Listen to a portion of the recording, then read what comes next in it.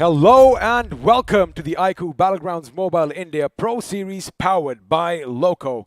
It is, of course, week 2. My name is Angad Singh Chahal. I go by The Experiment, and with me I have Amrit, but we know him better as Fixes, formerly known as Quite a Pain. Anyway, Fixes, baby, we are here. Week 2. Week 1's been a roller coaster ride for a lot of teams. How are you doing today? It's already freezing. Is it? No wonder you have the hoodie on. Of course, because we do have that special map coming up today for which, I just can't get ready to get started. Well, the best thing is, of course, we are going to be traversing a few climate zones today, but none of this would have been possible, of course, without our lovely sponsors, iQOO and Loco, and, BGMI Crofton for giving us this opportunity and this amazing game.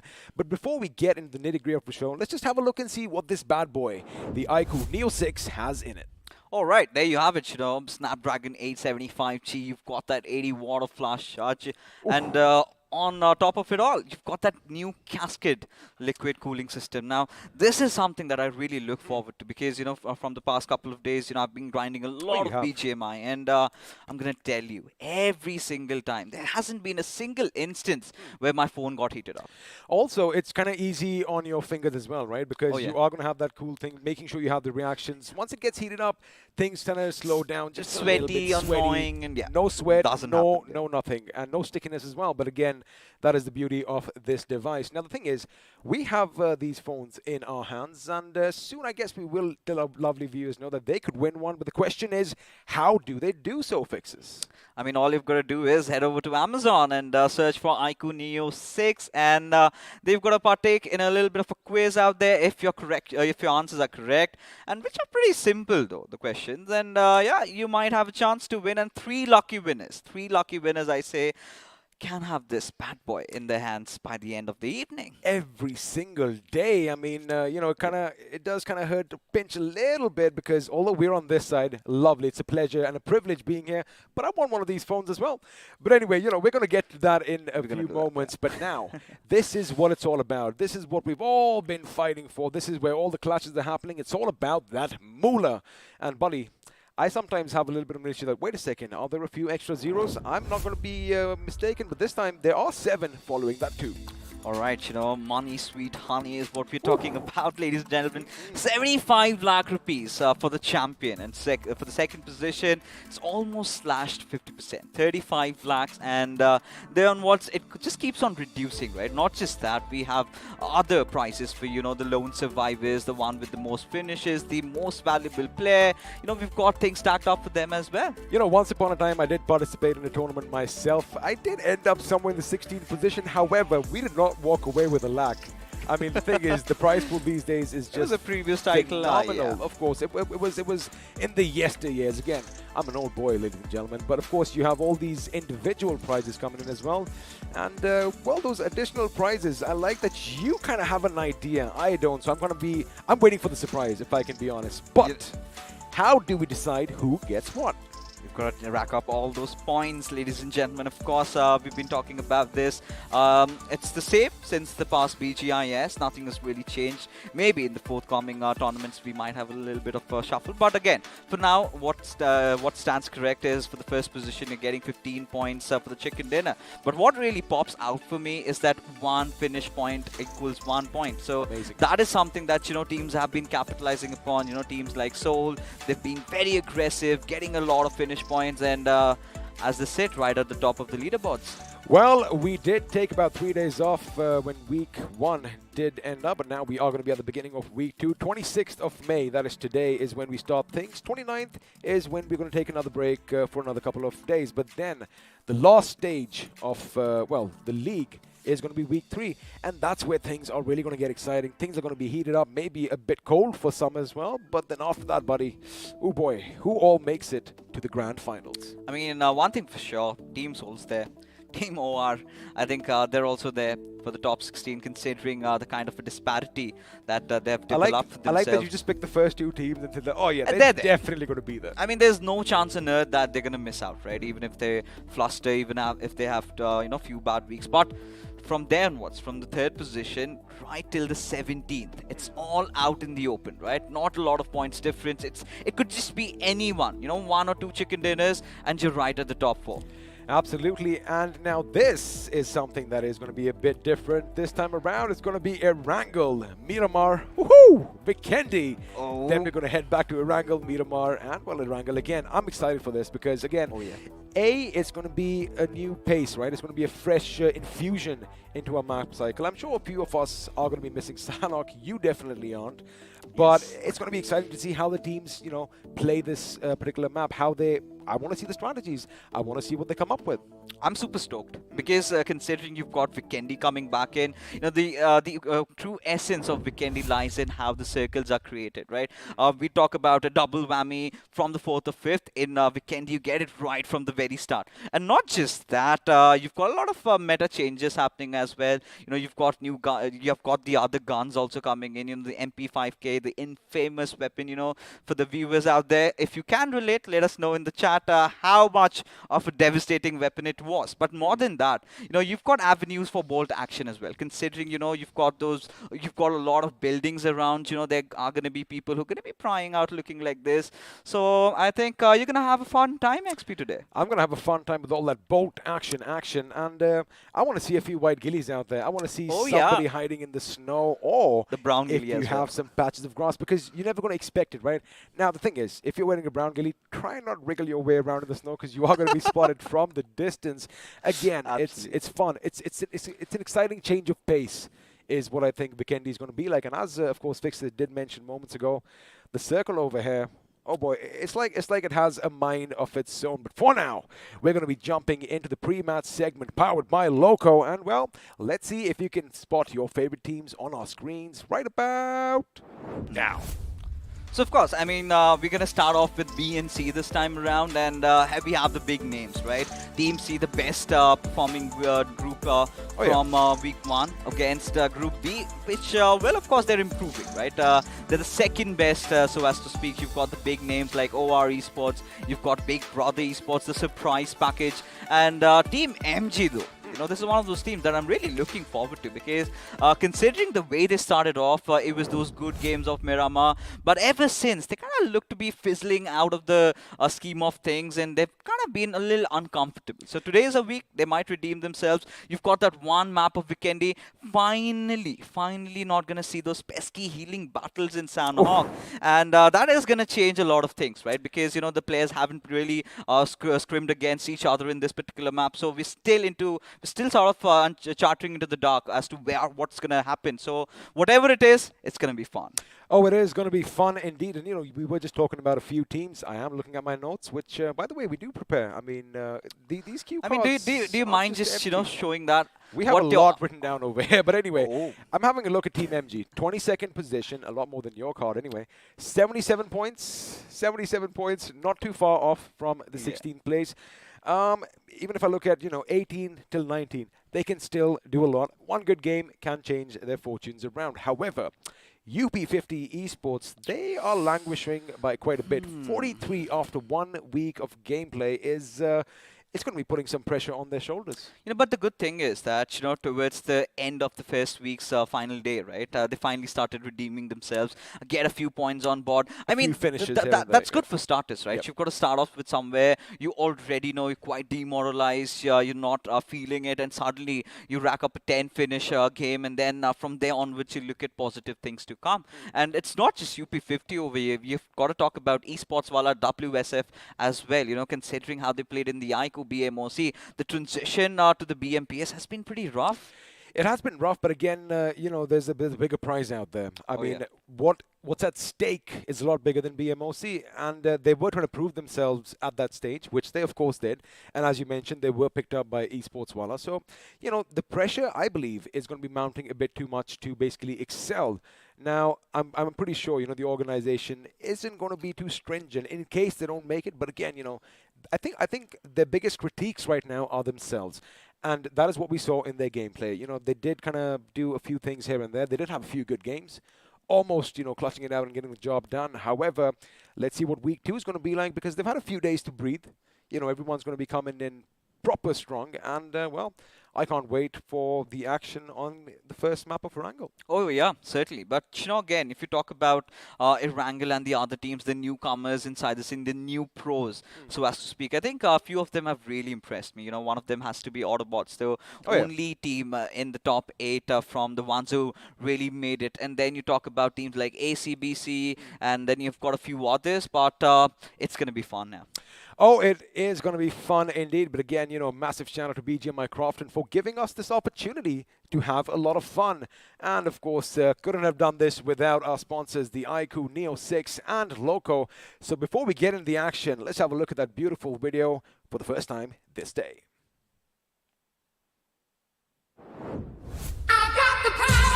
To make every day the best of my life. To strive for more, to beat my own score.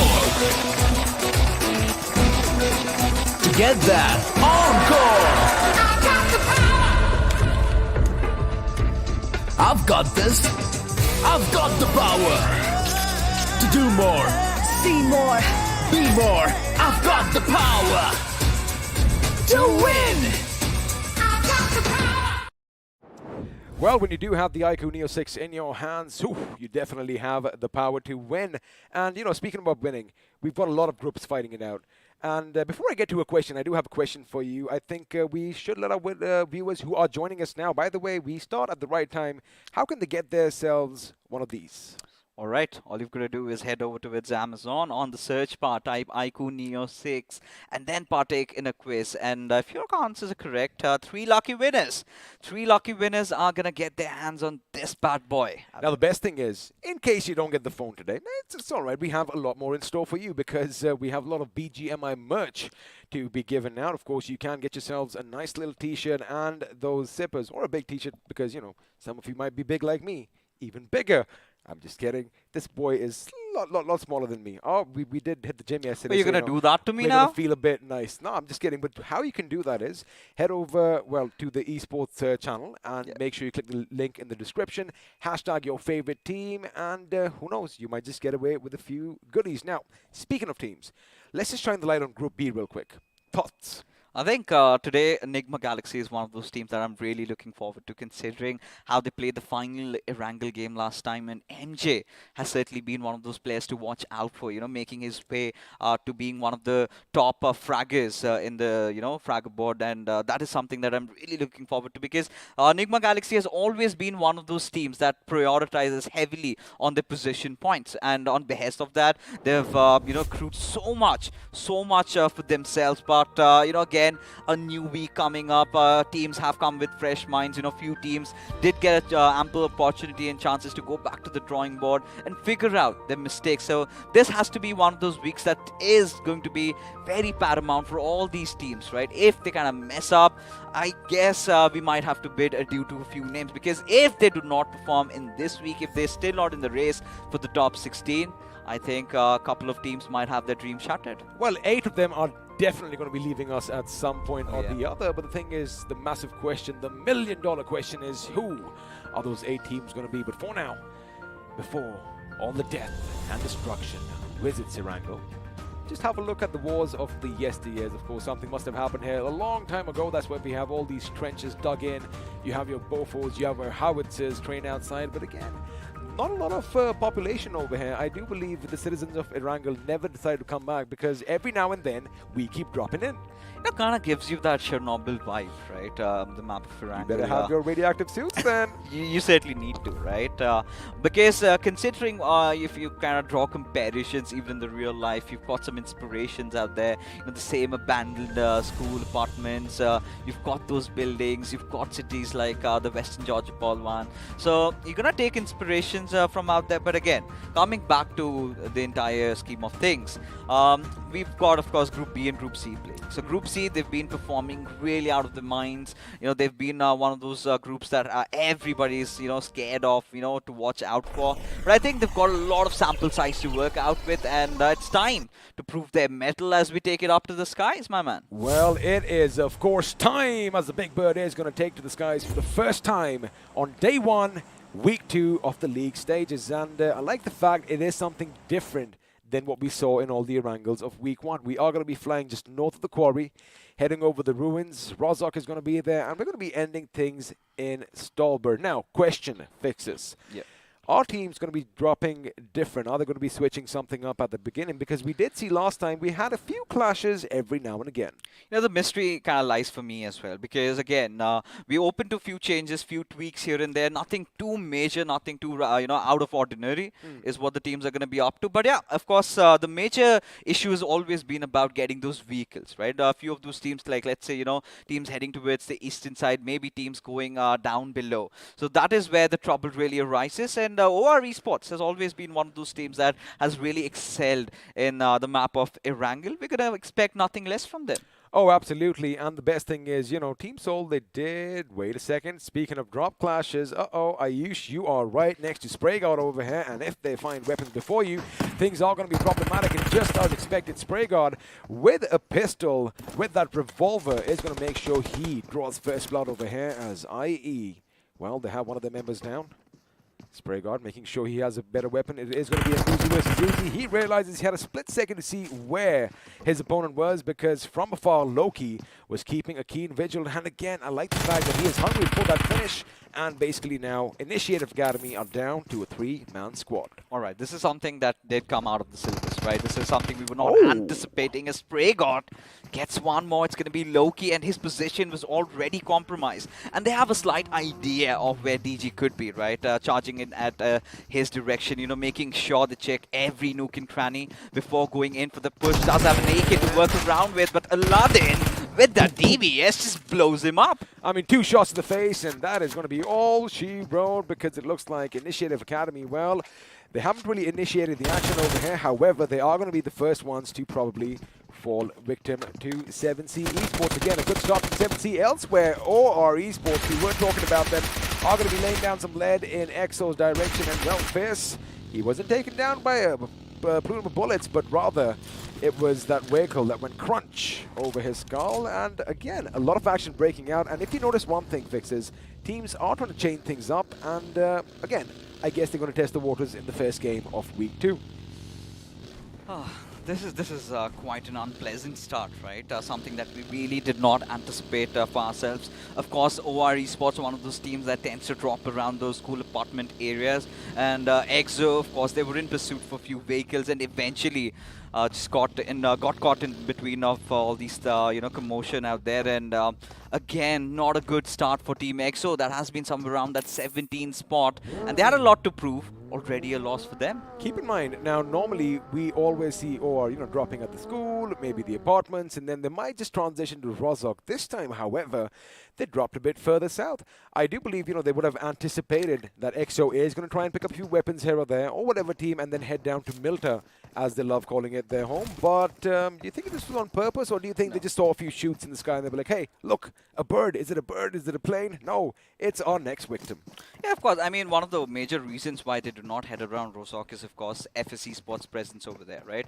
And they know that they're in the same group, so ideally they're going to encounter them. So it's better to keep distance, not engage in fights. Eventually. Yeah, I mean, eventually if they're going to, cross paths while rotating around, that's a fight they might, pick apart. But for EXO, of course, it was something that neither of these teams did know is going to happen, because ideally this is where EXO needs to look out for a plan B or for a plan C if this flight path trajectory is not heading from your area of drop. That is where you've got to look out for other avenues, places like Stalberg, Meshki Loot. Now, that is one of those spots that has been taken by a lot of the other teams as their, contingency plans. But EXO not resorting to that, that's going to start hurting them. Well, that is a possibility. But again, of course, we have a lot of facts and figures in our minds. Let's do one thing and show a few facts and figures for all our lovely viewers, as we are going to be pitting a few teams against one another. Now, I love that, because at the end of the day, yes, you are competing with yourselves, but of course, you need to see how you stack up with other teams. Now, OR, we're going to be facing them off against a big brother Esports. And, well, Fixes, what stands out for you over here? Of course, the average survival time for OR Esports, and that is every where second counts. counts. Every second counts. Basically, you know, that 18:48 to 19:1. It's barely 20 second of difference, but still, Oh, yeah. still it makes up, right? And considering how OR Esports have always been one of those teams that tend to thrive in Erangel, their favorite map, they've made the survival times. They've done those, they've entered into battles when it is required. And Atanki and Aditya, two of their players, they have been in pristine form, and they're certainly the ones to really look out for. In contrast to Big Brother Esports, who kind of generally tend to thrive in maps like Sandhawk. You know, they've got amazing games of Sandhawk, and this is a cause of concern for me because you do not have Sandhawk this week. And now, Big Brother, how big can they be? So the thing is, I'm looking at my stats and figures, and 37 points is what separates the two teams. Now, as far as finishes go, we kind of had a look at the damages, the finishes, the assists, pretty even Steven. Now, the position points is basically what sets OR Esports apart. They've got 99 points from positions, while Big Brother have 68. So again, you know, that 31-point gap is going to be something that is going to come in play. And, well, let's see if this time around they're going to be a bit more passive. And when I say passive, I don't mean not take fights. I don't want to say they're going to be a bit more smart because they have been playing smart, but I wonder if they're going to pick the right battle at the right time.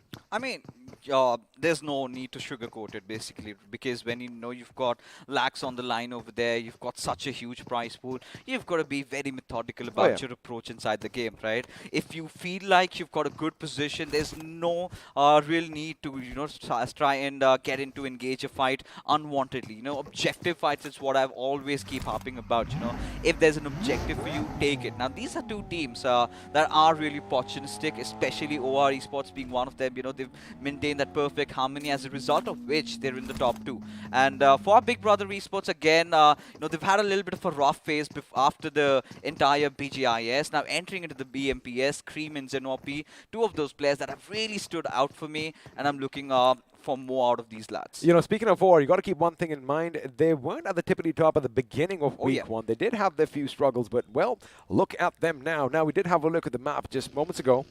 7C Esports are still going to be out in the blue. Of course, they're going to take their time to make sure that they come in hot and loaded to the gills with all that delicious loot. But again, I'm having a look at the map that we have over here. A lot of influx towards Yasnaya Polyana right now. And of course, we do have Team Kinetic on our screens in just that location. Now, they are going to hear a few vehicles go past them. If you have a look at your minimap, ladies and gentlemen, you are going to see Team MG driving close by. And, well, looks like Team Kinetic are going to have a little bit of an idea. But right now, there's going to be a scramble. There's going to be a dash for all these compounds that are still in the circle. And do you think we're going to see any action early on? Or basically, is it going to be something like, if a compound's already taken fixes and I'm coming towards it, I spot some movement, I spot a little hustle. Would I take the fight right now, or am I going to go to the hills nearby? I think it's going to be rather pretty slow, considering, you know, finally we're getting to see some identical circles. You know, this is one of the circles that we've also witnessed in the past in week number 1, where you have the shifts kind of going towards maybe the coastal lines or maybe towards the Lumberjack Hills. You know, they've always also been moments where we have the shift somewhere around that shelter area as well. All right, buddy, we're going to play this game. All right. Where is the circle going? Libovka? I kind of have a feeling, right?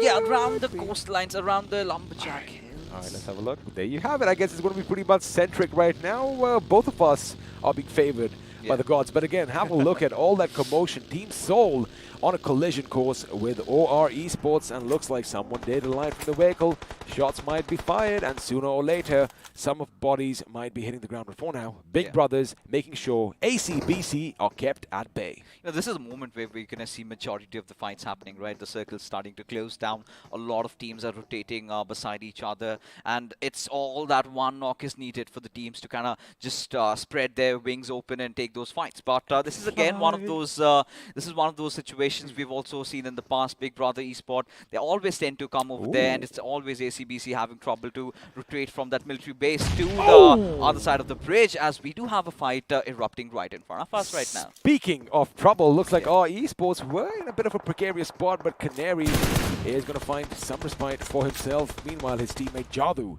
is going to come under fire from Team Kinetic. Now, again, these teams, they did leave Visnaya because I'm pretty sure most of the teams in the game right now are anticipating that the circle is going to shift further down south and further to the east. Oh, he does further to the east. In fact, one more shot is all it's going to take. There you have it. Coming down to almost the last bullet, and Jadu is going to be the first one to be brought down onto his bloody knees. But the question is, are Team Kinetic going to push in? You know, this is one of the circles that Team Kinetic are so well familiar with. In the iQOO BMOC round 4, the chicken dinner that they accrued, they took down the players of Cells in the final circle and managed to get one. Now, if it is going to be a similar circle like that, then this is the exact spots that they were holding, right? Now, from Kinetic, you've got to really watch out for Beo and Got, you know, two of those players that have been so exceptional for this squad, you know, racking up all those finishes for themselves. Now, our Esports. Now, again, this is also one of those teams that they tend to thrive. You know, they were in the same group. They were indeed in the same matchup. And it was the battle for the top 3 where we did see these two big guns locking horns against each other. But this time it's pretty early, so it's going to be interesting as to what really happens. Well, again, you know, we did see some action early on. I'm sure everyone is going to be happy. But now, all your favorite teams, what they are going to try and do is, hold on, Canary. Do you have a read on them? I think he has a good read. That grenade is going to go in. In fact, I think it's a bit too far in. Had it been outside, he might have got a couple of knocks. But now he's expecting a push coming in. A little preemptive grenade over there to keep them at bay. And looks like he did chip away at the health of the aggressors and made a hasty retreat. Again, quick thinking on his part. And there you have it. He might just jump out the window. But the thing is, his teammates are now set up for flanks. And, well, little sunshine for the little bird. And there you have it. I mean, Team Kinetic also retreating because they are not aware about the position of the other players, their opponents, right? They could just get flanked over. And considering the fact that you have got the players of Team MG having that little higher platoon to themselves, and yeah, I mean, KO is going to take his chances. There's no chance on earth that, you know, even if you get a knock, you're going to try and push at them. The moment you try to do that, the revives are going to come in. It's just about, you know, having those armors depleted, and that is what they're really up to. This is where I love me some bolt action because one shot goes boom, and well, somebody is going to be falling down to his knees. But now the question, it might actually have a sudden bit of a shift. In fact, Lipovka still might be in play. The Prison Hill could be in contention. There you have it, ladies and gentlemen. XP is on fire. But now what's going to be problematic is a lot of vehicles are also going to be in fire because everyone is going to be migrating due east. You know, this is where ACBC, I would love to see them take those coastal areas over there, right? Oh, you still have a few of the other teams, even Team EXO, they're going to resort for a rather late rotation. Team MG, they're making their movements pretty fast, and this is where, you know, finally we're gonna have some vehicular manslaughters, few of their players trying to take each other down. But I believe it's gonna be Dawn who's the one trying to scout around a good position. But I believe Team MG have decided to hold on to this little high ground advantage that they have to themselves. Look at what's happening, XP. Well, speaking of advantages, looks like Soul is going to be at a bit of a disadvantage over here as BB are going to get the better of them. Hellgod, of course, making sure Hector is going to be sent packing. And, well, just like in Troy, he has finally fallen. Now, Team Soul, they are going to be in a little bit of a tight spot, caught in the open like we anticipated. You know, all these vehicles are going to go through auctions. Already lost their tire, mind you. And his buggy is pretty much going to be screaming for attention right now with that little speed. Now, they do have this nice little ditch to play around with, which means for now, it was pretty much like an ambush. They saw a few vehicles coming behind them. They took their shots elsewhere. Looks like Optunki is going to be opening up on UP50. Again, a team that needs as many points as it can get. You know, Big Brother Esports have done their homework, right? But we've got a bit of a situation over here. UP50 already other kids for knockdown. Yes, just walking right in the open, showing his backs. He's going to get shot. But this is where OR Esports understand the gravity of the situation. They're going in for a push. Well, they are going in for the push because all they have down below are just people crawling in on their bellies, on their knees, and Aru is going to make sure he makes quick work of them, which means only one man stands from UP50 and fixes again. Not a good start for them. No, not at all. And this is where UP50 really need to understand. What should they do? I mean, at this time, again, a very impatient rotation. Either go in pretty early or else, try to rotate completely late, like something like Team EXO is doing. And somewhere in the middle between, if you kind of rotate around, you're going to get caught in the mix of things. Speaking of rotations, I'm pretty sure a fight might just break out on our screens. There you have it. I was going to bring this up. 7C up against EXO. Now, EXO, they did have a slight advantage as 7C Esports was driving past them. And again, Sensei's position is going to be paramount for their little victory over here. Spraygard does have a moment of respite for himself. He does find a little bridge out of the blue. However, his teammate is not going to be so lucky. Now, Sarang, already down on his knees, is going to get the revive. And Team EXO at this stage, right? Now they've got to make a decision. Because if you keep an eye out, Savitar is going to be on a little bit of flank. Ah, there you have it. The moment I just mentioned Savitar's name, in fact, this is what I was anticipating, Fixes. Sensei had no idea that someone else is going to be on his left flank. And now grenades are going to be flunked. 7C, in fact, might now be in a position to gatekeep EXO. I mean, they're going to take their chances, but for now, both of these teams, their entire objective is going to be trying to get inside the circle. But, once we have a look at the circle, how it is formed, it's taken a little bit of a shift up north, where Hyderabad Hydras have a really good commanding position to themselves. Now, Sensei, again, bloodied on his knees, immortal, and Snacks is making that little bit of an escape over there, but I don't think that's going to happen for Team EXO, as I feel they're still in a lot of trouble. Well, Immortal's immortality is definitely going to be put on the test right now, as they're going to make sure they deploy enough smoke screens to make a Hay Street retreat. But again, buddy, Team EXO, they had that advantage. The moment I saw Sarang's, Savitar's position, I beg your pardon, I realized that, wait, Sensei is not going to have an idea that his left flank is open. And, well, Team EXO, they were the ones who had that advantage. But right now, buddy, they are going to be on their knees. Speaking of Team Blind Esports, trying to make sure they figure out a way to make it to the circle, because the circle has taken a little bit of a shift up north.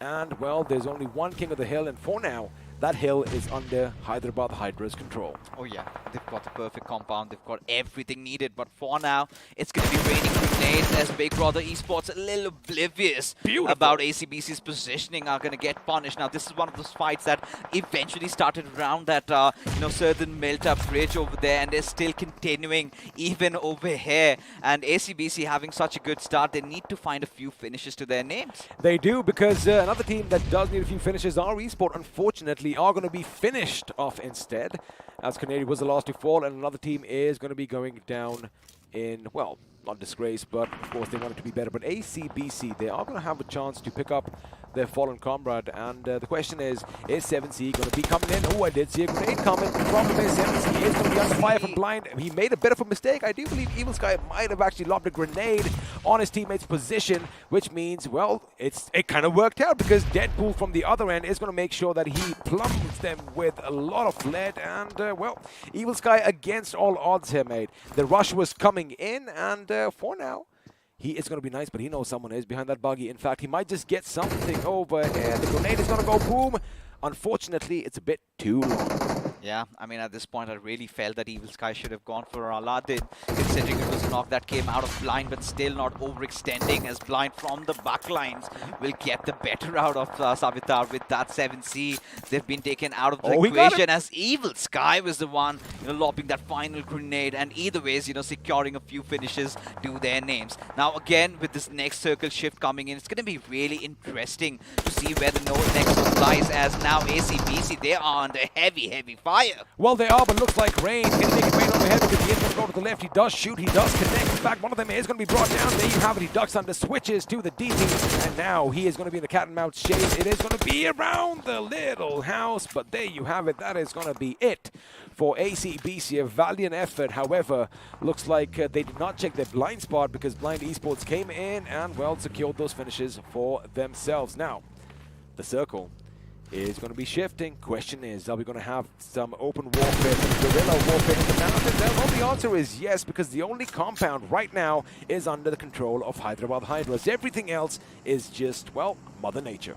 I mean, at this point, you've got a lot of teams in contention, right? Even Team Soul, as a matter of fact, they have recuperated pretty well, especially considering, you know, they were under heavy fire by the players of Big Brother Esports. Now, Big Brother also do have a really good area to themselves. Now, this is where OR, they've been playing from the shorelines inside the cities of Lipovka, anticipating maybe it could be an urban circle this time as well. But Sarkar from UP50, he is playing that edgy game. But look at Hyderabad Hydras.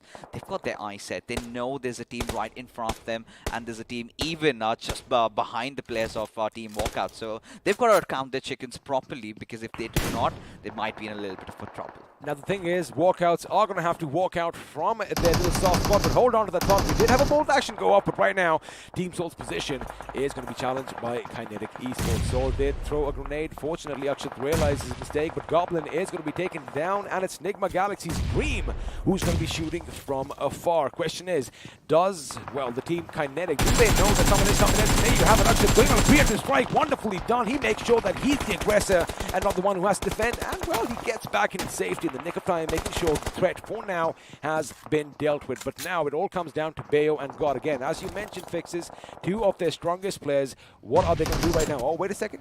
Akshat was spotted. Unfortunately for the opponent team, they come in a bit too late. Had it been a bit quicker, Akshat taking the mantle, picking up all that weight for his teammates. He knows Goblin is down. He knows he's the last man standing. Oh, cheeky. That was a cheeky move. And of course, if you can see it, chances are you can shoot it. Akshat, he knows someone's right outside. They're just playing the waiting game, but I'm a little scared. Oh, he gets another one. It is all going to be a one-on-one situation, as I do believe Kinetic are now going to be on the back foot. Unfortunately, that buggy was blocking his pop.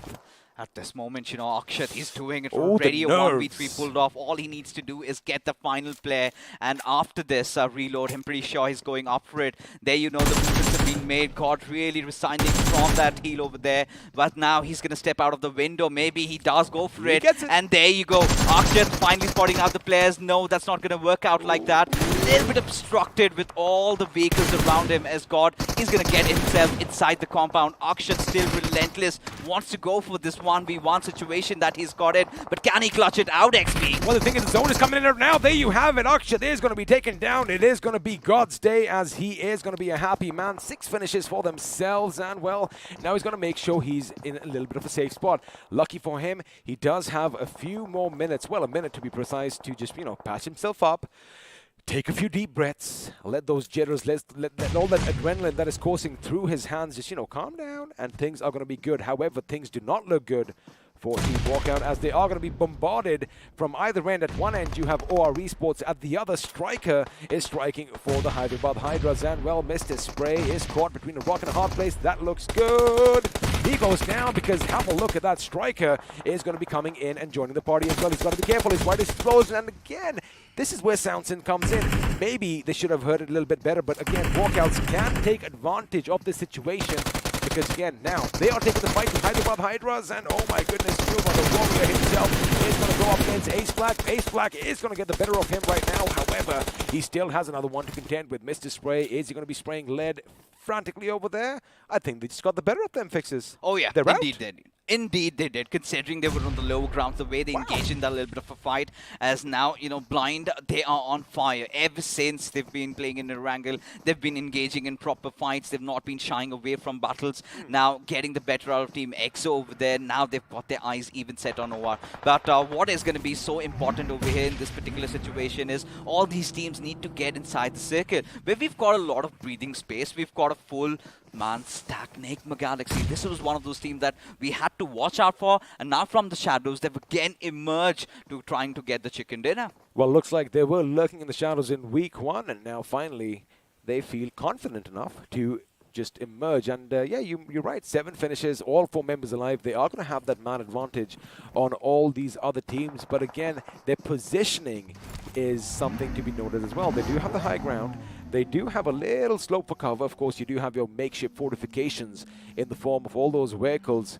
It looks good, but the thing is, you know, I get it. You know, Kinetic, they just have one man standing. However, if they aren't careful about their flanks, and if they start getting picked apart one by one, well, things could change for them, as Athanki is going to make sure he does have the vehicle. I like that they have a tombstone right on top, but the question is it going to be his own, or has he saved it for one of his opponents?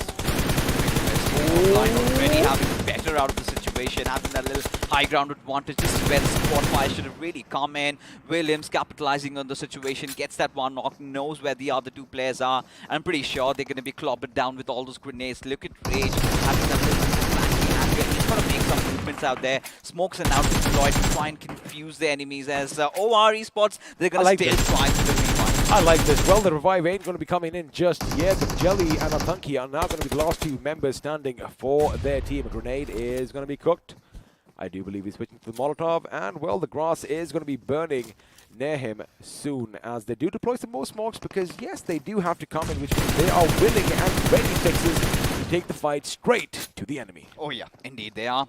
At this point, OR Esports, they need to slow it down a little bit, let Blind engage against the other players, which is exactly happening as Nigma Galaxy are the ones to strike from behind. And this is where Team Blind, they were caught with their pants down. They were not really anticipating. And again, Nigma Galaxy, they are going to capitalize. They are going to keep getting these finishes. Now, already a 10-finish strong squad with all their players still alive and kicking. 3 teams remaining, 8 players alive, half of which belong to just one team, which means it is going to be a bit of an uphill battle for all the other teams, pun intended, because for now, we do have the Kings of the Hills in the form of Enigma Galaxy, and it doesn't look like anything is going to be overthrowing them. Just as I saying that, there you have it. The only thing that could be picking away with them is the fact if they get chipped away one by one. Now this, Fixes, is when if Walkouts coming from the other end, it's going to be problematic. It looks like OR's Atanki is going to be living up to his name, making sure he shreds everyone in his sights, and now, well, you know what they say, then there were two. It's going to be OR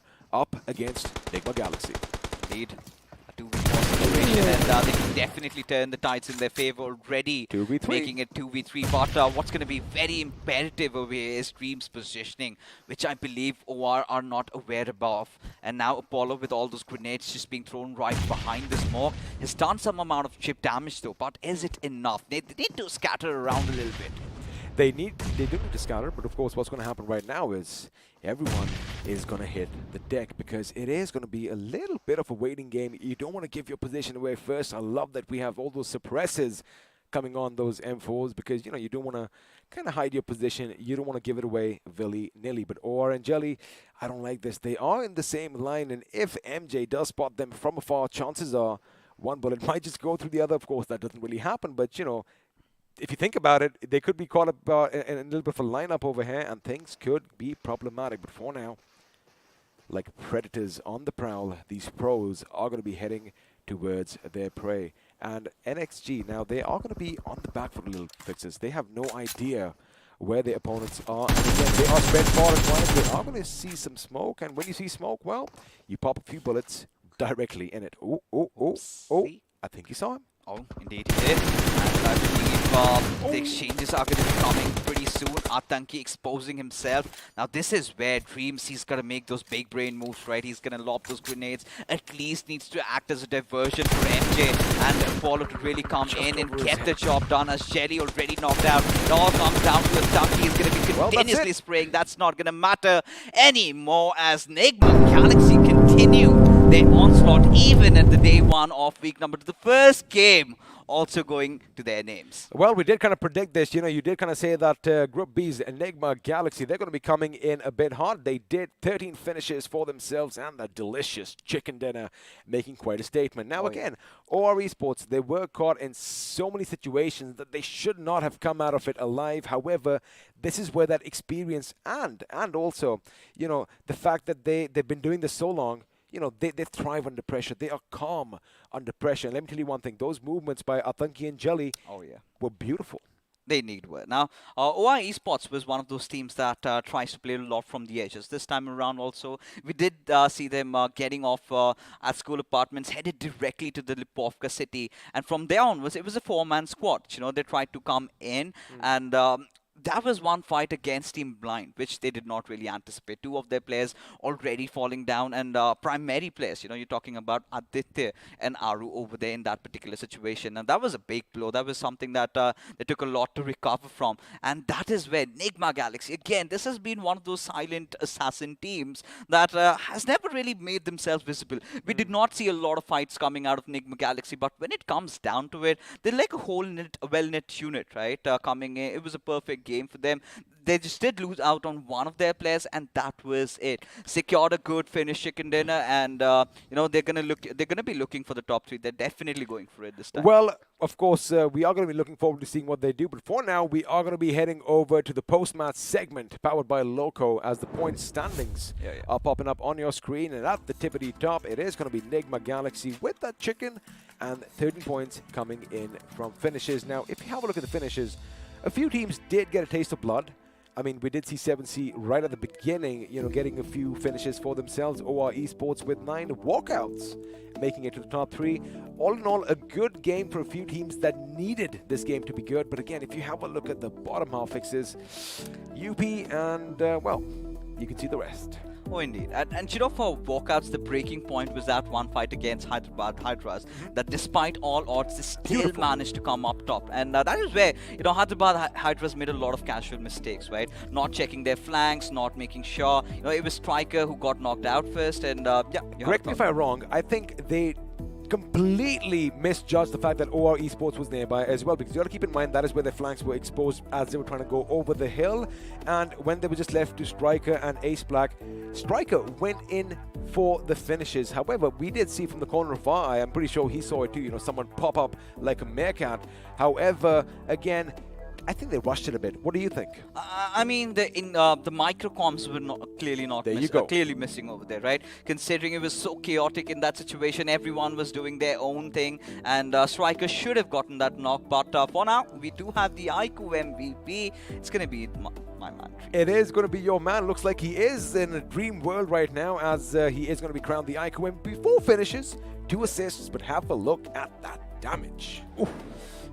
48 points of it, and this shows that Nigma Galaxy, one of those teams that kind of tends to drop around the southeastern side, around those Milta factories areas, and then having a really good circle to themselves, making all the right decision, and then going in, getting the job done. Now, just explain this to me. They do like dropping down to the south, but right now, for the last few circles, they were the northernmost team.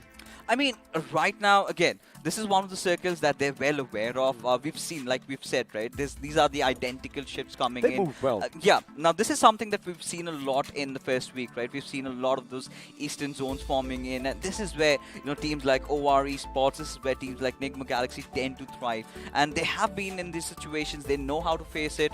And here they are, the top 2 teams. So basically, what you are trying to say is, in a way, practice makes perfect. This is where they drop down. This is their home. And, well, they are ready for everything that comes their way. Again, like we always keep saying, we beat around the bush a lot, don't we?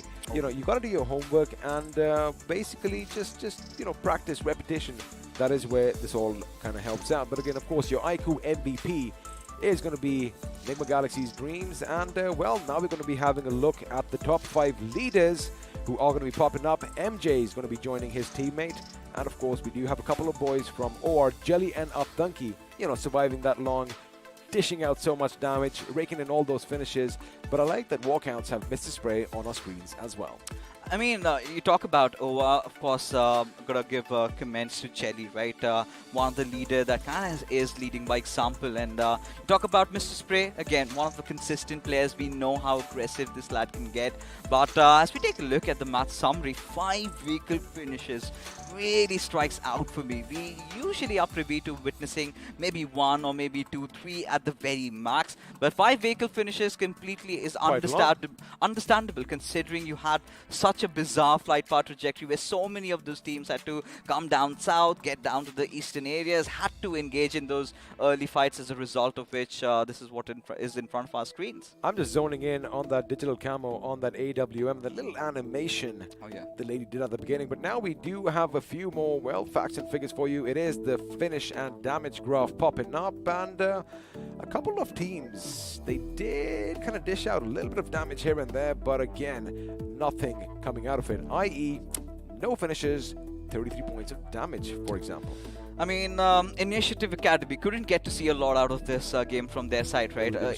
Instant drop clash against 7C Esports, and now they know that Initiative, they've been treading through rough waters. Now, this was the perfect opportunity to go in, get a few finish points to your name, and 7C did exactly that. I think Spray God did come out as the MVP in that particular fight, getting not just one, but I think 2 or 3 finishes. We had Aladdin also taking one of those players down with a DBS as well. You know, Spray God, once he did finish the first enemy on the ground, I do believe I made a mistake in the form of Loki, because he knew that his position's been given away and, you know, these boys are going to be waiting for him. But again, you know, they should learn from it, and we'll see what they do in the next match, because for now, the overall standings are popping up on our screens. And, well, although Nigma are still going to be holding on to that 3rd position finish, oh boy, they are getting closer and closer to the big 2. Of course. I mean, if they keep on continuing playing like this, I'm pretty sure by the end of the evening, we're going to have them replace maybe someone up top. And for Team Soul, it has been a pretty rough start, right?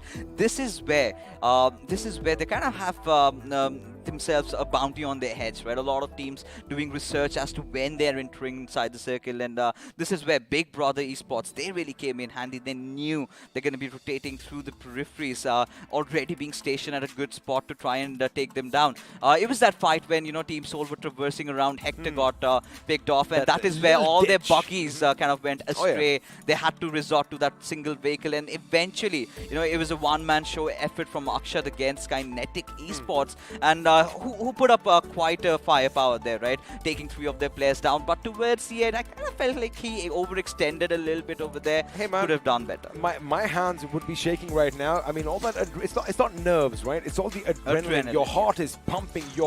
It's about, the BPM must have been at least 120 at that point, right? And you're trying to focus everything. Your hands start shaking. A few mistakes are made, but have a look at page 2.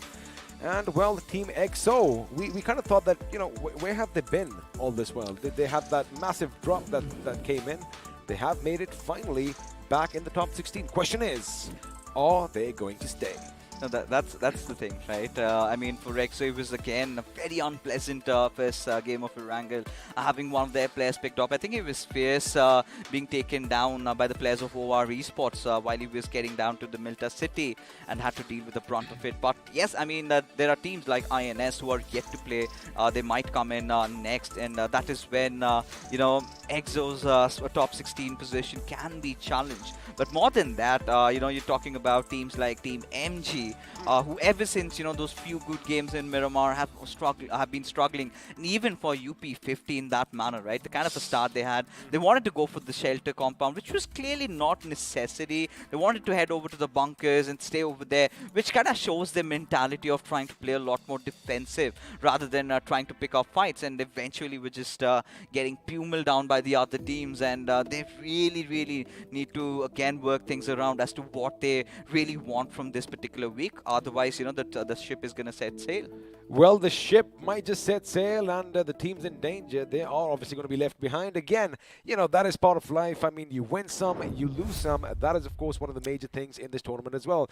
8 teams are going to bid us adieu at the end of week 3, but I'm sure you don't want your favorites to be down there. And, you know, again, yes, UP50. Now, we are going to just throw a little light on them, because it kind of felt like to me when they were taking the fight with OR Esports, they weren't ready. They were backing off. And, you know, if you aren't going to shoot at anybody, you know, who's coming towards you, how do you intend on stopping them? Now, this is where I was also let down a little bit, because I was really expecting UP50 to be coming out with all guns blazing, right? Try to take and engage in fights, do not really shy away. But the very part that they wanted to take over shelter was them trying to play a lot more defensive, which was not really good. Well, it wasn't really good, but what is good is the fact that this tournament is here for all of you. Again, a massive shout out to BGMI Crofton and our lovely sponsors, iQOO and Loco, which means let's have another look at that nice little video. I got the power to make every day the best of my life. To strive for more, to beat my own score. To get that encore. I've got this. I've got the power to do more, see more, be more. I've got the power to win. I've got the power.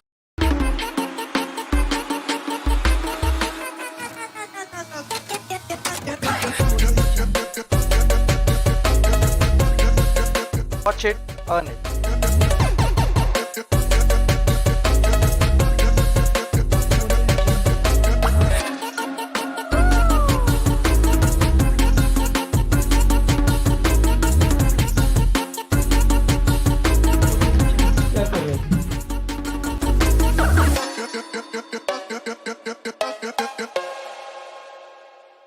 Well, what are you waiting for? Watch, play, stream, repeat. That is what we do on Loco. And, well, if you want to start your journey on Loco and become one of India's favorite streamers, you got to have a nice device. And if you want your hands on this bad boy, the iQOO Neo 6, my man Fixes is going to tell you how you could do so. Well, I mean, it's pretty simple. We've been talking like broken records. All you've got to do is head over to Amazon.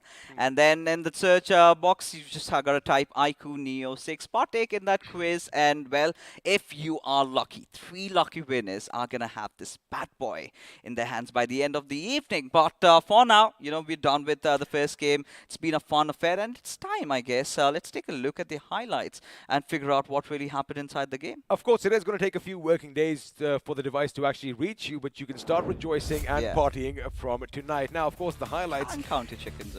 Action, there you go. Action started off early. Now, I want to have a look at this. I hope that we have a look and see how Spray God did what he did, but again, you know, we will check that out for a later time. Now, that double-barrel shotgun up close and personal is just devastating. Boom, boom.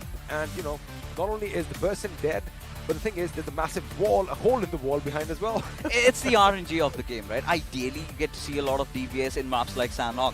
But considering the fact that 7C want to engage in a drop fight with them, Initiative were really not prepared. And this is what I was talking about, Super50. They were looking so lost, man. And the last thing that they were looking for out for here was trying to get into covers, right? And this is where it all went awry for them. They could not really understand what they wanted. And the same can be said for Team EXO as well. I mean, losing out on one of those players pretty early on, trying to rotate pretty late into the circle. They had everything in their favor. They were in a position that, well, one of the members from 7C was down, as he is on our screens right now, but Evil Sky over here, he, you know, could have maybe got a few more finishes for himself. I mean, finally getting that finish on Saboteur was something that he did expect. Oh, that grenade bounced right in front of his face. It went boom, and, well, all that shrapnel shredded his face. I love being a little bit graphic, but now in comes Blind.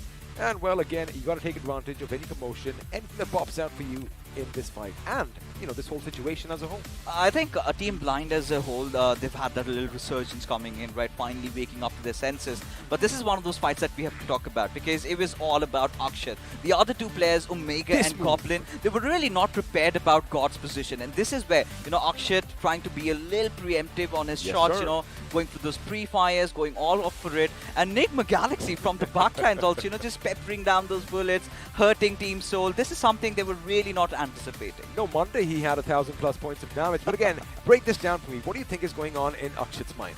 You know, at this point, it all came down to the guns, right? The moment God entered inside the house, that is where he lost the fight. And did have an AMP to himself. And, you know, an AK against an AMP, these days, I really fancy the chances of the former. But for Enigma Galaxy, again, they've been silent throughout the game. They've been picking up on all those loose pieces out there. They've been getting those finishes done. And nobody really saw them coming. And this is where I really felt Hyderabad Hydra should have never come down, rather maintain that higher ground and secured the fight to themselves. You know, I'm sure all our players, even all our viewers at home, they know each and every sound of the weapon. And the thing is, the AK, of course, is an intimidating gun as well. So I like to think when it goes, you know, it just kind of puts the fear of God in people. But again, Walkouts, like you explained, Hyderabad Hydras extended a bit too much, and oh boy, Rage, that was a nice grenade. And well, Mr. Spray is the kind of teammates you want to have on your side. Oh, you've got to do this on all the other days. But you know, this is where I was really, you know, having high hopes from Team Blind. I really felt, you know, this is where they could have gotten a top 3 to themselves, considering how they've been playing throughout, and which they eventually did in terms of the finishes that they accrued for their name. But look at the spread coming out from Nigma Galaxy. Every single player knowing what they are doing, and the map control, like I said, you know, it was just Wixkey getting picked off. But the other 3 players, they had a very good spread out of which, you know, it all came down to Dreams, how he was creating that little bit of a distraction out there for MJ and Apollo to really strike. And it was executed so perfectly well, right? The one knock on Jelly out there. Now, Atanki is getting pincered from 2 different directions. And even if he went for one, the other would have shot down from the sides. It was a checkmate, and Enigma Galaxy did come up top. Well, there were a few checks coming in early as well, but again, as you mentioned, I like that, Aptanki, we did kind of anticipate that OR isn't really going to be messing around a bit too much because, the big boys were fighting on either side of the hill. But boy, oh boy, he saw someone on his knees. He took him down, he took the other one down, and Walkout, well, they finally walked out of this game in the third position. Not a bad outing as far as the day goes because, again, it is Game 5. Game 5, but of course, the first game in Week 2. But boy, oh boy, Enigma Galaxy, like you said, this was their little special place. And, I'm pretty sure they're going to be hoping that the circle shifts to their location all the time because they looked amazing. That has been the tendency of the circle these days, right? We're not getting to see a lot of those It gives everyone zones. a chance, right? Yeah, I mean, ever since the update, we were all kind of worried about, what's the next meta going to be? Where are we going to see all the circle switches? Now, we've got a slight picture, painted up. It's still pretty vague, though, but we're getting there. We're getting there. Maybe by week number 3, we understand, how the tendencies of the circles are to rotate around. But for now, it's more on the eastern sides. We know it's going to be around those lumberjack hills again this time. That happened for us. There are going to be a few tweaks here and there, but that is where you need to understand either you're playing a central strategy like Hyderabad Hydras opted and they engaged in a fight. They were all looking astray, taking that lower ground over there, rather not utilizing the advantages that they could have, being shot from elsewhere. Even OR Esports also chiming in into that fight. They were quite uncomfortable. So in that case, you've got to be focusing on your objective. The zone has gone away from you. Try to take the zone. There are people behind you. There's no need to get inside fights. Try to hold on to the edges. Try to gatekeep them. They're going to be eventually entering, right? That's your Q2 strike, and Hyderabad Hydras failing to do that, rather engaging themselves in the fight, did not quite work out for them. I guess, of course, I am going to agree with everything you said. There was a little pressure coming in because I kind of feel they knew it was inevitable. Their demise was inevitable because they had let off things for too late, as you mentioned. Now the circle was on their backs, and well, we had not one, not two, but 3 teams who were trying to pin them down and make sure if anything pops out, well, boom, a shot's going to come in, and that's going to be it. So I get, I think you'd agree with me that I understand why Striker did what he did.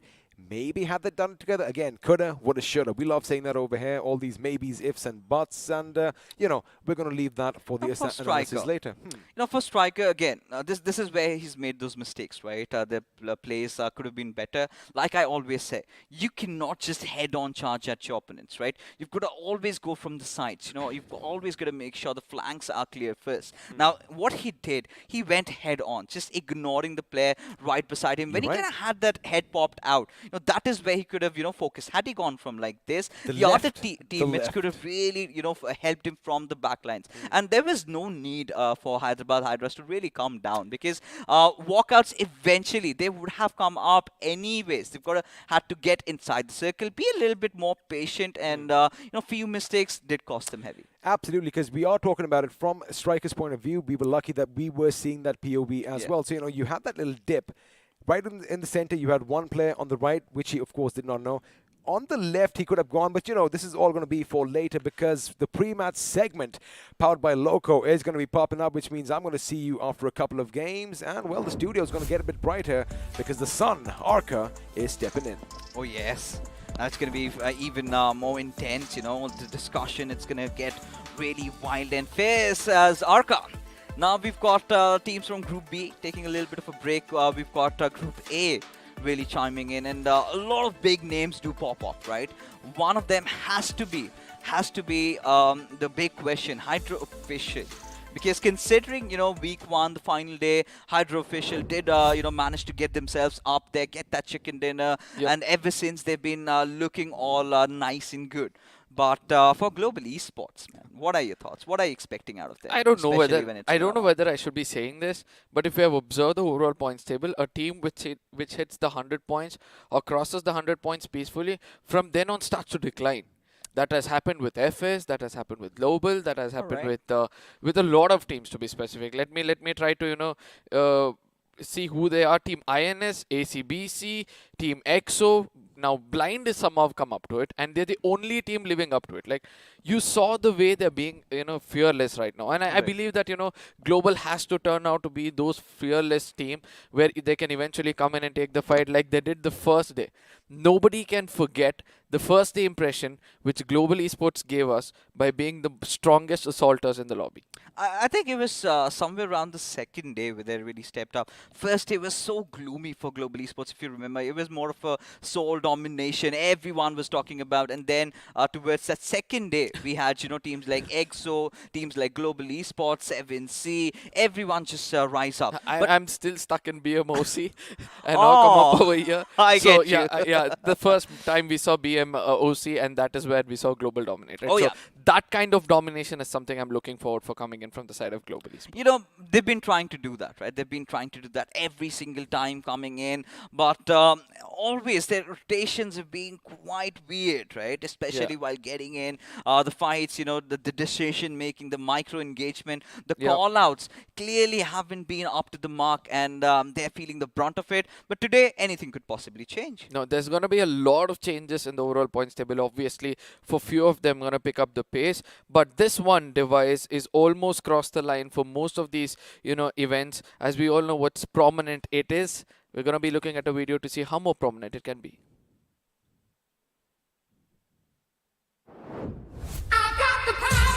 To make every day the best of my life. To strive for more, to beat my own score. To get that encore. I've got this. I've got the power. To do more. See more. Be more. I've got the power.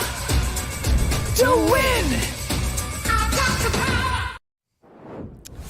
We've all got the power, especially with this beautiful phone in our hand. And talking about the specs, a lot of you viewers who've tuned in, it's the Snapdragon 875G, that 80 watts of flash charging that is quite important for all the esports enthusiasts out there. You've got that 10-minute break, but for now I think we can all have a chance to dig at this big fat beauty, and Arca is gonna tell you how. Oh yes, this is going to be simple, guys. Go to Amazon right away.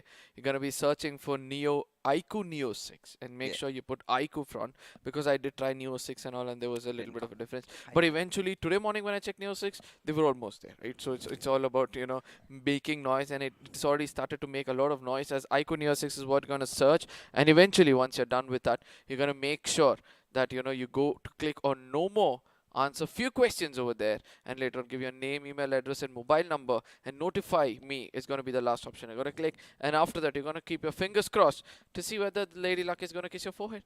Of course, I mean, she might, because we are doing this every single day when we've got our matches. But again, you're all supporting your favorite teams now. Nigma Galaxy is off to a blistering start, and could be them, reigning supreme towards the end of the day. So hashtag Nigma Galaxy if you think they're going to stay on top. And if you are correct, then 10 lucky winners are going to have their hands on all the juicy merch we have for you guys. So you're going to keep on spamming that, right? And, well, let me tell you, let me be honest. Now, if you're tuning into the English stream, the chances get quadruple, because, again, you're going to have all that limelight. I'm pretty sure the chat is going to be rather easier for our moderators to process, and we might have a winner from the stream here as well. Not only that, the kind of information they're getting because of this stream, I think they're going to be very happy about it. We'll be able to gauge something much, much better. But at the same time, if you hit here early on, you'll also get information about all the specs of his device, which you can use later on in Amazon to answer those questions and win yourself a device as well. So all these things said and done, it's time for us to get into the map of Miramar and understand how that match is going to turn out. As we all know, that this is the time where there are teams like GOG, teams like, if I'm not wrong, ACBC, UP50, I'm sorry. All of these teams have to live up to their name and make sure that they have a little bit of a fighting chance from here on to make it into the next round. I think GOG had recovered pretty well, considering from all the new names we have out there. GOG has been one of those teams that did wake up in those final few days, did start engaging in a lot of fights, and Miramar has sort of been their strong suit, right? Getting those top 3 finishes. Yes, a chicken dinner is something that we're still yearning for from their sides, but of course it's going to be pretty imperative. But for teams like Global Esports, again, this is where the discussion really comes in. Are we going to get to see an Enigma gaming chicken dinner this week? I strongly feel you will, right? Because they know they've done the hard work, and they know that they're balancing it out really well. Once they understand that, from here on, all we have to do is decrease the average points. That is when they'll have nothing to lose and they can go all out against the opponents. And I'm looking for something like that. And coming back to the reference of GOG, right? You said that they've been playing well, they're bit off the radar. According to me, if you're not into the top 16, you're still in the radar. You're still in the danger zone. So you need to pick up those points and make sure you come up. And let's not forget, there's going to be strong contenders within the top 16 from the 8th position, because ultimately we are able to see that there's a lot of the new pros fighting it out to stay in those mid bracket itself. Oh yeah, I mean, considering how the fight is out, all open till I guess the 17th or the 18th position, and this is what we were even having a conversation with XP in the first game, right, the pre-segment. Anybody could have a chance at getting a good game, and I think in the previous game it was Walkouts and Team Blind with a little bit of a respite, but for now, again, we've taken it up to the skies, and not a quite pleasant flight route trajectory it is going to be, as it is quite inclined towards the eastern side. Now, Torre Muda towards Los Leones. Now, teams like EXO, they're going to have a good start over here. Not a lot of vehicle skirmish, but this is where, they're going to be a little happy about the fact that Big Brother Esports are not playing. So, Los Leones is up for grabs. Now look at the difference happening in the northern side of the map right away. Campo is going to be taken by Hyderabad Hydras, as GOG is going to be splitting themselves to go somewhere else. Like but Los at the Egos, same right? time, yeah, usually they go to Los Egos, as you all know, but they've already taken off, if I'm not wrong. Yeah, they've already taken off. They're trying to be in 4 different places at the same time. Southern side of Toro and also towards the side of Cruz de Valle. That shows that right now they're looking forward for some action in an offensive way rather than a defensive way. Let's see that's going to work out or not. In the southern side of the map, again towards the side of Impala, we can see some early skirmish possible between the side of EW as well as RE, as the rest of the teams are going to equally divide themselves to the western side of the map. But where is the zone going to happen is going to be that most important thing, which is going to come up next. Ooh, la la. Now, this is one of the circles that we haven't witnessed quite so much, right? One of the western circles, ever since the update, we've been looking at those circles going up top around the San Martin area. Nothing really happening around Ladrillera. I think it was those initial days of the iQOO BMOC where we had, these zones forming around maybe a western Chumacera circle, maybe something around Monte Nuevo. Now, whenever I gaze at this particular circle, it kind of feels like, somewhere around those power grid western hills is where it's all going to end. And this is where, teams need to realize they need to start rotating early, considering how the flight path trajectory has been. It's sort of a whammy for them. It's already a curveball right from the very get-go. They've got to make those initial early rotations in, and whoever does it fine will be the victor. Now, somewhere I feel that the zone this time will be going towards us of Ladrillera, making sure the mountains of Ladrillera is going to be contested, and the high ground advantage is always going to be there. Now, coming back to global esports, right? So we have been speaking about this team lately. Let's see how they're going to perform, as Joker has started to kind of lead the fight for the team. He's been trying to be in the forefront. We all know how much of support comes in from the side of Knuckle to make sure that he's in the front, taking the limelight and trying to take those fights. But look at this. No scopes coming in from the side of SLR as well as the UMP, but still dares to go in for some shots. Not bothered that they might reveal their location or probably during the time of rotation get caught by somebody, because they are on the move. I like this. I like this from Global Esports, right? Heading directly towards Chumacera, which kind of opens up a lot of avenues for them. They're going to have a juicy loot. They're going to have a little bit of a spread. And this is something that Global Esports are doing different this time, right? They've come in prepared. They've realized that they need to focus on the center of the circle. Now, dropping off at Chumacera, you can have the higher hills if the circle takes the other southern shift, or you can just float around the map, right? Eventually, you're going to be the first one gaining access if Soul does not decide to rotate pretty early on. But now talking about Team INS, they've been the wild horses in the tournament. Crazy Soul has been one of the revelations so far. The way he's been delivering, along with Joker, one of the veterans in the scene, and still showing that he's got a lot of fire left before he gets off. Now, at the same time, one other thing which keeps striking my mind is the team which is playing the map of Miramar will continue. Few of these teams will continue to play the map of Vikendi. And that's a very, very different terrain. And their question which strikes my mind is going to be this: most of this, pro players or the invited teams actually know how a Vikendi works. They've been moving around in the terrain, they know how they've been fighting. But what do you have to say about the new pros who have come up? Because I know that they have been adapted to concentrate on the side of Miramar and Erangel so much throughout the tournaments of BMOC and BMPS. What do you think is going to happen? Are they going to somehow cope up to the change and dominate over there, or you think that it's going to be the experienced teams teaching them a lesson that experience matters a lot? It's never have we seen a Vikendi in an official tournament so far, right? Yeah. Now this is where I still would speak this out loud and clear. Nobody really has a substantial advantage over the other, because it's the first time that we are watching them.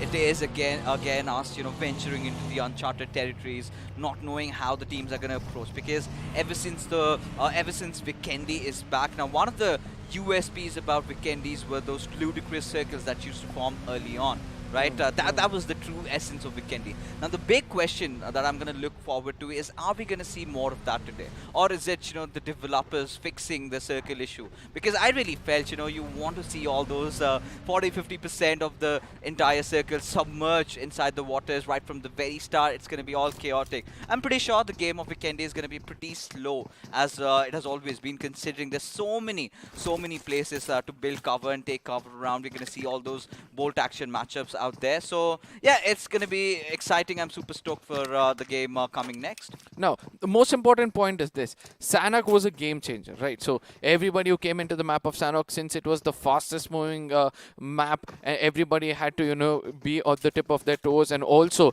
take that frontal battles. How much of a change can Vikendi bring in, right? Because Vikendi it's not that much of a fast map when compared to Sanhok, but still it has so much of capability to bring people close to one another, and the third party is also inevitable over there. So what do you think? Do you think that Vikendi can live up to that name of game changer which Sanhok has left behind in its legacy? I think I can answer that better after the game of Vikendi itself, because I'm still kind of curious and fascinated by how are the teams going to approach now. Because Sanhok has always been sort of an insurance policy for all the big names. One of them being Team Soul. Despite all odds, despite losing out on 2-3 players, they somehow still managed to get those 30-40 first aid to themselves. Hector resorts for a healing battle, and it has always been one of those maps that has eventually turned out for Soul, despite the players getting taken down pretty early.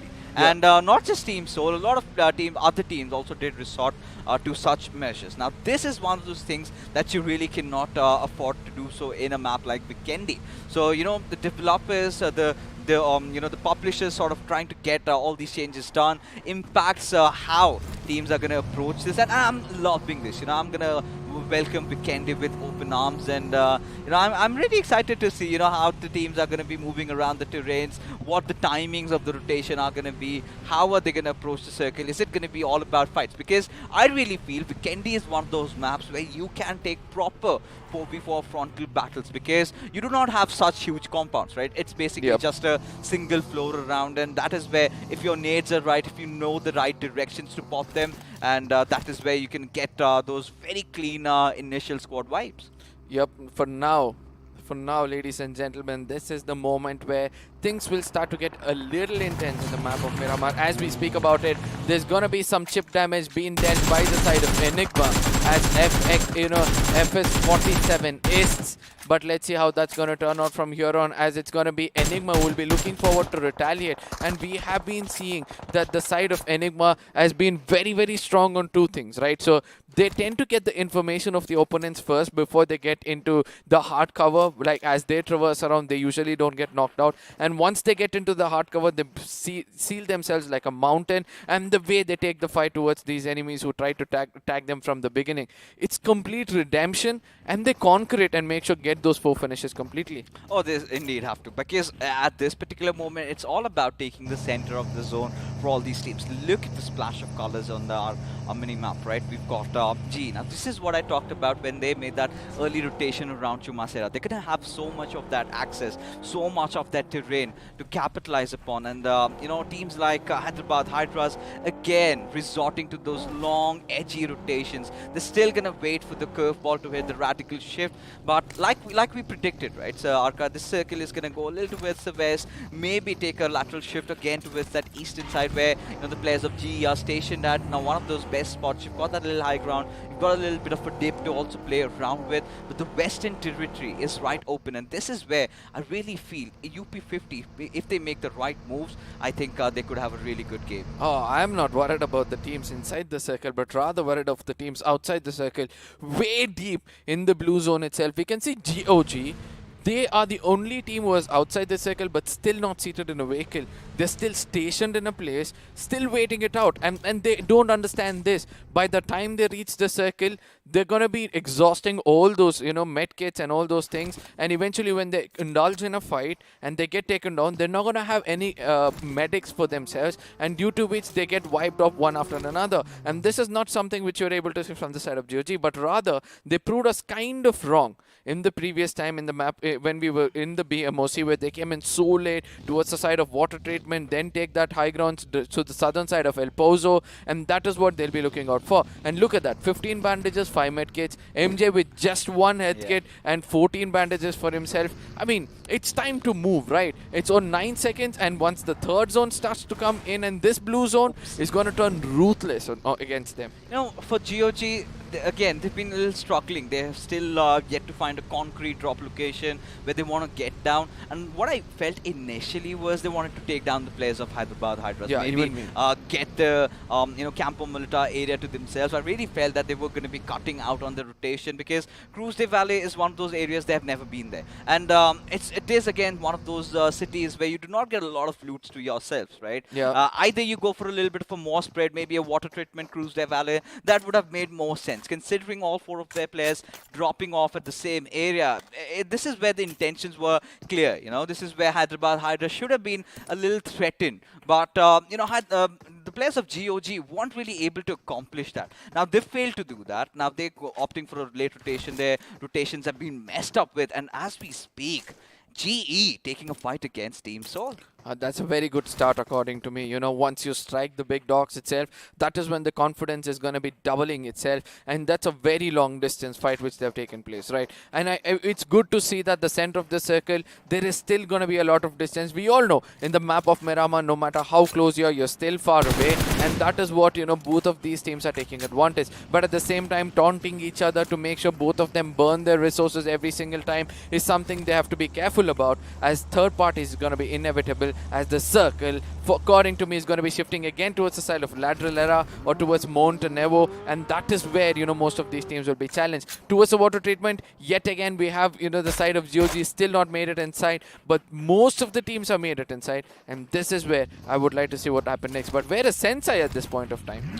It's right around the cities of Chumasera, right? But again, this is the EXO this time, trying for a different kind of a strat, because ideally you would want them to be around the edges. Now, taking over a city, sort of anticipating maybe the circle's going to take a little bit of a southeastern side, because, again, if the minimap does come up and we have a little bit of an idea, it's going to be a splash of colors down south. But now taking a look at that western shift, all these teams, Hydra, Facial, they're going to get the better out of the situations as EXO. They somehow need to get themselves out of, all the hotspots that's going to be coming their way, because, again, while rotating, you just not have to face, the teams in front of you, but the teams behind you, teams like INS, UP50, even Global Esports, as a matter of fact, who are going to be gatekeeping the circle. Yes, the circle again shift towards the side of Lateral Era and some more towards the side of, Montenevo. But at the same time, let's not forget this, that, a very good strategy coming in from the side of Team EXO. They're going to be shooting and scooting every single time they shoot some person down. They're going to make sure they're going to pick up those finishes and then try to make it inside the circle. There's going to be a lot of fights which are going to be starting off. You can see Punk at this point of time takes down the side of Doddy. Is going to be confirming as well. EXO continue their assault with that shoot and scoot strategy. Oh, yeah. At this particular moment, right now how the circle's been building up. Now this is where our esports, the kind of rotation that they're up to, if they kind of get a little bit of a high ground advantage to themselves, it could really favor them. But I also like how Enigma have been rotating around. Now Hyderabad Hydras, they've been around that certain side, they've been making those moves, but have to really watch out for the players of our esports. As Team EXO getting Punk back again into the mix, getting a few finishes up to their names, and this is something that they can really start the fight with. Now let's see what's gonna happen next, because now is the moment of truth, as who's gonna be taking that high ground towards the side of Ladrillera Hills, right? The extreme western side is what I'm thinking at this point of time, because ultimately I know even if it falls away, they're gonna rake up some finish points for themselves, but ultimately walking into the crosshairs of S7Cs is something which you don't want, as the pixels are gonna be visible. I don't know why Sarang is not concentrating on Hector at this point of time when he was pretty much in the open. That mini is gonna be really something to watch out for, as there's going to be a grenade cooked up against them, and Savitar is going to be coming in from the perfect off angle to make sure he strikes, and he does strike hard, takes down both the players, and from now on, this could be the beginning of the end for the side of Team Soul. Indeed it could be, because considering the fact this shift, it's going to hurt so much of these teams, and Team Soul are going to be spared away as 7C. That nice. Red. Savitar just blowing up that buggy into smithereens is Team Soul yet again. Those few losses right from the very start again comes down to how Omega and Akshat are going to retaliate to that situation. But for now, 7C, they're going to really enjoy themselves, as they did manage to get the two big fishes in the ocean. And they certainly are going to look for a few more finishes to their names. Now the next circle is something which we have to look out for. GOG somehow made it inside the circle. The zone, if it's going to be shifting towards the side of Ladrillera yet again. Oh, which kind of does, towards the side of Montenegro is what is going to be going in. We know that EW have a very good control. Enigma have a very good control. FS have a very good control of this area. And from here on, they need to watch out for the teams who might go for an higher ground in front of them. And that is when the fights can take out. UP50 towards the close proximity of Team EXO. This is what UP50 doesn't want to take a fight. In case they do, without any kind of hard cover, I feel again UP50 is going to be crashing really hard. This is one of those uncommon circles that we've seen lately, right? But now UP50, they have to somehow engage in this particular fight, because EXO is not going to let them scot-free, right? But for now, Rage God, he's going to try lobbing those grenades. Again, the defensive approach. They have to let the players of EXO aggress at their direction, maybe capitalize, because KSR is on the back lines. But now both of these teams also have to make sure they get inside the circle when the time is right. Now, KSR is doing what usually Goblin does, right? Just go to the horizon, check out where the opponent's location is, and try to relay that information to the others. And ultimately, his vehicle front tire is already taken off. It's not going to affect much to traverse around, but still, it's going to restrict him from taking that deep turns whenever there's going to be shots towards him. Team, UP50 have to strategize really well, because very soon there's going to be other teams coming in towards the side of this area and making sure they make them pay. Oh yeah. I mean, that's what they're going to be trying. But Team EXO, again, did want to back off from this fight. They know position points have been so instrumental for them. It's quite needed, as we have another fight breaking down. It is going to be Hyderabad Hydras against RTR Retribution. Carry lobbing that grenade, would want to connect as from elsewhere. It's going to be the players of Global Esports from the backlines. They're going to try to get the better out of the players, as Hyderabad Hydras, now the numbers have started to dwindle already, and I think it's going to keep increasing. I mean, Global Esports out of nowhere has got 4 finishes for themselves. They're looking the strongest. We did speak about this, right? The aggressive Global Esports is something most of the viewers, most of the boot camp would want to see at this point of time, and they're trying to live up to it. But at the same time, let's not forget a very good grenade coming in from the side of Hyderabad Hydras. Took down 2 players of RTR and gave the right kind of opening, the right kind of push. But at this point of time, it's got to be EW versus the side of 7Cs, where they've struck Sarang at the right chord. Now we have to see whether it's going to be Spray God who can do wonders over here. As from far away, Aladdin also hits the ground. It's going to be hard. We all know this. We have seen this happen before as 7Cs. Once 2 of their strongest players get taken down, the rest falls down like a domino. What did he do, as Tango finally just living up with this clutch at 7C? They wanted to go ham, but feels like they have to get back into the lobby, as UP50, escaping EXO, but not from the clutches of Global Esports. Esports as KSR is Oh, going to be no. under heavy fire. And not just that, now Global Esports have set their next target in the form of Hyderabad Hydras. Now, let's not forget that, you know, GE is still not done with UP50 because they're looking at them. They know that the player was going towards that hard compound. Somebody could be there inside that place. So first they want to clear off all the solo players and then would like to concentrate on a new team. And they're pretty much capable of doing it. 8 finishes what they've got so far. The highest by any team in the lobby. And they have all 4 men standing, and that's the best part about it. They still have 38 more finishes which they can take for themselves. Aditya on the other side, this is how Global is going to be pushing it towards them. But eventually from far away, Manya is going to be giving an answer for him. Even though he gets taken down by Aditya's grenade, 2 players get down by Aditya's grenade. Probably this could be the time where Hyderabad Hydras could have dominated just in case they had a little bit of a high ground to look what's happening over here. I mean, at this point, Hyderabad Hydras really need to figure out a way to get inside the circle, especially when EXO is looking out for them. Now, Global Esports, of course, they're going to have their players get back up, and then they're going to make a move with the circle trying to get in. But considering Team EXO, all the decisions that they've taken as Jadoo, oblivious about leader, pushing at his direction still, considering the fact that he had that advantage to go after him, this speaks in volume about what GOG really want to accomplish, you know. Get a lot aggressive right now. This is one of those circles where they can really capitalize, they can really dominate, have that little bit of a high ground. They need to make a good use of these vehicles as Hyderabad Hydras, they're marching in for Team EXO. Now, 2 other players off the side of GOG is something which is concerning for me, right? Yeah. They can come in and be the support for leader rather than holding the dunes over there, which could be the dunes of death. Now, we'll concentrate on that later, as right now we're going to be seeing RE Europe doing some damage against the side of GE Mania, and this is a time where other teams can take advantage of it, as Nakul also gets taken down by somewhere far away. It's going to be Enigma trying to dominate against them. I know AJ is falling into the dead trap at this point of time. He's rushed into the dead open, and I know that from far away that's going to be Hydra who's going to be targeting against them as well. This team has just now become the sausage in a hot dog.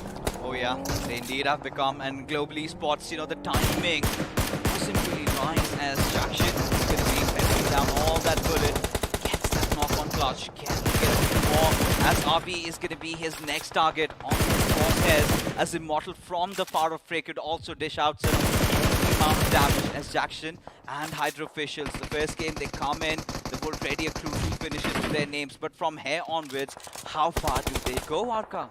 No, somewhere I feel that Hydras need to make a move immediately. They can challenge the side of GOG if they get the right kind of rotation to the northern side of the map, right? So, but they don't choose to do that. They want to come in from the corner where they feel they're dominating, already striking fear in the hearts, as HH Carry is going to be revealing his location, and EXO is going to put an end for them as they get eliminated with just 2 finishes for themselves. Now, let's not forget to look up what's happening on the screens, as we can see that Hydra and EXO are the only 2 teams with all 4 men standing. The dominators out of the game with 10 finishes is going to be GE. Soul at this point of time. Akshat has got taken down. Omega is going to just abandon his teammates because of the zone itself. He's going to be shot in all different directions at this point of time. And there comes an end as Hydras are continuing their domination to understand the position of each and every team. And let's see whether they're able to get this winner chicken dinner for themselves. You know, Team Soul trying to get a little overeager over there. Had to pay that hefty price as RE Sports having that higher ground, have their eyes set. Oh, yeah. EXO as Hero gets the better out of Sensei, but can he also take down Punk in that particular process? Still a 3-man squad. They need those revives coming in as Rockstar is just going to be chipping away all that's what left out of Evo. As now RE Sports, their position already compromised. Everybody knows that they have the higher ground, but they have to get inside the circle. And this is where teams like Esports, Walla, WSF can really capitalize on the situation. Oh, no. Now, this is not what you do, right? Every time you're getting tagged from one spot, why do you have to go back over there and try to taunt the enemies? Eventually, you'll have to pay the price for it. Now, Rockstar is going to be, trying to come in for a revival, and this is the moment where GOG is going to push in and dominate as leader is having a close watch against all these teams. Now, R-Star can also do one more thing, right? That's going to be RE Sports can come in and strike against the side of GOG. A good grenade coming in from the side of GOG can also take down the side of EW as well. And this point of time, probably GOG is digging their own grave. I mean, could be, or maybe it just works out the other way, because from what I can see right now, they've got a beautiful ridge, they've got that higher ground, the perfect position to be in at this particular moment. And now, they have to take the fight at the players of our Esports. They've heard the commotion, they've heard all those vehicles coming in, and Rockstar just proned in. One good grenade from Bullet's side, and he could go falling down. No, this is something which I hate the most about the side of GOG. I mean, it's just the gameplay, it's not the players for sure. You know, they do not have information before they go for the throwables. It's just that they listen to the vehicles and they tend to throw it the last time they heard it. There's going to be a lot of changes in the, in the moments, and that is where they need to dominate on. But on the other side, our hero, rather than putting that grenade far away, he went in for a low toss and put it right in front of him, which does this a lot of damage against himself. Now, he's revealed his location as well. If NJ's one good grenade is going to be coming the other way around, I think Hero is going to be digging himself 6 feet under. He might. But for now, Rockstar, he's got GOG right in front of him. He's got to somehow battle inside the circle, and now EXO, they're going to be fighting all that shot, firing all that shots at his direction. Rockstar falls down, and his teammate as well as our Esports, they might just get eliminated, still survive with one of their players, as Team EXO still playing from the lower ground, still alive with all their 4 players still alive and kicking. And this is where, Team EXO could spark their comeback. For the players of Hydra official, though, they've been engaging in fights against Team Enigma. Rex, already on low HP, has administered that first aid, and now Hydra trying to get inside the circle, but somehow they still have to engage in a battle as Parv blows away a V, and now this is the perfect time for them to push, but another nade is flung over, which marks the end of Team Enigma. Now this is the time where GOG can go in for a rotation, and we can see that one player has already done it very, very cleverly. I think it was Leader, but ultimately had to pay a heavy price. It's going to be Hydras all stacked up in one corner. A good grenade can put an end for them, as it's going to be Bullet OP, who comes in as the first person to lurk around, gets taken down. Perv on the other side is going to be using the most vulnerable vehicle to use in the map itself. If he stays around, it's going to be very hard for him. It's going to be Leader OP from the other side, trying to be the eyes for the side of GOG. Let's not forget that, as Hydras at this point of time are looking forward for a rotation into the circle using those vehicles, and EXO is going to be dominating this because they're very, very clever in taking down players who try to come in with the vehicle itself. Indeed, but for now, Hydra resorting to all sort of dire measures right now. For this situation, Team EXO, they've been waiting, they've been patient. There's still another player of Hydra, as you can see, Jackson. He's got the perfect vision, but now Immortal knows. And the moment Jackson steps out of his cover, he's going to be done for. A grenade being cooked over, lobbed at his direction. Is Jackson ready for it? Still somehow escapes, though, taking no damage out of that situation. As Team EXO, they have already racked up 7 finishes to their names. Now they need to get the better out of the players of Esports. W Walla right in front of them, as Jackson still just proning in, making sure he gets his team that top 3 coveted finish. The podium finish is what he's looking out for. But seems like, it's going to be a little bit of a stalemate before all the fights are resuming. Karan, WSF, one of the key players to watch out for before he gets taken down. Which team will he choose to, make sure that he gives the damage and make them weaker to take this fight even more further? Let's not forget, GOGs at this point of time have played enough defensive. I just hope that they go a little aggressive before the teams like Team EXO makes it inside the circle. Now, there could be a, team up kind of a situation coming in between the side of Hydra, but it's not going to be possible, as GOG have concentrated the cover fire towards that side, or their crosshairs towards that side. That's the end of Hydras with 6 finishes. This is an opportunity EXO is looking out for. They're going to be putting in grenades. They're going to be concentrating their fire towards the side of GOG, and Esports, while WSF is just going to wait. They're going to be the slithering reptiles, waiting it out and making sure that they get the second position for themselves. The grenade is coming in fierce somehow managing to keep himself alive, but not the second time. Oh my goodness! 2 players being taken down, and this is the perfect cue. This is all that GOG have been waiting for so long.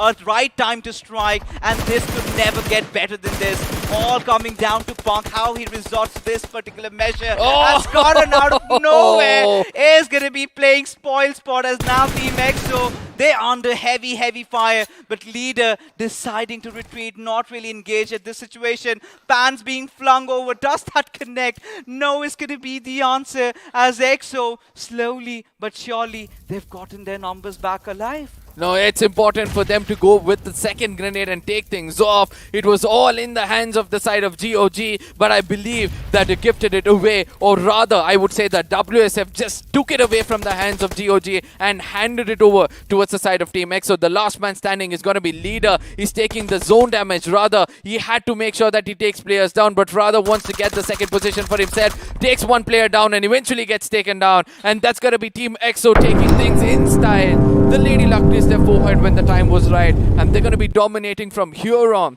This team is back in action. Oh, indeed, they are. And what a time to, get themselves online, right? The first game, they kind of messed it up a little bit. As ladies and gentlemen, we head into the post-match segment powered by Loco as Team EXO somehow fight their way back to the top as 25 points is what they have amassed from this game. And GOG, considering their rough start where they're quite unsure of what they wanted to accomplish, 19 points, they're going to take it with open arms. I mean, I don't know how they couldn't count, at that one point of time. I do understand you get to know the number of people alive rather than, the number of teams alive. But they could have done it, right? They could have done the equation. They know 3 players are knocked out behind the vehicle. There's a person shooting. That becomes 4. And both of them are alive. That's going to be 6. There is 7 people alive in the circle right now. They could have counted and said there's one more lurker somewhere here and there. We got to be careful. I know that, MJ started to push in a bit forward and he did not get the right kind of backup in case. I think it was Leader who pushed in first with the grenade. No, was the one behind. Yeah. So it was MJ. Yeah, it was MJ. In case he had got the right kind of backup at that point of time, I believe GOG could have raked up more finishes, at least 12 more, 12 in total by now.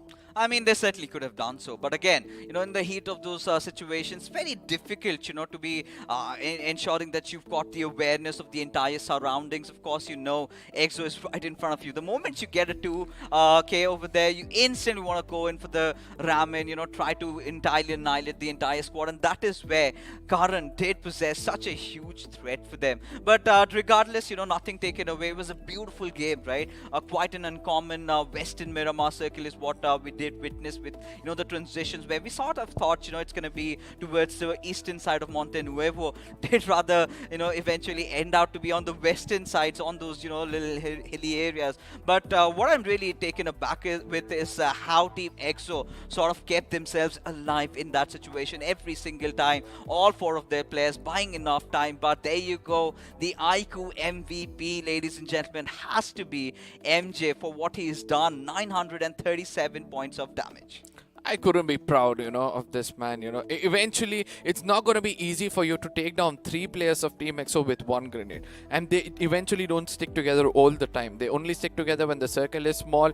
And exactly that is when GOG started to strike against them. And I have to say this, that, they had it in their arms. They just gave it away. But they have learned the lesson in a hard way. And they're going to make sure they're going to be recuperating for it. But at the same time, let's look at the top 5 leaders. And we're going to have Manya coming in over here, who did an amazing job. 2 players of Team EXO as well. Leader OP as well, the person who kept rotating, giving the right kind of corners. And also, let's not forget the way he came in and took down the side of Hyderabad. Hydras, I believe, were holding that western side of the complete map.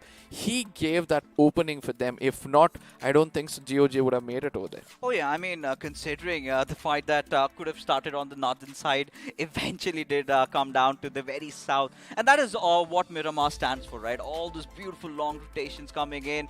As we take a look at the match summary, ladies and gentlemen, and it's 10k plus points of healing. So big numbers really coming up. Jackson, even Hydra officials, as a matter of fact, the moment we witnessed that radical shift towards the eastern side, Hydra had such a good, territory to themselves. So beautiful spread. And it all came down, to them just messing up their timings a little bit against Team EXO. While Jackson did stay alive for quite a long time. Few grenades, had they been flung over, had they rotated a little early on, could have been a different case whatsoever. Amongst the 10,566 healings, I believe most of it would have been coming in from the side of GOG because they made it so late into the circle. But I have to give it to them. Without any kind of healings, they did make it into the top 2, proving me wrong yet again. But let's look at the FD graph and see which team did do the proper kind of hard work and were gifted properly with the right kind of finishes. I'm going to give it to Global Esports at this point of time, 1620 for the small amount of time they were there in the game itself. They got 10 finishes for themselves. Let's not forget Team EXO on the other side. They did a lot of hard work, but ultimately the final moments was where the Lady Luck was kissing their forehead for sure. Oh yeah, indeed it was. And again, it was a pretty standard game of Miramar, right? The FT graph also did show that to us, but a little bit of a squad face-off, between, a team that performed really well, especially in this game, Global Esports, making those early rotations in comparison to Team EXO. They were not the ones who engaged in battles right from the very start, right? Yeah. They were focusing primarily on their positioning on multiple occasions. Team EXO, they were just getting battered, injured, hurt, and still somehow they kept all 4 of their players alive. Now, this is what happens, right? We have heard this before. It's not about how many times you get hit. It's about how many times you get up after getting hit. And that is how Team EXO have proved themselves to be the champions of the previous game. But Global Esports on the other side, they were all out, right? This is the kind of global exactly we were wanting to see. And from here on, I can say this very, very, with a lot of confidence to be specific, that, Global Esports will climb up the ladder as the man is showing in that image. We're going to be flying up in the air. I mean, of course, we certainly are going to be, and it's quite reciprocated in the in terms of the survival time over here. For Global Esports, they made that very quick rotation down to Chumasera. They started engaging in a lot of fights, went in for the squad wipes, went after UP50, a lot of other teams, but eventually fizzled out pretty quick. And that is where Team EXO sort of being patient, and this is where they're going to be climbing up also in the overall standings, as it is still dominated by Team Seoul up top. Despite the fact that they did lose out on 2 of their players, they have not really been accumulating a lot of points for themselves, right? This sort of gives the other teams, to start racking up. Enigma Gaming, they're starting to climb up a little bit. Hyderabad Hydras, they've taken a little bit of a fall. But what I'm really interested in right now, Arka, is the second page. I really want to see how much have Team EXO climbed. Now, one other thing which I want to see is the third map which is going to be coming up, and I really want to know whether OR is playing in that. No, I don't think so. They're going to be playing the first map of the weekend. They're playing Vikendi? Yes, they are. It's A versus B. You've got OR Esports in B, but The reason why is this: it's going to be 20 points away from making it on the top of the table. Yeah. And if they know Vikendi really well, and we know that OR team is a very, very well known and a well-deserved team when it comes to winning that game in the map of Vikendi because of the experience. Let's see what's going to happen. As now, it's time for us to answer the question which you asked a few minutes back. Team EXO, where have they made so far? They're going to be coming up to the 11th position with 3 winner chicken dinner for themselves. They're going to have 65 points. And look at that. Amongst the 65, 3 games have given them that 45 points, which was required for them. This shows the inconsistency of Team EXO, right? Yeah. Out of which those 2 chicken dinners did come in the second day of week 1, 2 back-to-backs. We were talking about that coveted hat-trick, and finally we're getting to see that third on board. And ever since, it's been such a tumultuous journey for Team EXO, but again, teams like UP50, Retribution RTR, Esports Wala WSF, a little bit of a respite, making it into the top 3. And this is where they're going to look going up. And the same can be said for GOG, finally reaching that hundo marker. Yep, I'm pretty happy for them. Now let's see whether this is one of those teams who starts to decline after they hit the 100 marker, or going to be starting to dominate. As again, this is also one of those teams which is playing in the next game as well, because of the kind of rotation they've had, because the kind of firepower they had. They're having a lot of trouble when it comes to making sure that they have those finishes for themselves. We can see very clearly, right? 47 finishes in comparison to 53 position points. But I know that they can do much more better. But let's not forget to talk about the side of Team RTR, right? Retribution RTR. We saw the way they got decimated with grenades which was thrown in towards them as well. Yeah. What is the thing which is actually happening within them? Do you think that it's the blame game which has already started off with few of these teams on the bottom? Because we have seen that, right? It's not going to be that intense, but it's going to be a little blame game, at least telling that the Assaulter couldn't do it, or probably the IGL did not take us to the right point. And we all know that we experiencing such blame games to be coming coming and not performing that well in the next round. Do you think a little bit of this has been going on in the RTS bootcamp? I mean, a lot of things to be talking about, right? We're gonna, of course, shed a lot of light into that later.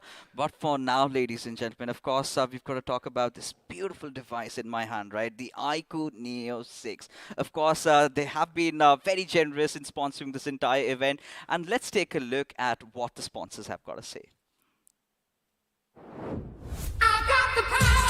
To make every day the best of my life. To strive for more. To beat my own score. To get that encore. I've got this. I've got the power. To do more. See more. Be more. I've got the power. To win.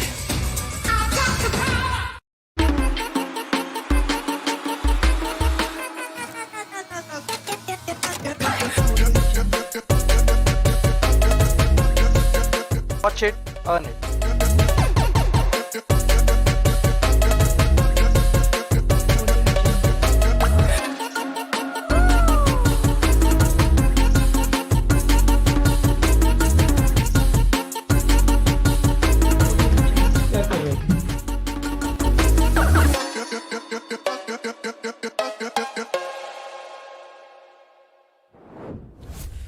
Oh, it's a crazy party out there, right? Especially when we're talking about Loco, India's biggest and, the best gaming platform for all you guys, the ones looking forward to live stream their games, to watch out for their favorite BGMI content creators. They're all out there. And for the ones, who are kind of overwhelmed, they want to get into the streaming arena, that is where you're going to start things off. But we've been talking about Loco. All you've got to do is go over to your App Store or your Play Store, get the Get Loco app and get on your streaming business and join the carnival. Oh, let's not forget the kind of UC which is going to be given away in Loco as well, right? So you guys have to make sure you head on to Loco right away. And there's going to be a few questions asked in Loco itself. If you're ready to answer those questions, you're going to be rewarded with free UC, guys. Then just imagine the kind of skins, the kind of things you would want to own in the game. Sometimes I've seen few of these players having some really good dresses on themselves. It has got fire on them and all those things. I know most of those viewers would also want keep their hands on them. Yeah, free UC giveaway over there, guys. Don't forget to hit up to Loco.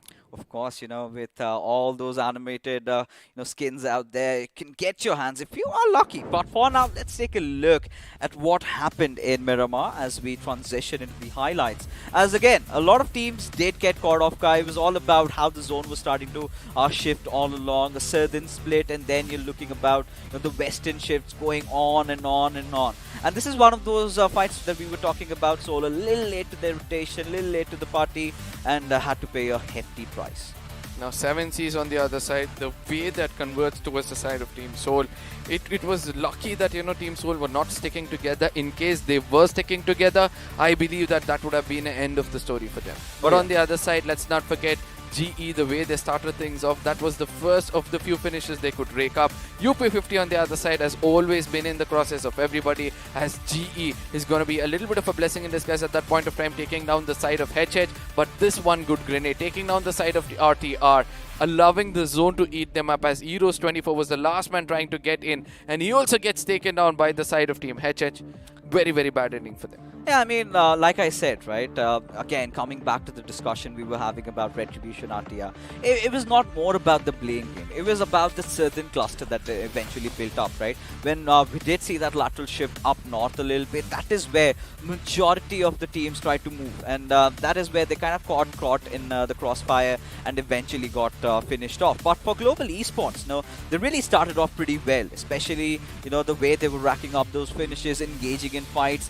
They were looking promising. They were looking like to be one of those contenders. But again, it came down to how the circle shifted and the fights that they engaged in. Sometimes, it's been one of the tendencies of the players of GE to engage in a lot of fights that they could really handle, and eventually had to deal with the brunt of it. Look at that, the way they got wiped out. It was just not one team, but multiple teams being a reason for their demise. Now, let's not forget that, very rarely we have seen Dunes of Death in the map of Miramar, but all of a sudden, The open is where, this time it was being a little vulnerable, even for the side of FS, Enigma, Global, everybody, whoever went to the dead center of the circle, they had to pay a very hefty price because of Hydra holding the right angle. Soul also was holding a very good angle, and Omega out of nowhere also does the same mistake of coming in. Now, Hero on the other side, no matter how many times he was taught the lesson the hard way, he was not ready to, learn it, and eventually had to pay a very hefty price of giving away his finish point.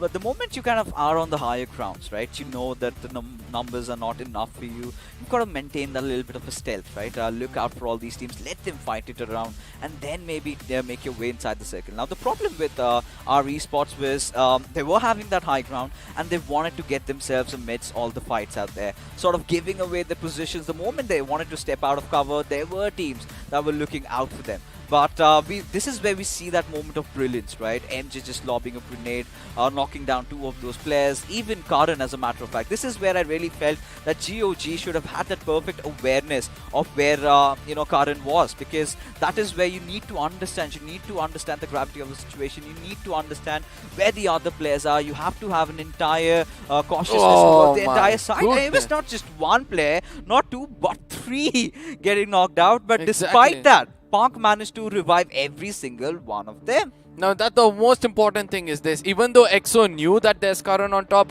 they did not go to tag him out. And that's the best part. They knew that he could be that key factor for them to take this winner chicken dinner. And eventually, they did do it well. Now, what do you have to say about the brains of Sensei, right? He thinks right. He executes right. Sometimes it's got to be hard for him. But on the other side, leader OP chose to stay outside the circle. Was a little not confident about his crosshairs or his frontal battle, due to which he gave away his point to to the zone. But I know rather Team EXO is good enough to come and pick it up. But one thing I would like to say, when you're rushing in towards a squad and there's going to be shots coming in from the right, either you're going to tell your teammates that there's a shot coming up, or you will realize that somebody else is shooting at me.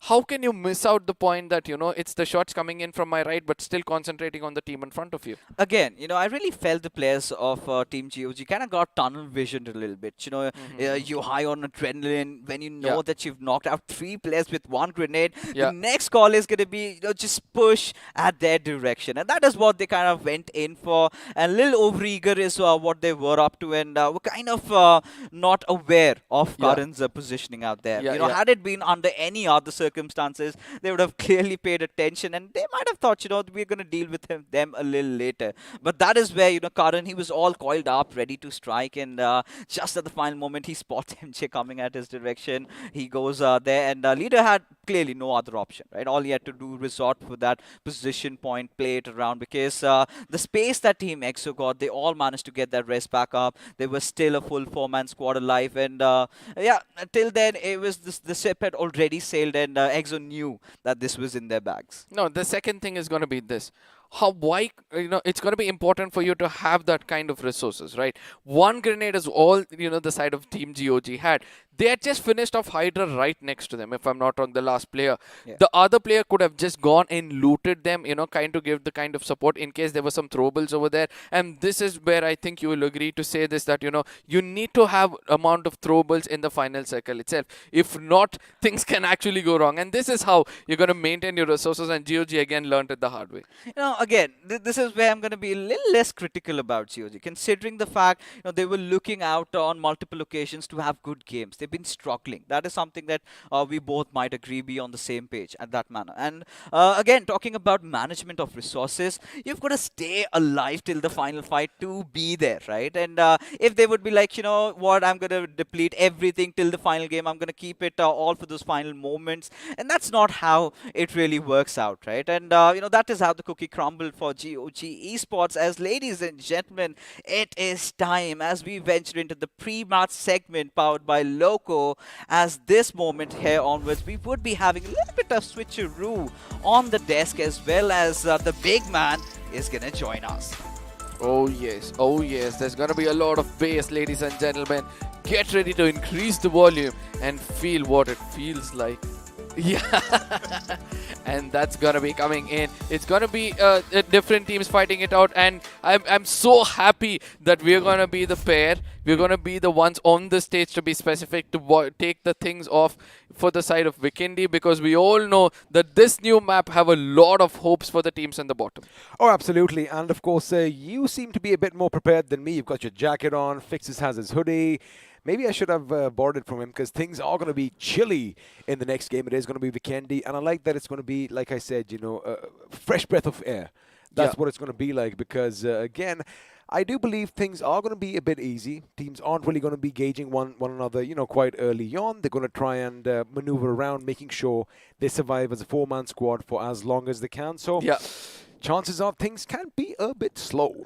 Now, let's not forget, several things in Vikendi stands out. One is going to be the trail when you run on ice and somebody can track you using those footsteps. I love that. Two, and the second thing is going to be this, right? There's going to be a lot of scope for some bolt action as well, because sometimes in the open, when you see some players here and there, you can actually use those bolt action if you have the high ground. Absolutely. And the third one is that when people are running on ice, I don't know, somewhere I feel that I think the game is designed that way, but I get to hear the footsteps more brighter compared to a person running in the map of Miramar or Erangel, because the sound comes out really strong in the footsteps. Well, again, you know, BGMI Crafton, they've done their job well as far as the sound goes, as far as weapons go, the footsteps. I mean, I'm pretty sure when they were recording all these sounds, you know, somebody might have actually been running on ice, maybe with those big block shoes, because, you know, it's a hard surface. And well, when two hard surfaces collide, it goes tang. So you know, I guess there is some truth to that. But again, it's all speculation, because it is going to be the first time that we are going to witness this map in action here at the iQOO BMPS. And well, of course, speculations aside, I'm just excited. Now, there are a few places, right? You've been playing the map of Vikendi. Hands down, if you'd continued your professional career by now, we know what kind of an assaulter you would have turned out to be. Oh, I'm getting too old. The reaction, I'm just kidding. But, you know, I mean, you need, it happens, man. We all grow up. It's inevitable. And I'm enjoying what I'm doing right now. It's a pleasure, like I said. You know, I've been able to cast with you. Fixes, on the other hand, you know, I do love that kid. But again, you know, none of this, Arca, would have been possible, like I said, without BGMI Crafton and our lovely sponsors, iQOO and Loco. And, well, we're going to have a look at another video about this bad boy, the iQOO Neo 6. To make every day the best of my life. To strive for more, to beat my own score. To get that encore. I've got this. I've got the power to do more, see more, be more. I've got the power to win. I've got the power.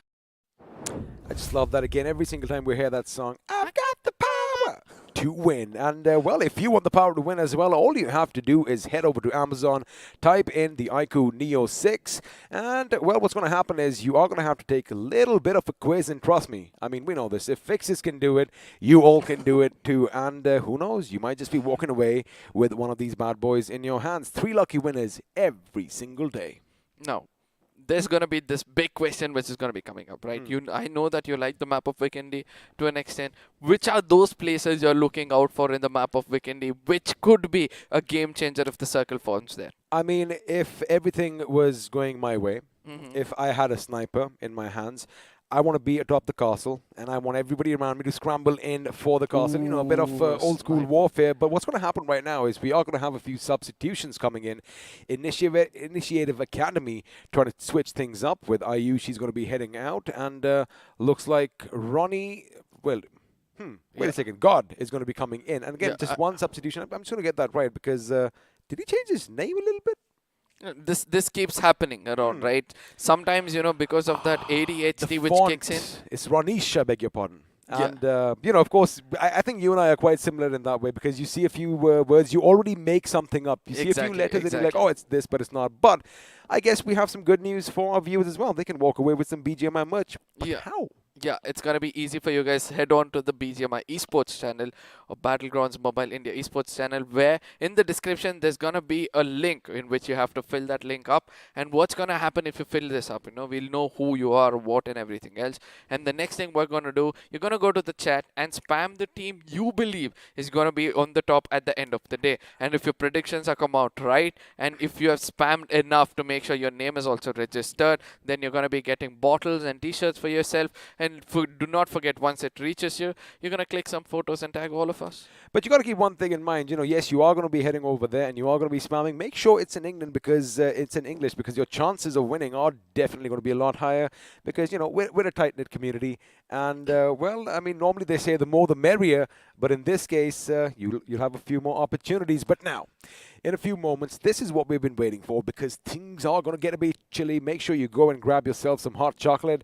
Maybe put on one of your favorite hoodies. And I kind of envy that you have the jacket because, when you're in the game itself, we get so engrossed. We get so involved that sometimes, we feel the heat in Miramar. I'm sure we're going to feel, the coolth.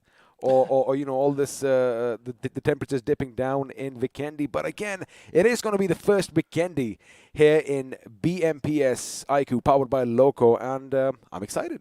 Yeah, and you guys, if you love the map of Vikendi, don't forget to spam out #Vikendi in also those places which you believe is the most important spots to be held, or your favorite spots in the map of Vikendi. For me, it's going to be the Dino Park, where things can be even more intense through those, small caves over there. I just hope that is where it's going to be. But look at this beauty.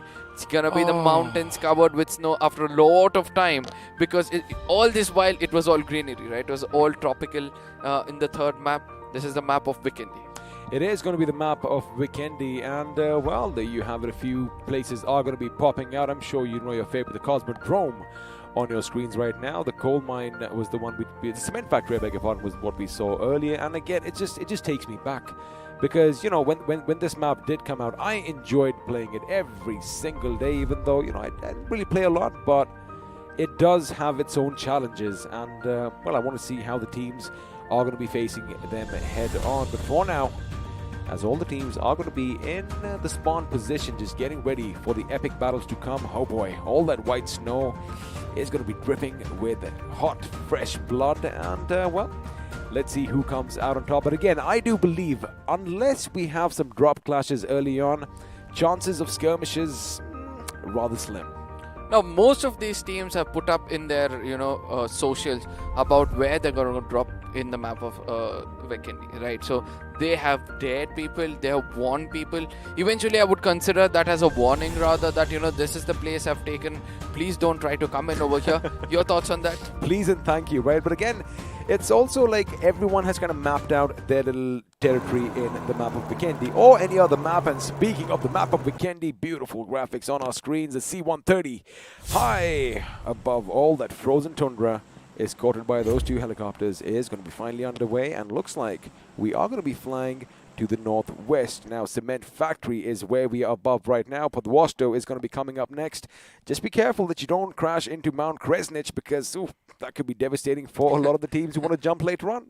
Yep, and it's going to be ending towards the side of port, and that is where, most of these people will want to go in, because I've seen every time I've gone into port, I've got ample amount of loot for myself and also my teammates as well. So I know that the new update will have something different as of now. Let's look at who is going to be daring to go towards the side of Vihar, because that is where we have been seeing, right? There are some houses over there, some hardcover where you would want to play around with. Let's not forget that Dorbo is also one of those places to go in when you want to fight out for much more better. But the circle, well, the circle is going to be saying whatever we're thinking right now is out the window, because Dobro Mesto isn't going to be touched. Vihar is not going to be touched. No.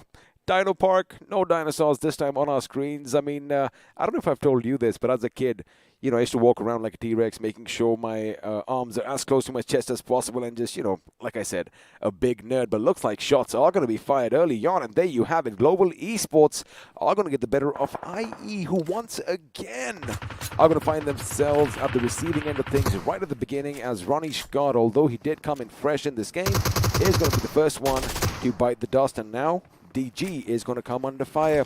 Initiative Academy, buddy, even in Erangel, they didn't have the best of times, and looks like, well, their plight and misery shall continue. This is what I would like to say, in the map of Vikendi, when people did ask me, what are you expecting from the map of Vikendi? I said I'm expecting the sides of the new pros cannot perform. It's going to be so hard for them, whereas the teams which have experience or the invited teams are the teams which are going to be dominating. The first fight over here has proved to us already that, it's the experienced teams who might take it home.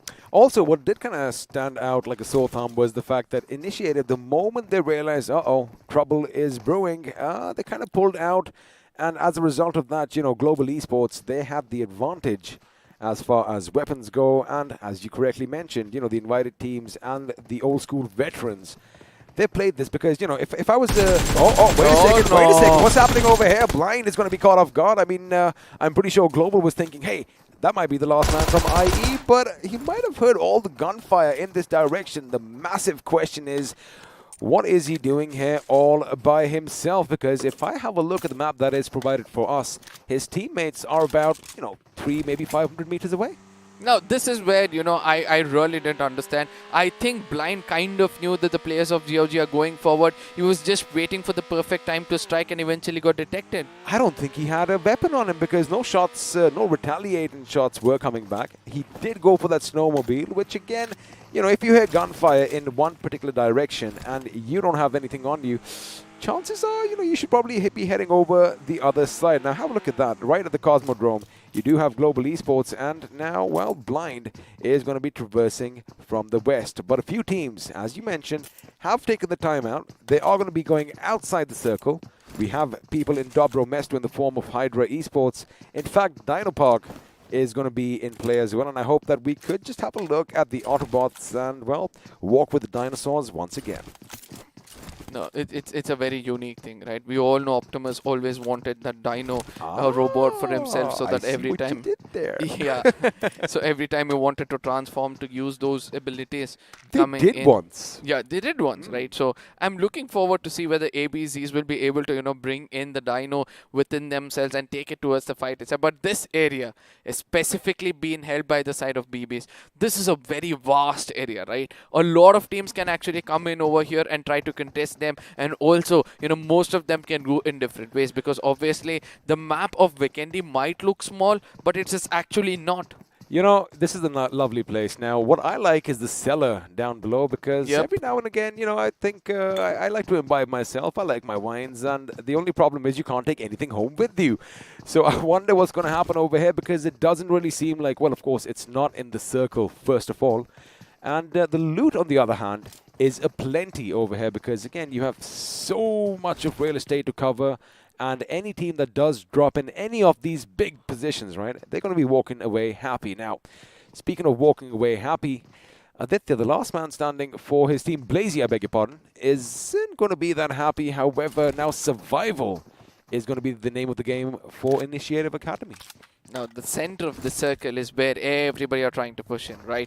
Until now, we saw that everybody in the corners, nobody wants to gatekeep anybody. Everybody wants to go to the dead center, because eventually when you have that white ghillie for yourself, it's going to be a little hard, for the mid-range fights to actually connect some. Yeah, it looks absolutely good as well. So I would want to see who amongst them will be going in for that white ghillie as quickly as possible and making sure they camouflage themselves where required. But let's not forget, there's going to be two-colored, ghillie in this game, right? One is going to be brown and the other one is going to be white. But somewhere, even though the white is tough, it's the brown ghillie which is going to be even more tougher if you have the right bushes in front of you. Now, that's all about your positioning, because have a look at what Wixie sees, right? He sees all that snow, fresh coat of snow on the ground, but amongst that, you do have all those little, dried out grass.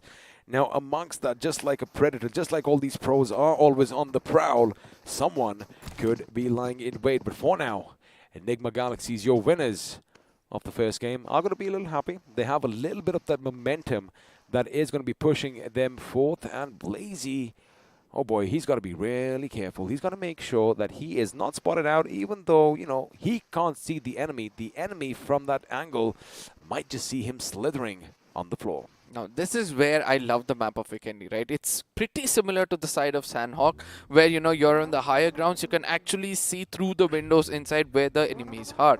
And that is kind of vulnerable for you guys. So you need to have the high grounds in the map of Vikendi rather than the hard compounds itself. Or else you need to have compounds like this where nobody's going to be tagging you from any direction. But somewhere I feel your wish is going to be granted, where the circle might fall in towards the side of castle, as it's still inside the circle as of now. And nobody's gone to the castle itself, right? So we all know castle is kind of vulnerable if in case, you know, there's going to be different story. It's going to be the last player standing from the side of Initiative Academy, where a rush comes in towards him. He's going to be cooking up a grenade as a defensive maneuver. Cannot find anybody, because ultimately it's what we said. The windows are so big in this snowy area that you're going to be watching out every look in corner. You might cook a boom. Well, we all know that MJ was good at what he did back in the day. I'm, of course, talking about Michael Jordan with all those three-pointers, all his layups, and it looks like MJ from NGX is good at those projectiles being thrown as well, because that was beautiful. And before Blazy could even blink, well, he's already up there meeting his maker. Now, RTR on the move. They're going to try and find a nice little position for themselves, but we did see something earlier on, which I just want to come back to for a quick second. Team INS, now again, we do call them the loose cannons.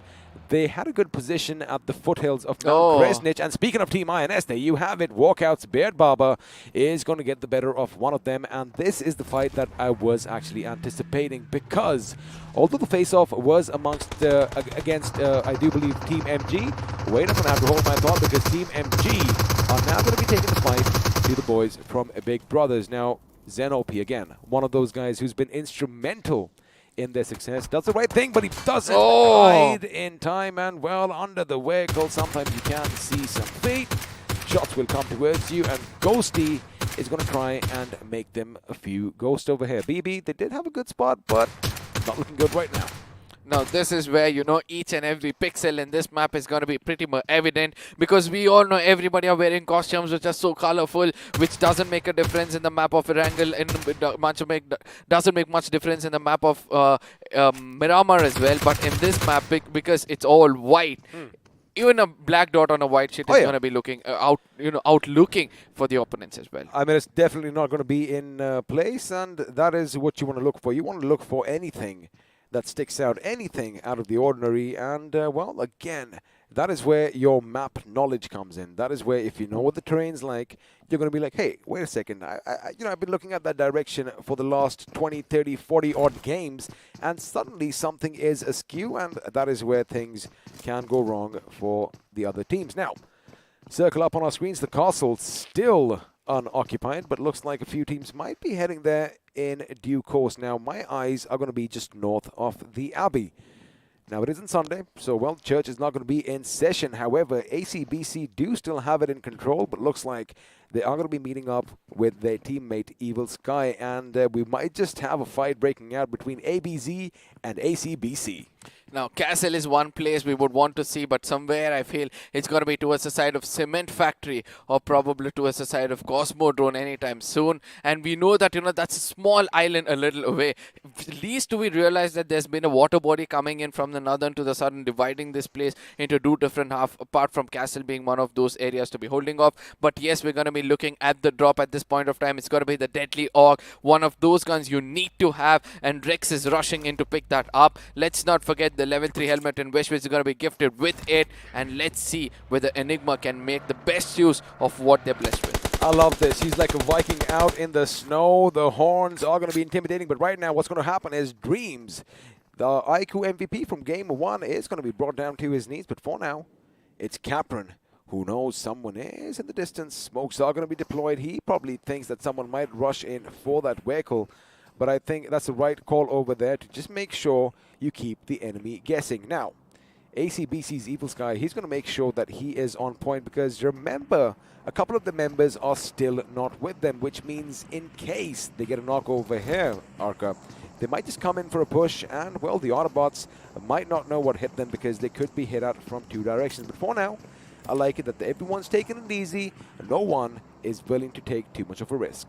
It's a good thing, right? Nobody wants to take this risk because especially in the terrain we are looking right now down towards the side of Mount as well as towards the eastern side of Villa. It's a very open field. There's not much of ups and downs. There's not much of dunes as well. So you got to be very, very careful. Rather to the other side of the island where GOG or rather the side of team OR is holding. That is where you have a little bit of, you know, ridges and mountains. And let's not forget the fight which is going on our screens as our, Abrar is going to be cooking a very, very good grenade. And retaliation comes in the other one from the other side. It's going to be Abby, who was a little more clever at this point of time. But the pixels is what is going to be favoring it out towards the side of Yua. He's going to be taking down 2 players at this point of time against the 2 coming in from the side of Team Enigma. Now this is map knowledge. He knew the terrain around him. He knew the angles from what he could see out the window. And well, even though they have the high advantage, it's not going to be to their advantage right now. He's going to make sure he gets back inside in the nick of time. Now let's see if Rex can challenge his little inner Viking, because he is going to be shooting at a few members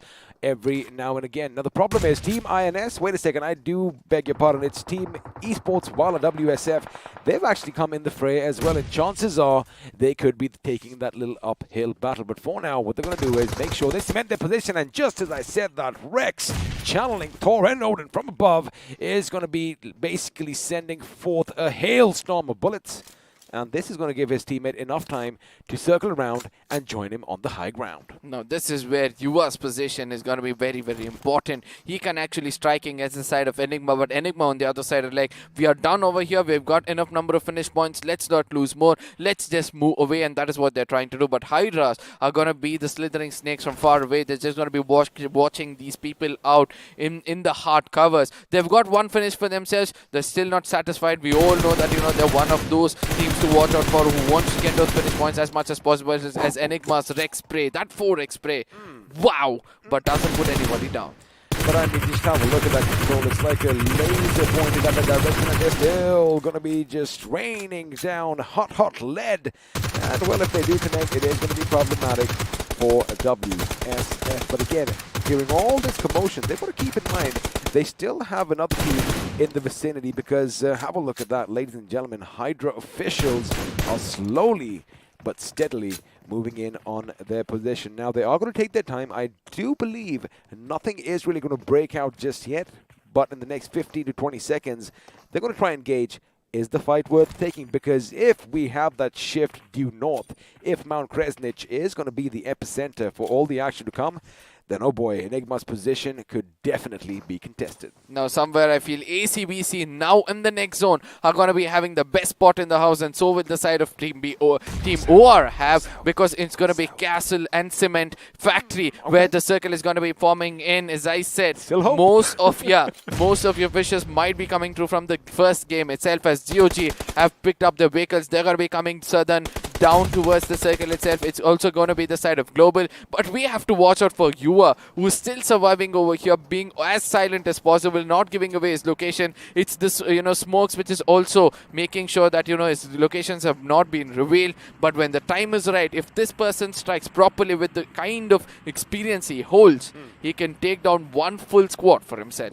He probably could, but the thing is, elsewhere, Orva from AB is going to be opening up on Rain from ACBC, so it looks like he's not going to be raining down death. But right now, Rex, he has an idea where he is. The bounce needs to be good. His HP is going to be good. He knows exactly where he is. He goes in, he shoots, he takes him down, almost getting knocked out in the process. However, that is where all that level 3 goodies come to play. And looks like Invader is going to be, in fact, sent packing this time, as Current seems to be the last man standing for his team. No, he does have a couple of teammates, but they are a bit too far off to be of any help, as Global Esports are now going to be raining down death and destruction from their position.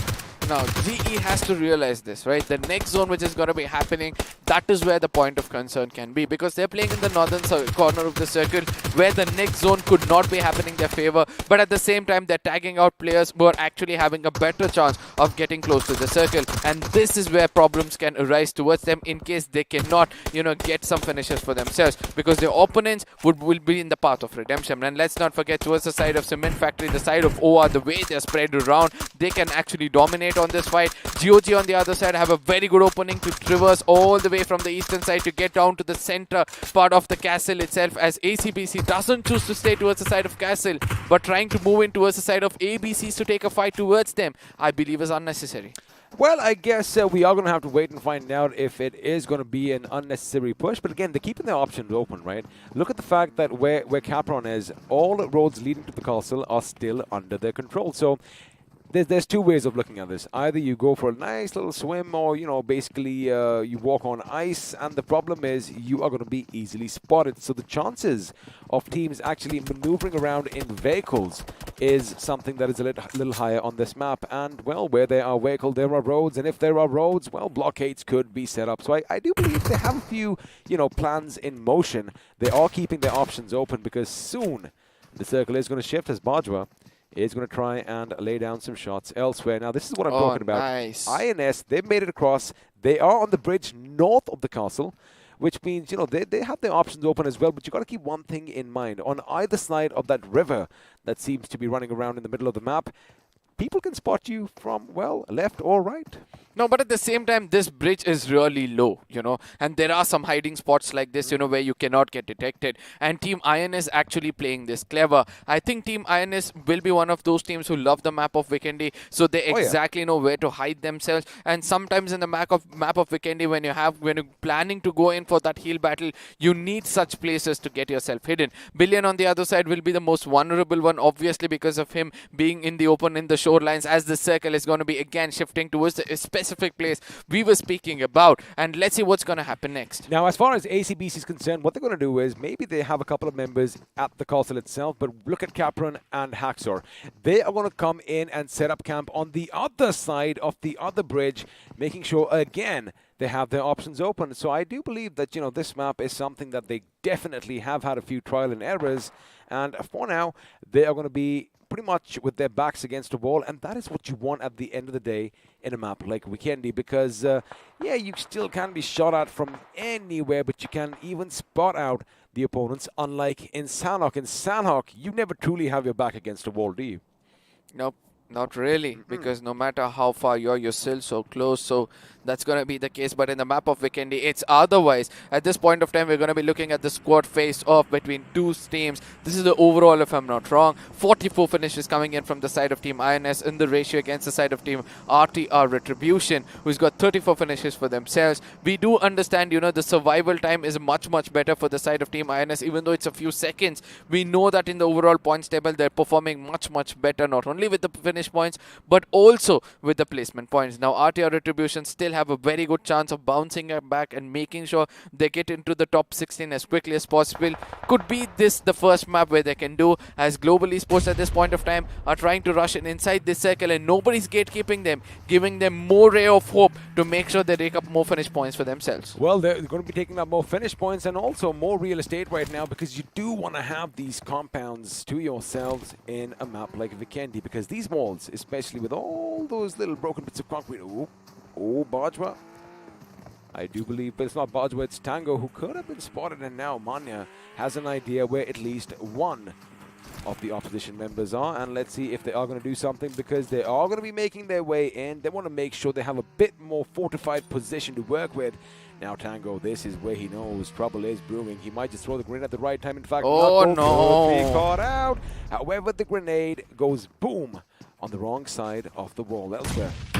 Bajwa getting ready for a fight. He spots the enemy. Oh, he nice! The enemy takes out a little preemptive strike. Does take out a little bit of his HP. Oh, this is going to be a big mistake over here. He should have stuck to his guns, because, well, chances are Global Esports were doing what they exactly did. Rush in and mop up whatever was left of the opponent's team. I really love what Joker is doing over here, right? He wants to jiggle around and take players down, and that's why using the MP5. That's one of the SMGs for you to hold off in this game itself. Tango on the other side is going to be cooking up grenade. At least does he realize more than one is going to be tossed towards him. And one is going to connect right into his face, and that's going to be Joker's another grenade. There's going to be another finish being raked up by him, and let's not forget the kind of support he's been getting from his teammates. We can see that AJ is almost down on his knees as well. What's going to be on the other side? It's going to be Hydras versus the side of MG, where we can see that one person Kilo is stuck in a very, very bad place, and he's going to be burning himself at this Drop point and of time, roll, giving up his roll. location as well as Hydras Jackson is going to be cooking up the Oh, grenade he's done. perfectly, giving more damage as the second one is going to be connecting and putting him down below the ground. Well, there you have it. The ground may be hard, but sometimes if you try hard enough with your shovels, you can still dig a grave, I beg your pardon, and that's what Hydra officials have done. Looking good so far. All 4 members intact, 5 finishes to their names. Now the circle has taken a bit of another shift, so my castle dreams are over, but we still might have a little bit of urban warfare coming our way, as Podvosto is going to be where all the teams are now heading. Now this is the tricky situation. You either have to run it or you are going to take vehicles, and if you take vehicles, you are going to be sticking out in the distance, but of course it is all about that gamble. A nice position over here as far as Hydra is concerned, but he did hear something in the distance, and for now he makes the right decision to stop and try and scout out ahead, while his teammates are going to make sure they still have that massive rock for cover later on. But he does spot a vehicle in the distance, and it's the 2 remaining members from Enigma, Rex and Avi. Now again, you know, versatile players, they pack quite a punch despite being dwindled down to a 2-man squad. Oh boy, they could be problematic. But speaking of problems, looks like Dreams back on his feet is going to be a little bit of a problem for GE Monday. Now, obviously, G is still making it inside the circle, and right now they met their match as Enigma is going to make sure they're going to restrict them from making it a bit more closer towards the only hard compound or the best hard compound in the circle right now. Enigma is kind of spread around. I do understand that in a proper push can things turn things around, as on the other side we're able to see that there's going to be more fights coming up as OR is starting to take the side of GOG. We're looking pretty more confident, and the circle shift, oh my goodness. This circle shift going towards the northern side of the map completely can change the game for most of these teams, especially like OR, GOG, ABCs, INS are in big trouble as Blind is going to take advantage of all these games. Oh, they can take advantage, but the thing, what I feel is Blind is going to be focusing a bit on that bridge that leads to the city of Podvosto, and what Global Esports can do is maneuver around the north, hugging the circle as tightly as they can, and they might just come in unnoticed. But for now, everybody else south of an imaginary line, if you draw it, is going to be in trouble as well. It seems like Foxes don't do so well in water as one just drowned, but INS Joker is going to be in trouble, and I think a snowmobile just came in crashing. Mr. IGL for the Autobotz, the last man standing, but OR Aditya suddenly realized, uh-oh, my position isn't as safe as I thought it was, especially since he made a lot of noise. Now, I really want to see how the other teams are going to be making it inside the circle, right? I do understand that GOG will be coming very late inside the circle, but as you correctly pointed out, it's going to be the side of Global Esports who have a very good chance to come in from the northern side as well. But look at the dead center of the map. We have Blind. We're going to be looking at the side of Team OR almost getting it inside the circle. We have Nigma Galaxy also have to make it inside the circle. They can already see the side of G is also making a move. Blind having the best hard compounds for themselves, and Hydras official especially having the highest real estate when it comes to the left side of the map itself. Now, of course, you know, this is it's like 2 sides of the same coin, right? Either you want to be on the high ground or you want to have some concrete for cover. But right now, Team INS,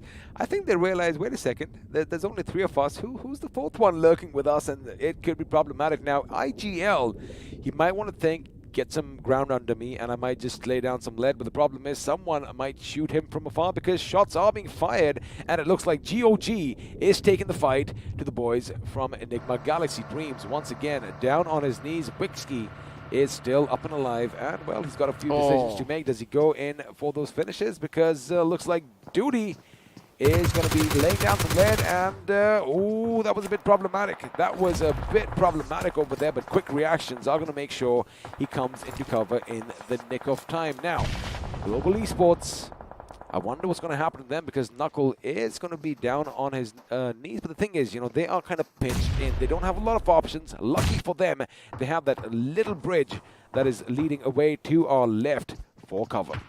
Now, this is where I would want to see how the map is going to be looking. I just hope the production brings up the map to show us better as to which team is in the crosshairs, which team is in the projectile, as it's going to be blind, cooking up a smoke rather than a grenade. And it was good that, Shadow kind of fell back from that corner itself. But Global on the other side are going to start becoming offensive because they want that hard cover for themselves, as the circle is going to be shifting to the dead center. As we can see, the side of GOG have got a little bit of a cover for themselves. They can play around from here on. GOG Bullet gets taken down amongst that rotation. Can he be going in towards the leader OP and getting a little bit of a support from the IGL? But on the other side, Mr. IGL has got some ground to work around with, and in case he stands up, he finds the side of INS. It's going to be a very, very hard story, as Billions is pretty much close to him, and I really don't know what's happening right now. Oh, well, they're just playing around with their prey, because I think he is going to try and distract him. This might not be the best option from Mr. IGL, just giving up on that little position, because again, although they are in the circle,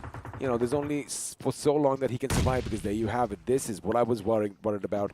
RTR could be shooting fish in a barrel from their position. And, speaking of that position, oh, Joker.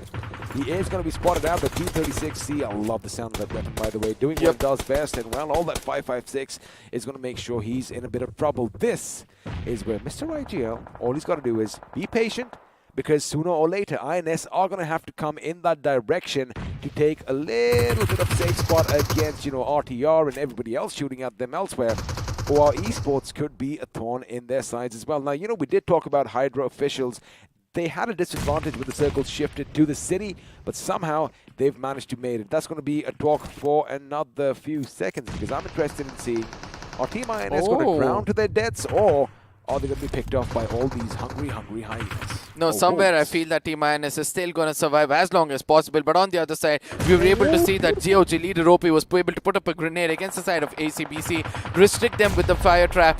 For how long can he be holding this corner? Because ultimately a push is going to be coming in from the side of Enigma as well. And in case they get to know that leader OP is upstairs, they're going to be lofting some grenades towards him, as Nigma Galaxy MJ already does that. And Sky is trying to push in towards the side of leader OP at this point of time. A push comes in, almost gets taken down, and he does get taken down, as more grenades is going to be thrown in towards the side of Evil Sky. Now, how long can Evil Sky survive as GOG get taken down in the 11th position with just one finish point? What Evil Sky needs is an evil eye right about now if he wants to make sure that he has all the fortunes in his favor. But Rex is going to be blown to smithereens elsewhere, and it does look like Enigma are going to get in a lot of trouble surviving by one man. Oh, Mr. IGL did have a few grenades in his kitty, and now again he is going to have to make a move, but the thing is, it's all about position points at this moment. He does spot Evil Sky in the distance, and have a look at that. I think someone didn't tell us there was a little bit of a reunion going around that little sunken boat over there, but finally the play zone is going to come in, and looks like ACBC are going to bid us adieu in the 10th position.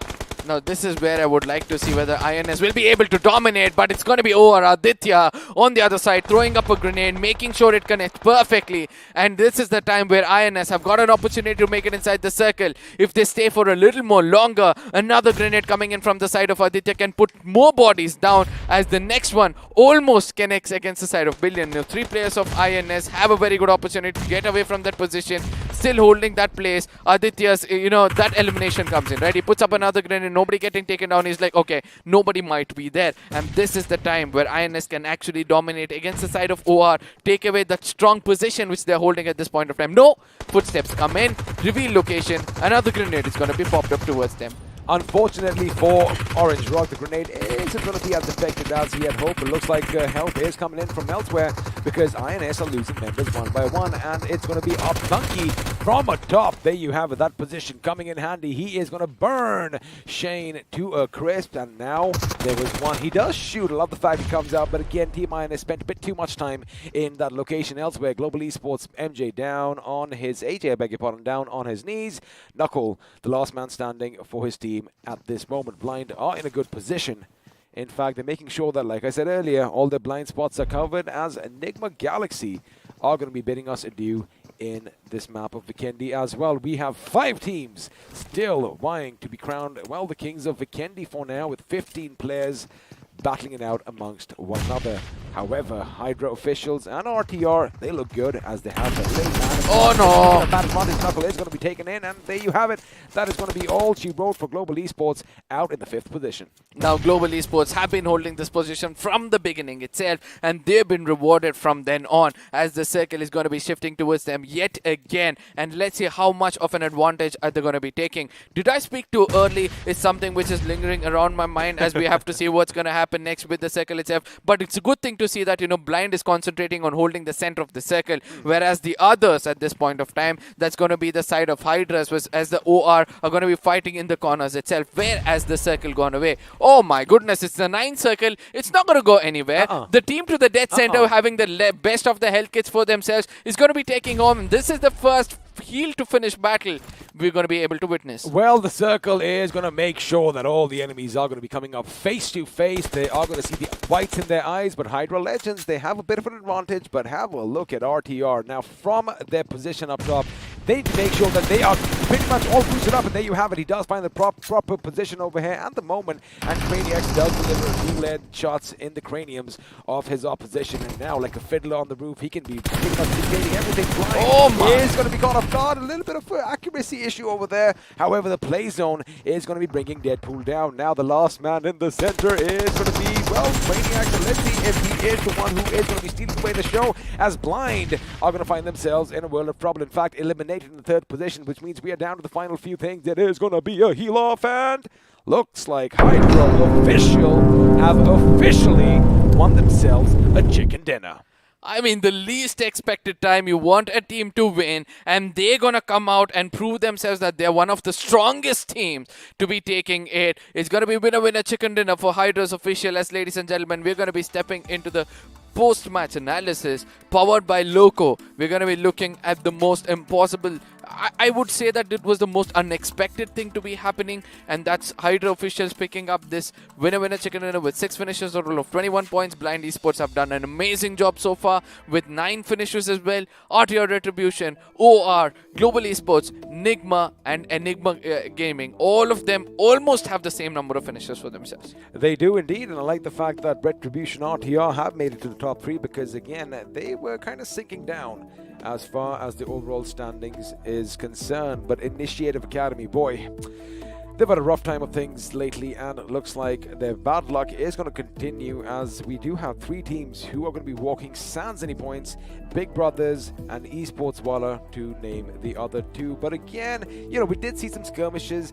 Now, here's what I kind of feel. It did come down to the heal battle. It did come down to the lost medkit, because the thing is, I don't think a lot of these teams are so well versed with the interiors of the houses in these cities, because again, you don't know the angles, you don't know whether there's a wall over there, you don't know where the bathroom is, and all that kind of stuff, right? So a lot of grenades were being used, and again, it's going to be, give it some time. They have to play this map a lot more to know every single nook and cranny. But for now, let's have a look and see who's going to be crowned the iQOO MVP. And, well, it is going to be an Enigma, and his name is Rex. Oh yes, he was screaming through the game itself, right? It's just that, his voice was not heard far enough where he could gain that winner-winner chicken dinner. But let's not forget that, 826 damage coming in from his side. Then right behind him is going to be the man who could be much more clinical than everybody else. Could be, but he was not as much as the side of Blind Dotty. But yes, Joker is going to be having 594 damage for 4 finishes. He's going to be Blind Rage coming up with 500 damage, 4 finishes. He's going to be Deadbull far away, but Dotty was the most clinical and did the best of what he could. Well, he was, and now let's have a look at some more figures on our screen. 8 grenade finishes is going to be good. And pretty much, the thing is, every single thing that you see on your screens right now is sort of like a new record. Yep. Because this is the first time Vikendi has been played. So for now, this is where we set the bar. 8 grenade finishes is going to be the highest. 2 airdrops, and of course, you get the gist. Now, healing over time might increase. 6,801 isn't, that high in such a big map. But again, like I said, it is the first time we've seen Vikendi in iQOO BMPS powered by Loco. Now this is where the FD graph is not going to hit that. It's not going to be crossing even 2000, and ultimately all thanks to the terrain itself. Now Global Esports on the other side have done the maximum of what they could because of them trying to come in from the corners of the circle, but all they could do is get up a total of 6 finishes for themselves. But Hydra on the other side was also able to take up 6 finishes as well as RTR. But for me, the team which stood out obviously is going to be the side of Hydra. Well, you know what we like doing? We always love pitting one team up against the other, and for now it's going to be Hydra Official up against Retribution RTR. 6 finishes on either side, and let's do something else. Let's put 2 more against one another. I want to see OR Esports. Hopefully they do pop up on our screens, and well, they are going to be popping up, and they're going to go up against the other veterans in the form of Global Esports. And one thing that stands out is all 4 teams, as you mentioned, in the point standings, have the equal number of finishes. Now this is what happens, right, where we really saw that it was the side of Blind who had best advantage, but still too overconfident, coming out in the open and getting taken on because they believe that we exactly know where the corners are.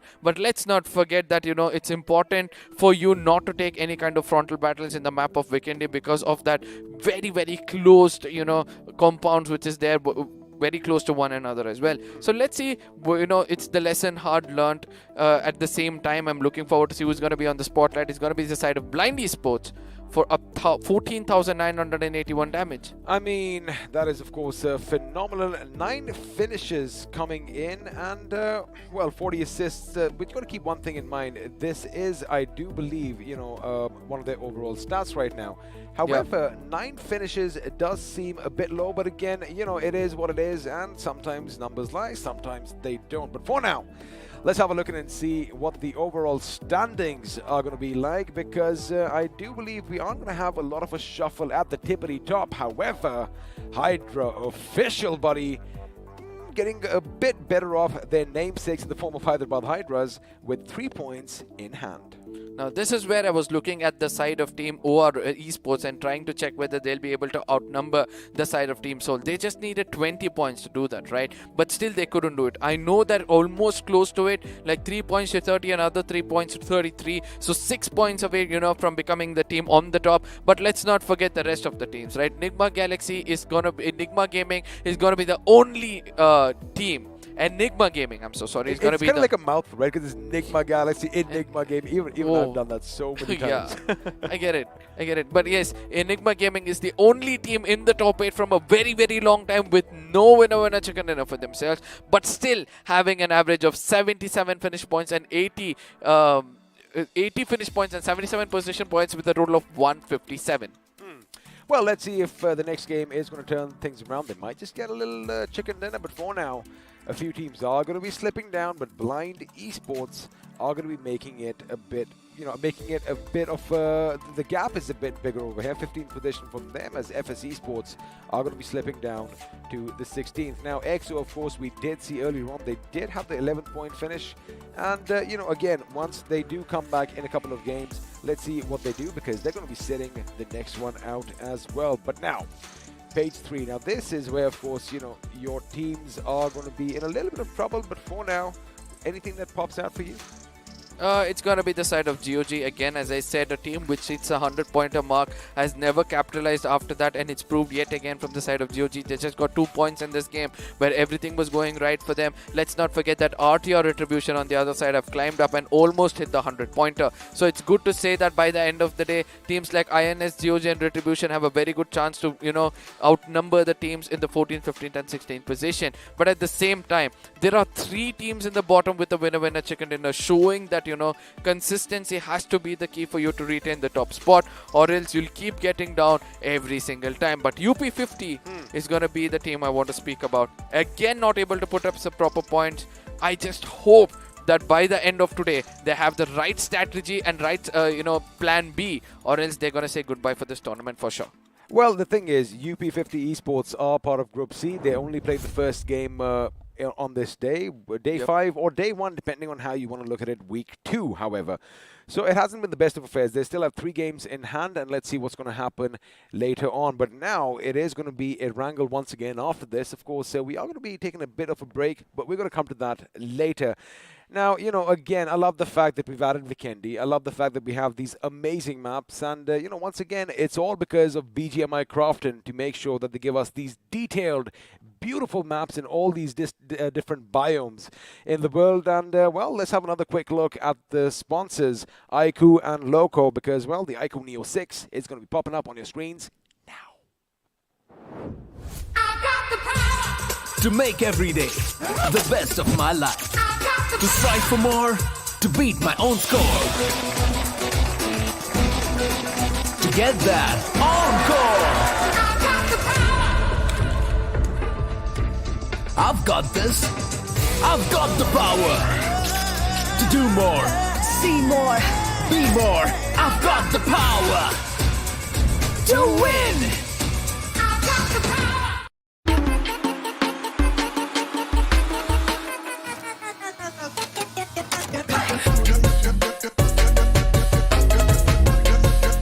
Watch it, earn it.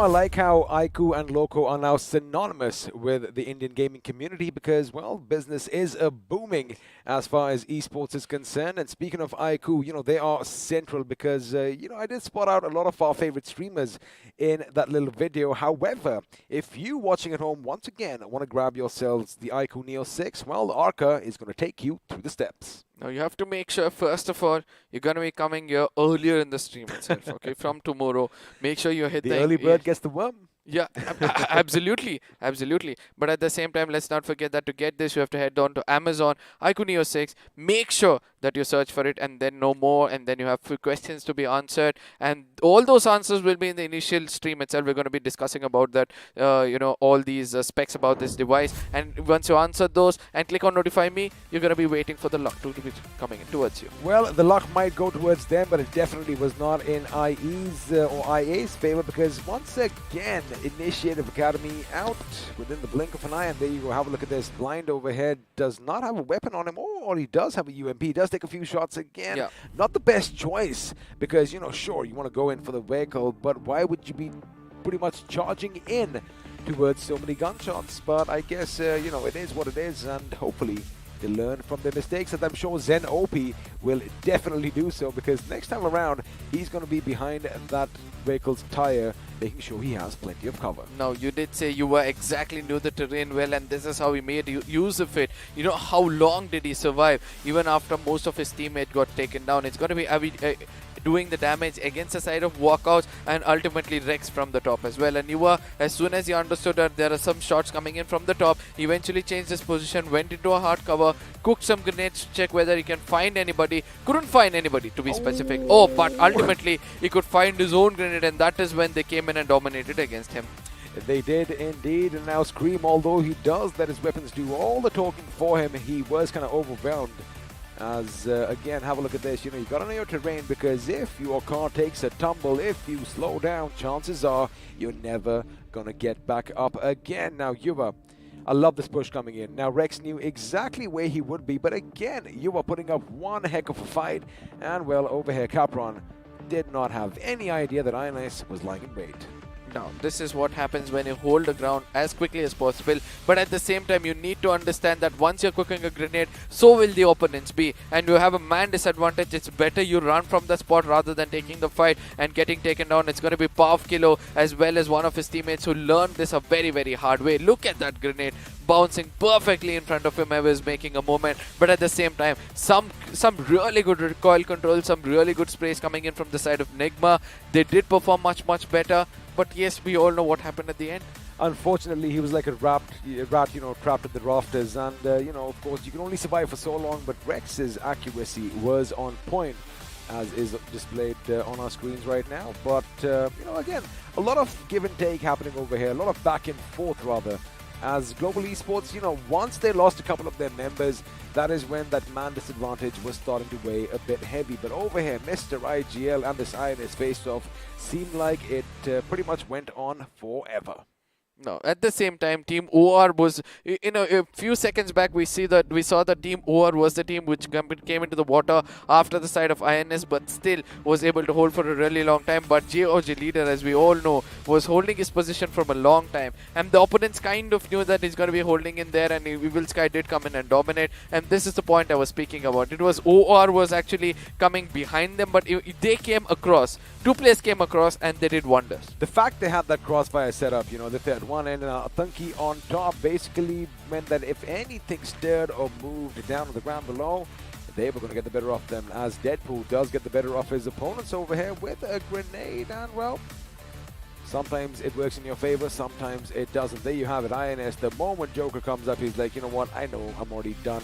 And, well, he did try and go out with a bang. However, Vixie, a different story for him. He did not do anything. In fact, the blue zone came in and snuffed his life out. Now, Blind on the other side, we have 3 men standing over here. They had a decent amount of loot. They put a grenade against the side of Team Hydras, but one person of Team Hydras was clever enough. He was like, you guys carry on. I'm going to go in for a heal battle, because this circle is the final circle. It's going to be coming in, and those who dare to challenge it and take the fight against an opponent are going to be paying a price. Quick thinking on his part, because now RTR would have been looking, hey, wait, where's the last guy? But they were going to be losing their HP ever so slowly. Had Hydra been over here, well, it would have been a different story, and maybe RTR would have had a better day out of this. But again, congratulations to Hydra officials to making sure that they held their ground. Quick thinking, like I said, on their part, to make sure that they give every single first aid to that one man.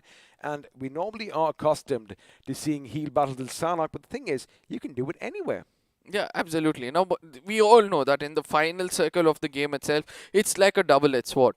If you're pushing in, you have to make sure that it's the zone eating you up on one side and also the damage of the opponent. So, rather than taking the fight, which is going to be a double-edged sword, go in for a heal battle and make sure that you're going to be surviving a much more better. But it's just that you need to have the right kind of loot as well. But Blind on the other side had better compared to the side of Hydras, because they were there for a long time. They wanted to take fights with the throwables because of all those resources they were holding, but they had to pay a heavy price. Well, they did have to pay a heavy price. And again, speaking of a double-edged sword, if you do want to let someone remain behind and, get done with all the healing, even if he has 100 health kits, the thing is, when your team is going forth, best case scenario, there's going to be just 3 of you. Yep. And again, in all that fighting, sometimes the man disadvantage can come in and, just hurt you a little bit, which kind of puts pressure on the gentleman or the lady who's going to be in the back lines healing himself up, because sometimes you might just initiate it a bit too quick.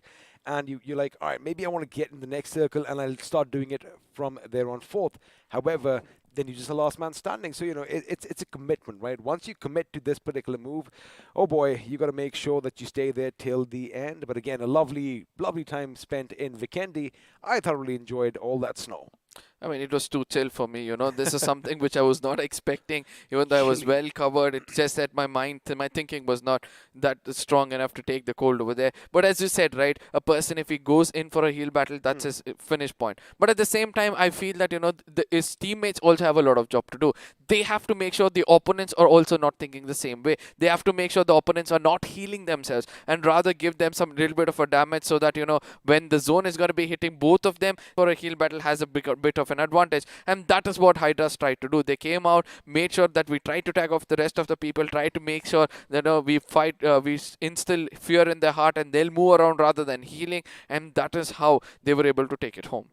Well, they did take it home this time around, but let's see if they can repeat that again. Because once again, the next game, although, well, we are going to be exiting this biome. Forget the tundras right now. We're going to be heading down south. We're going to be having some green, luscious plains, because Erangel is going to be coming up once again. And I like the fact that Group A is still going to go up against Group B. So, we do have a few, revenge finishing coming in store for you. But before we take a quick break, anything else that stood out for you in the map of Vikendi? where we thought that the experienced team will be performing much better. We got to see that none of those teams could actually made it into the final circle, apart from the side of Hydra. It was blind and Hydras over there, but still blind did not make it. But RTR on the other side performed much better than all of them, and we did see that, you know, even though the experienced teams did make it into the final part of the circle, it's just that they did not survive until the final moments of the game itself. So we have to say this, that, you know, it was kind of, our statement did not go wrong or did not go right. It was well balanced game, to be specific. It was, but again, you know, it's all that hunger, it's that drive that basically propels you to greatness. And the thing is, you know, these teams, they obviously have done their homework here in the map of Vikendi, and well, that is one of the reasons why they basically made it out till the end. But you know what we're going to do right now? Again, we're going to take a quick breather because we have been rambling on for quite some time. It's going to be a short break. You already know the drill. We'll see you on the other side of this. जब court पर बनी team of 5, छठे यार का दिल टूटा ऐसे जैसे टूटे कांच, क्योंकि अब से कोई नहीं होगा कभी भी left out. Battlegrounds Mobile India brings you the new 8v8 TDM mode. Let the action begin in Santorini.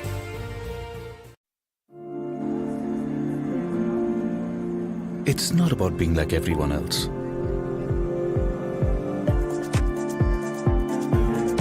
It's about having your own destination.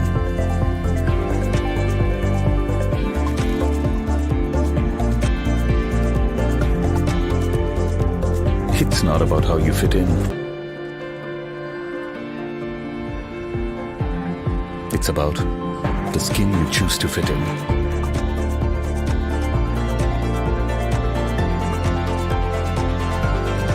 It's not about you belonging somewhere. It's about you belonging with your squad. Because everyone can be a player in Battlegrounds Mobile India. All new Battlegrounds Mobile India with new modes and maps. Let the battle begin. Download now. What's your biggest weakness? My biggest weakness? If I had to pick one, I'd say that my biggest weakness is that I'm a real giver, you know. I give more than I should. Are you going to keep all the loot for yourself, huh? We don't need glory hunters on the team. I'm firing on all cylinders 100% of the time. Gives others a huge complex. Arey bhai, can't find any guns here. I'll be toast if I have to carry on with this frying pan. I'm too calm and composed for my own good. Nothing can rattle me. I'm in constant zen mode. Beast mode, guys! Come on, let's go! Arey scout kar rahe hai yaar. Hello, respond! I just can't push people against their will, you know. Even if it's for their own good. Seeing people uncomfortable just doesn't sit right with me. अबे तुम red zone के बाहर नहीं निकल सकते, comfort zone के बाहर कैसे निकलोगे? चिकन डिनर के साथ में भूल जाओ, तुम्हारी किस्मत में भूखा मरना लिखा है. Pick the game, drop the act. All new Battlegrounds Mobile India with new modes and maps. Download now. This car won't drive itself, right? Where to go, when to stop, read the map. अब ये सब तो in-game reader ही कर सकता है. And danger rarely announces itself. इसलिए आगे बढ़ने के लिए एक स्काउट भी जरूरी है.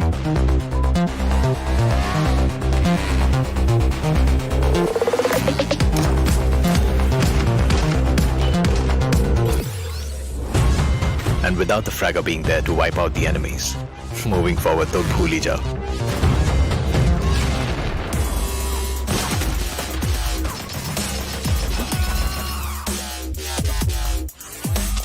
और फाइनली गाड़ी आगे बढ़ाने के लिए सिर्फ पहिए नहीं, जैक भी जरूरी है. कोई भी मैप हो और कोई भी रास्ता, जैक ऑफ ऑल ट्रेड्स के बिना टीम नहीं बनती. Without you as the support, ये गेम नहीं चलती. Your friends are waiting for you on the battlegrounds. फिर से अपने यारों के साथ चिकन डिनर करोगे, साथ मिलके रैंक पुश करोगे. Battlegrounds Mobile India. Download now. Train और ट्रैक्स के छिचक के बीच अगर लोकल में बैठी टीम मुंबईज अपनी गेम पटरी पे ला रही है, तो बनारस की पतली गलियों में राजेश गेम में पतली गली पकड़ रहा है. थैंक्स टू सिमरन, उसके क्लैन के रैंक का कोई बाल भी बांका नहीं कर सकता. बड़ा बाजार में कैसा भी हो वाईफाई, पिंटू अपनी स्क्वाड को दे रहा है हाई फाई. अरविंद उर्फ शार्प शूटर को है पता, the one who shows the way is the real तला। चार मीनार के पास एवरीबॉडी नोज ये सिंगल हीरो और दो हाथ का गेम नहीं है। इरेंगल और मिरामार से भी बड़ा एक मैप है जहां हर कोई अपना रैंक पुश कर रहा है। Battlegrounds mobile India, India rank push कर रहा है यहाँ। आप हो कहाँ? Download now. Well, welcome back once again to the iQOO BattleGrounds Mobile India Pro Series powered by Loco. My name, of course, is Angad Singh Chahal. I like going by XP or the Experiment from time and time. And this guy, well, I mean, he kind of grows on you, right? Of course, I'm talking about Amrit. We know him better as Fixes. Fixes. Last game was in Vikendi. You were the one who was actually kind of, suited and booted for the snow. I got the chills. But again, what did you think of the map of Vikendi? I mean, it was pretty straightforward, right? Nothing really hitting you off usually like Vikendi does. It was quite an even shift. We did not have to see those curveballs hitting it because I was looking for that moment, the circle to be taking maybe a sudden shift, maybe around the castle area. That is where you've got so many of those teams trying to rotate in around. The only point that I really liked was about Global Esports and the northern rotation trying to take against Blind from the backlines. And Hydra officials, the way they took over the pot was to City, the other side, I love that. Because even they had a little bit of an issue, right? Because they did have the high ground and then it shifted to basically Blind's position. But, we're just going to have a little bit of a break. We'll talk about that in a second because, well, the pre-match segment powered by Loco is coming up. And once again, it's going to be Group A up against Group B. But, quickly coming back to the point we were making, I kind of thought that it's going to be tricky, but again, since Blind was engaged with Global Esports at one end and a couple of teams scattered on the other, Hydra, I think you'd agree that they snuck in at the right moment. Oh yeah, and they made the right choice. Now, who would have thought that they would resort for a healing battle? Because considering how the entire traffic was set around, it was so difficult for them to survive. The moment they entered in from the western side, it was way too open for them. They took over the compounds instantly, and the majority of the fight started building up around the southern side. They also realized that, there's no point fighting it out. They had 13 first hits on the final play, surviving. So we get to see those little bit of glimpses of Sandhawk over there.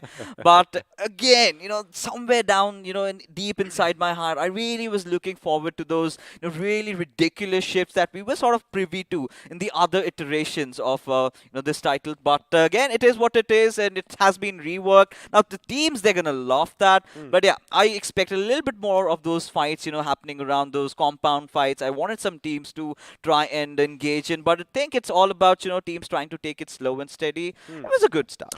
All right, let me just ask you another question because, of course, he is our analytical maestro over here. INS stuck under the bridge in a very precarious situation, and OR, basically being a little bit of a, angel of death for them. What could they have done? At that particular moment, the moment INS were kind of taking the water lines areas, the rivers, I realized that they didn't want to engage in fights. They were looking out for position points, which was quite different from how they usually approach. Now, there were certain avenues, right? They could have taken that longer rotation. They could have, followed the path of Hydra officials. They could have taken it from the back lines, taken that bridge and headed off from that direction. In that situation, they would have been in a contention to fight it around. And stepping under the bridge, it was all about waiting for somebody to strike, which sort of eventually happened. Well, that, of course, did eventually happen. And, again, I love the fact that we did see Vikendi. I love the fact that we have this beautiful game called BGMI. I love the fact we have this tournament. So, once again, let's do one thing and have a look at our sponsors, iQOO and Loco, and that beautiful, beautiful video. To make every day the best of my life. To strive for more. To beat my own score. To get that encore. I've got this. I've got the power. To do more. See more. Be more. I've got the power. To win. I've got the power. Fixes, try and hit that note. I've got the power. Come on. No, I really do try and not hit want it. people to be having their ears bleeding if I try and do that. I guess But I've already done that, right? I mean, you're fine. You've got a good voice over there. But for people out here, for the new ones, of course, everybody wants their hands on this beautiful smartphone, right? How do you do that? You head over to Amazon, search for iQOO Neo 6, participate in that quiz, and if you are lucky, 3 winners every day, they're going to be winning the iQOO Neo 6, the best in business right now. However, Okay. if you aren't lucky with the iQOO Neo 6, you might just walk away with some BGMI merchandise because it's not 3 a day, it's a lot higher number, and your chances are, of course, going to be skyrocketing. Now, what you got to do is head over to the Esports channel, and you are going to find a link in the description. Now, before you fill it out, make sure you basically support your favorite team, or be smart about it and hashtag the team you think is going to be on top of the leaderboards on that particular day. And then who knows? Maybe you just might walk away with a phone and some BGMI merch. I mean, that's the dream, isn't it? I mean, that has to be the cherry on top of the cake. And then you head over to Loco. So you have your T-shirt, you have your device. I mean, fix this. What more can one ask for? It's absolutely wholesome, right? What could a viewer particularly want? But this is where I'm going to make things easier for you, because I've really been feeling that OR Esports have been making some big strides. Now, this might not be one of those teams that have been getting those chicken dinners, right? But every single time they come into play, they've been making sure they get that top 3, they get that top 4, and along with that, they get those important finish points to themselves. Now, if you remember about that OR Esports situation over there, INS, they were clumped under that little bridge. They had that last surviving player of Autobotz, and all Aditya was doing was just pummeling them down with grenades. He was, just he didn't even have to pummel them, right? He was just throwing them. He was just like letting it loose out of his hands. They just roll into the enemy's position. But again, I'm surprised that INS did survive till they did. But of course, that is history. And, well, there's no mystery here because you already know what's going to happen next. It is going to be the map of Erangel. Now, last time around, we did see a circle near the prison hill. Near the lumberyard. I want to see something different, mate. I don't even mind quarry. I want to see something at the Sosnovka military base. And let me say one thing. Yeah. This time around, I think the BGMI gods are kind of favoring me more than you, so I might just have my wish. And, well, I know you are looking at the camera with your, trademark figure and that little rhinus that you have, but the people can't see us, so laughs on you. All right. I mean, I completely agree that it's been time enough that we really want to see that certain circle, right? It's been ages since we've had that, and this situation, right? It sort of demands for it. Now, I do not know what you've been doing on the back screens. You've been making offering to the gods of BGMI. Oh, I got really pious over the weekend. Yeah, and a lot of chickens. They've been favoring you, my friend. But for now, yeah, of course. Hoping for a certain circle, could be a little bit of a long shot out there, but gives us enough time. Well, looks like we are going to be coming back to the studio right now, and we might just have a little bit of a rehost. And this does happen. You do have a few minor technical issues every now and then. Maybe there was a bit of a connectivity issue, but this is when you should have actually made that face right now, Fixes. Oh, there you go. So, whenever we kind of have this little banter between us, I don't know, he just looks at the camera and he thinks he's just, so cool. I've got to do that. But again, coming back to the discussion, today's day has been sort of a revelation for all the other teams out there. I'm pretty much feeling that Team Blind has again been one of those teams that has been really consistent, don't you think? The way they started off in the first game of Erangel, right? They were going a lot aggressive, right? Taking those fights head on, transitioning into Vikendi, where they were looking out for those position points, which they eventually accrued for themselves. Nigma Galaxy, of course, did manage to win the first game. And then again, we saw them, having little rough times in those other maps. But again, they still have themselves in the race. But Hydra official XP, out of nowhere, right? Till the end of the first week, we were having them in the third page. They have definitely propelled themselves up now into the top 8. Now, that's a huge, huge jump. Oh, it is a massive jump indeed. And, it's not just this game. Even well, day one in the second week of league play has definitely been in their favor. They've done their homework. Yeah. This is what I do believe, right? They've done their homework because you got to keep one thing in mind. Yes, you might see a few names. A couple of them lads are proper veterans of the game. They've been at it ever since BGMI was was born, came into inception, Yeah. and that little experience was showing because we did kind of anticipate that they're going to come back a bit stronger, and well, a chicken dinner definitely helps. For Hydra official, as a matter of fact, again, this is one of those organizations that has been etched in history, right? A lot of big creators out of it, and they had always been having that knack of changing their rosters after every single tournament. It's not just about the officials. Pretty much everyone was doing that except just a few, right? But it was too much with Hydra, right? They did not have a concrete lineup. I really felt they were kind of unsure. But from what they have really, racked up, especially ever since they came up into the iQOO BMPS, honestly, we did not have a lot of expectations from their side because, of course, it takes a lot of synergy to build up and yada, yada, all these other things, And finally, it feels like, they are having a similar storyline like Team Soul, right? Finally finding the perfect jigsaw to the puzzle, filling it up. They know what they're wanting. They've been one of those teams that have been a little laid back in terms of engaging into fights, have been focusing a lot on those position points, and finally it's working out for them. It is indeed, and again, like you always keep saying, it's about that balance, and let's just see if they can keep this momentum forward, because I want to see that in another team. Now, the name I'm going to be using right now. Okay. It starts with the U, ends with an O. UP50. Now, well, they are in a little bit of a slump, but again, we are going to see them in the next few games after this, so let's see if they can turn their fortunes around, because, it just goes to show, if one team can do it, anyone else can, but do they have that drive? Do they have, well, the cojones? Do they actually have it in them to take a few risks? Because if you don't risk it, well, you aren't going to get that biscuit.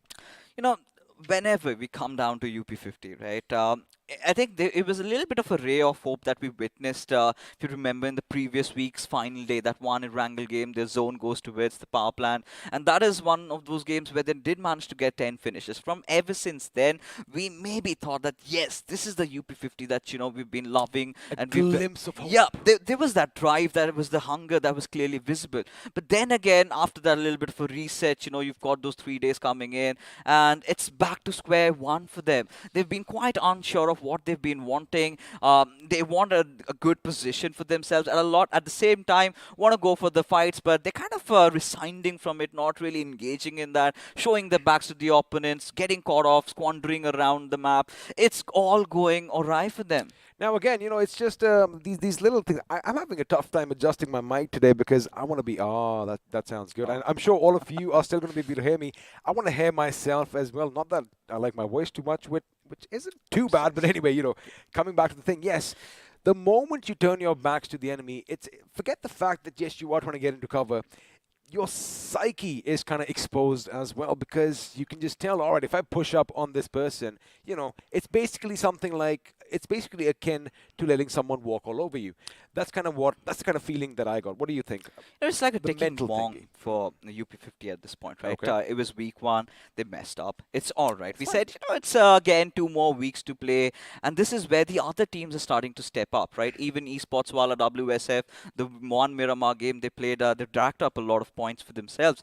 But this is where they need to understand. If they have one more bad week, then this could be the end to their fairy tale that they're having so far. And in week number 3, maybe they would not have enough to pick upon, because majority of the teams, right from the very start of the day, we were talking about, it's all open till the 17th spot. Even EXO really reaching that 100-point marker. It was one good chicken dinner for them. They propelled themselves to the 14th spot. But UP50, they're still not in the race, man.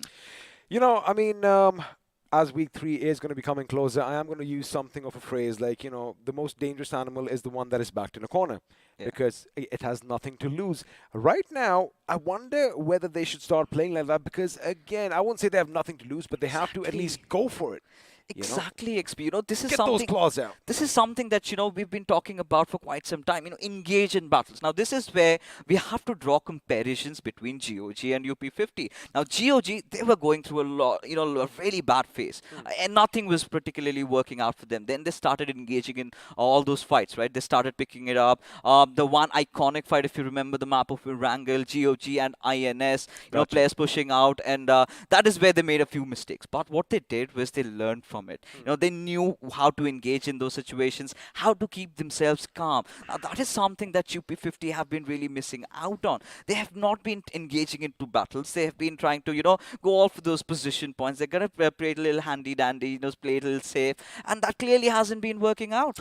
Well, it wasn't working out for them, and they did get into. Well, let's see what's going to happen, because I'm sure all our lovely viewers, I love saying that, are going to be getting kind of sick of us right now. They're like, hey guys, where were the I thought Costas? you guys loved us. No, I mean, I think they love you a bit more than me. So they're going to be like, Costa, stop your talking and let that game begin, because you know what we like saying over here: ask and ye shall receive. But in a few seconds, we're going to be heading back to Erangel, and this time we made sure everything is tickety-boo. Everything is running the way it should be. So we're going to say bye-bye from the studio as, once again, let's have a look and appreciate the beautiful map that is Erangel.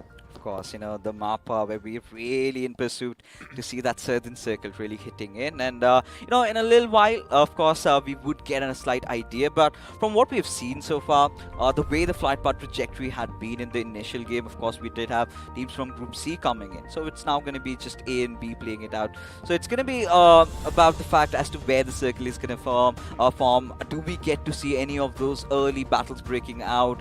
Is it going to be someone else? Because, again, if you can't get it...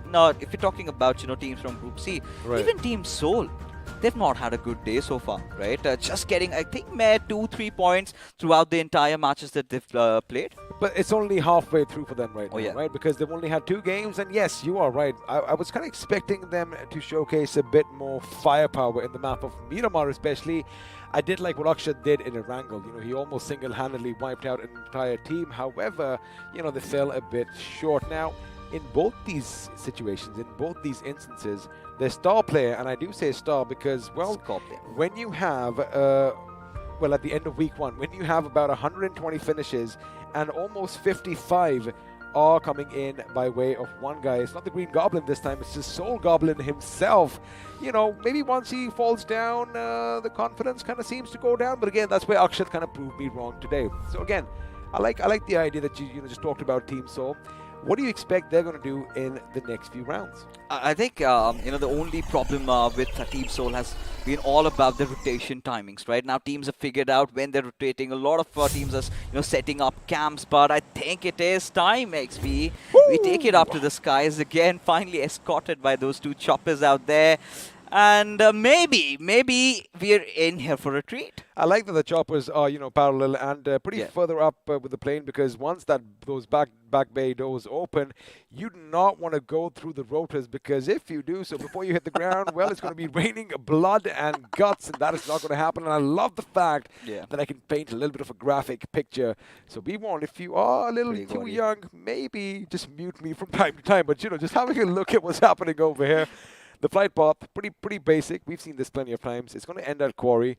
But the question is, where is the circle going to form? I kind of think if the Sosnovka military base is going to be there at the beginning, action is ending over there. Oh, we're going to be elated if that happens. And this is a perfect setting for a southern circle. But, there have been tendencies of the circle even moving up north. But for now, again, it is going to be RTR, Retribution, heading over towards Novoripnoi, even ACBC this time, as a matter of fact, not having a lot of trouble. So I'm going to expect a good game from their side as well. But Global Esports, they've got a lot to prove. They've been one of the most aggressive teams in the lobby so far. And they're going to try and do nothing else but...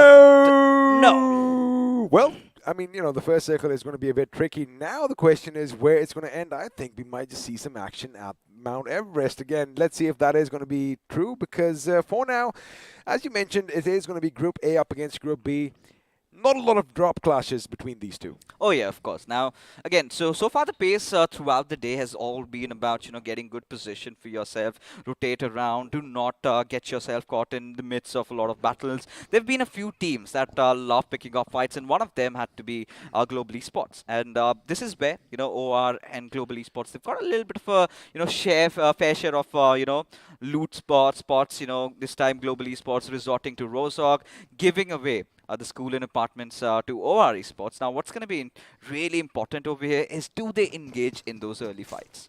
Well, let's see if that's going to happen, because Initiative Academy are definitely not heading to Primosk, even though the gentlemen from 7C Esports are not going to be here. But the thing is, there's another team that loves calling Primosk their home, and of course, I'm talking about Autobotz Esports. So I like it that they are going to be shifting things around. They're going to be changing things up a little bit, a little shuffle coming in, as they are going to have the Georgia Ball containers all to themselves as well. Looks like it's time to go back to school, boys and girls, because Aru is going to be on the rooftops, and sooner or later, or might just go up against Global Esports. But now we did have a look at the circle. Everyone seems comfortable. Anything that catches your eye, Fixes? And in this particular game, I had my eyes on the mini-map, and I have a slight hunch, right? This could be a Northern Circle. Now, we have seen this even in the past, right? Ever since that update, we've been talking about it over and over again. When we sort of anticipate maybe it's going to be Mount Everest, kind of takes that a little bit of a shift up north, or maybe could be ruins in store for us. Or Mount Olympus, depending if Dialysis is playing, because I'm pretty sure he's going to want to go back home. But there you have it. We have the map on our screens. Fixes, paint us a picture.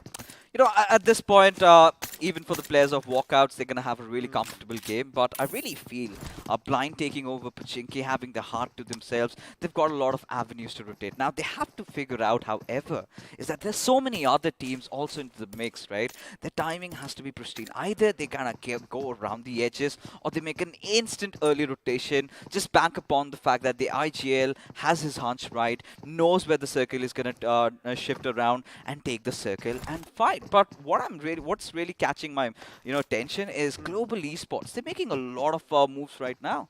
They are indeed, and like you said, that sometimes they do go towards the school. This time around, they are going to give their position up. Now, of course, everything that we talked about, Blind Esports, that's assuming the center moves away, which I'm sure, I definitely agree with you. That should be their course of action. However, if action is going to take place in the city of Pochinki itself, well, that is their hometown, that is their ground, and that is where they are most deadly. As I like saying, Pochinki is ours. But now GOG on, well, day one of week 2, they have been kind of, surprising me a bit. They've got a little extra oomph. They got a bit of extra vigor in them this time around, Fixes. Oh yeah, I mean, for GOG, considering that Team EXO is not playing, of course, resorting to their old, good old Milta City. So I think I like what they're doing over here, especially their Miramar games. They've been on point, their rotations well executed. But we were sort of wondering that maybe they are the ones who were kind of trying to, stop down the players of Hyderabad Hydras. They did their own thing, right? They focused mainly on their rotations, and it really worked out well. And this is a kind of improvement that I would like to see from their side, and they are, well, delivering. They are delivering indeed. However, Big Brother Esports, again, they've also had that little shine, that little glimmer in their gameplay. But again, not the best of days for them so far. But it is going to be Erangel once again. Let's see what they do. Oh, sometimes if your machine doesn't work, all you have to do is punch it. And, sometimes you get a free soda can dropping down. However, not the case, it seems like, with all that special ammunition, right?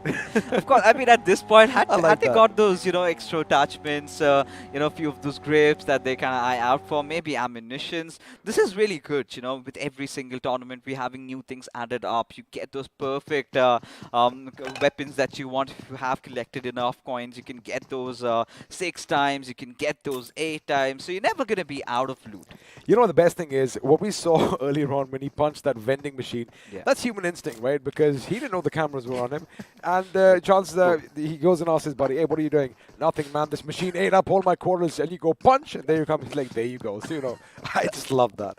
That's the Indian way of getting things done, right? If it doesn't really come out, you got to get the jugaad, right? There you go. And that is what they did. And, of course, now, Walkouts. Now, this is one of those teams that initially in the first week were kind of withering away. We had high expectations from their sides. But finally, they're looking a little bit more confident, a little bit more consistent.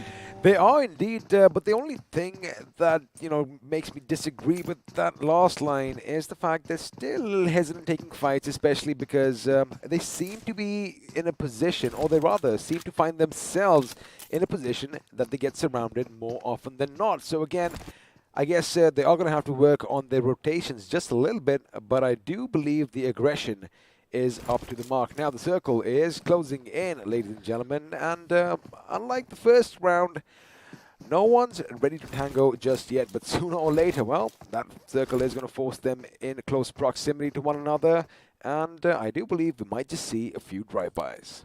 Everybody's just floating around, right? Everybody just wondering where the circle is going to head out. Is it going to go a little north? Are we supposed to be holding those junction areas? Are we going to be, looking over at the bridge? Because, yeah, that's the only case that I can feel that, teams are kind of withdrawing, not trying to engage in a lot of fights. And this is where Esports Wala, WSF, this is one of those teams had a really good Miramar game and would want to build up that little momentum, even transitioning into Erangel. But ACBC, they're going to have no trouble trying to rotate inside the circle, just crossing over the bridge.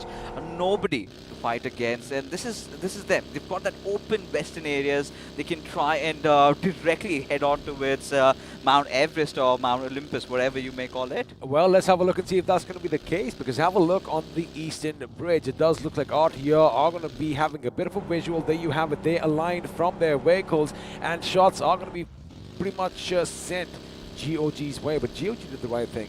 They're taking the lower ground. They're making sure they hit the beachhead instead of, exposing their position, traveling on the roads, because a couple of teams could be lying in wait. Now, the question is, they do have those two warehouses all for themselves, but if the circle has a drastic shift, well, their game plan could come under fire. The question is, where are we going? Because it is going to be, all right, they're going to be happy with that. Again, they can go along the beach itself and make it to the next safe spot. But this is where all the teams are going to be migrating in, and of course, Pochinki, buddy, still in play. Quick question for you. Is anyone going to contest blind in that city? No, ideally, no. Because I think what the teams are going to be rooting out for is either getting over the church area or maybe just the squad house right next to it. That is what their, attention would be. Because, again, blind, they've been veterans. They've been dropping at Pochinki ever since. And they know how to defend those areas.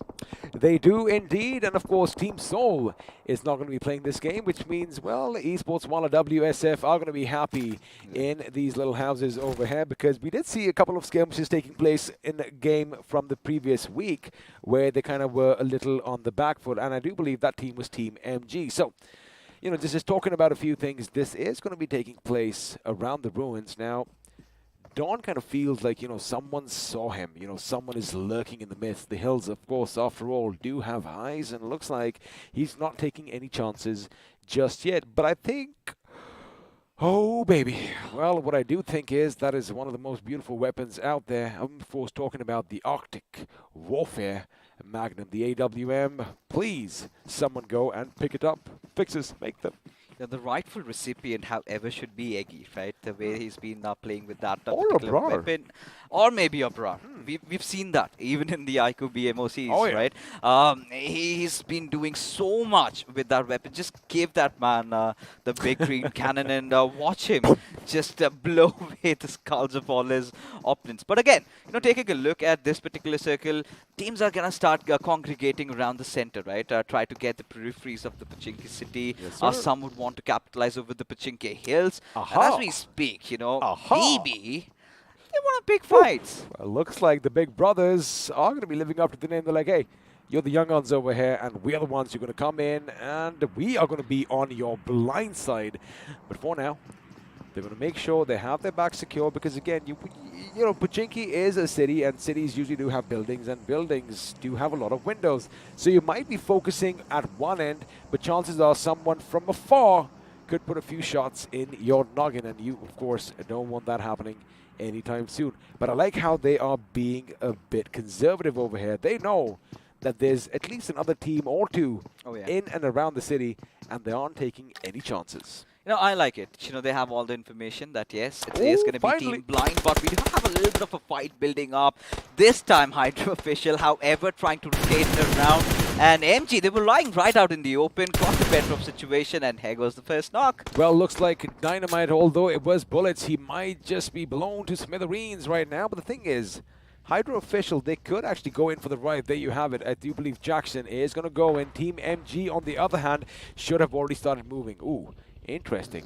Don is going to try and get as much information as he can, but the question is, maybe they should have been cooking a few grenades into that little fight. I do believe they are going to push in a little too late, but let's see if that's going to come and bite them later on, because the circle buddy is going to be shifting, and looks like we still have the foothills of Everest or Olympus, whatever you want to call it, but finally, after quite some time, the action is going to shift to the plains and fields of Gatka. This is where I really want to redirect our viewers' attention towards Autobotz, right? The way they've been playing, they were kind of lingering around the edges. Now this is the moment to realize, okay, it's a curveball hitting in. You're not going to get a lot of other ridiculous shifts. So let's just go in, take the center, and play how we've been playing so far along. Now, what I really liked about Team MG over there, despite getting that knock, it did not overextend, right? Because the moment they ride out in the open, so many teams are going to go after them. But Hydra official, they're making quite a lot of noise here. I like how, you know, Hydra's Jackson is going to be looking at someone else, and lo and behold, someone goes through in the middle. Oh, I think he's going to realize that that car had a little bit of an oopsie. Unfortunately, his vision was obscured by that tree right before. I do believe that there are a couple of tractors that are broken down over there. So you've got to be careful, and you've got to maneuver around them if you know the terrain. And speaking of terrain, we are going to have fights breaking out elsewhere, because ESF are going to, WSF, I beg your pardon, not taking the fight, but Enigma, he is going to be on his feet, and Evo just drives right through them, all three of them. Had he crashed, had he had a little bit of an accident, it could have been problematic, but now Scream is going to be doing all that Scream with his M4, but he is taken down from afar as Rex is going to try and make his way, and you know what? He does do so. Oh, he indeed does. Look at Eggy's cover. Yeah, he has a perfect area for himself.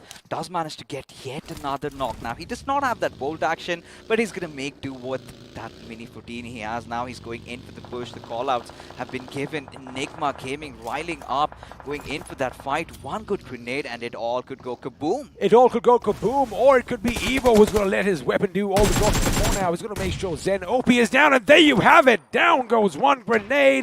That grenade went boom, and well, Evo buddy, there's no one there. Eggy's taking care of them all, but now the problem is he's going to get taken down from behind as Rex, on a sliver of HP, needs to patch himself up, because remember, Evo still is on his bloody knees. But again, this is where all the commotion is going to be a bit problematic. But for now, Rex, he does have the grenade. He does throw it. Does he have the accuracy his teammate does? This one, just a little bit short.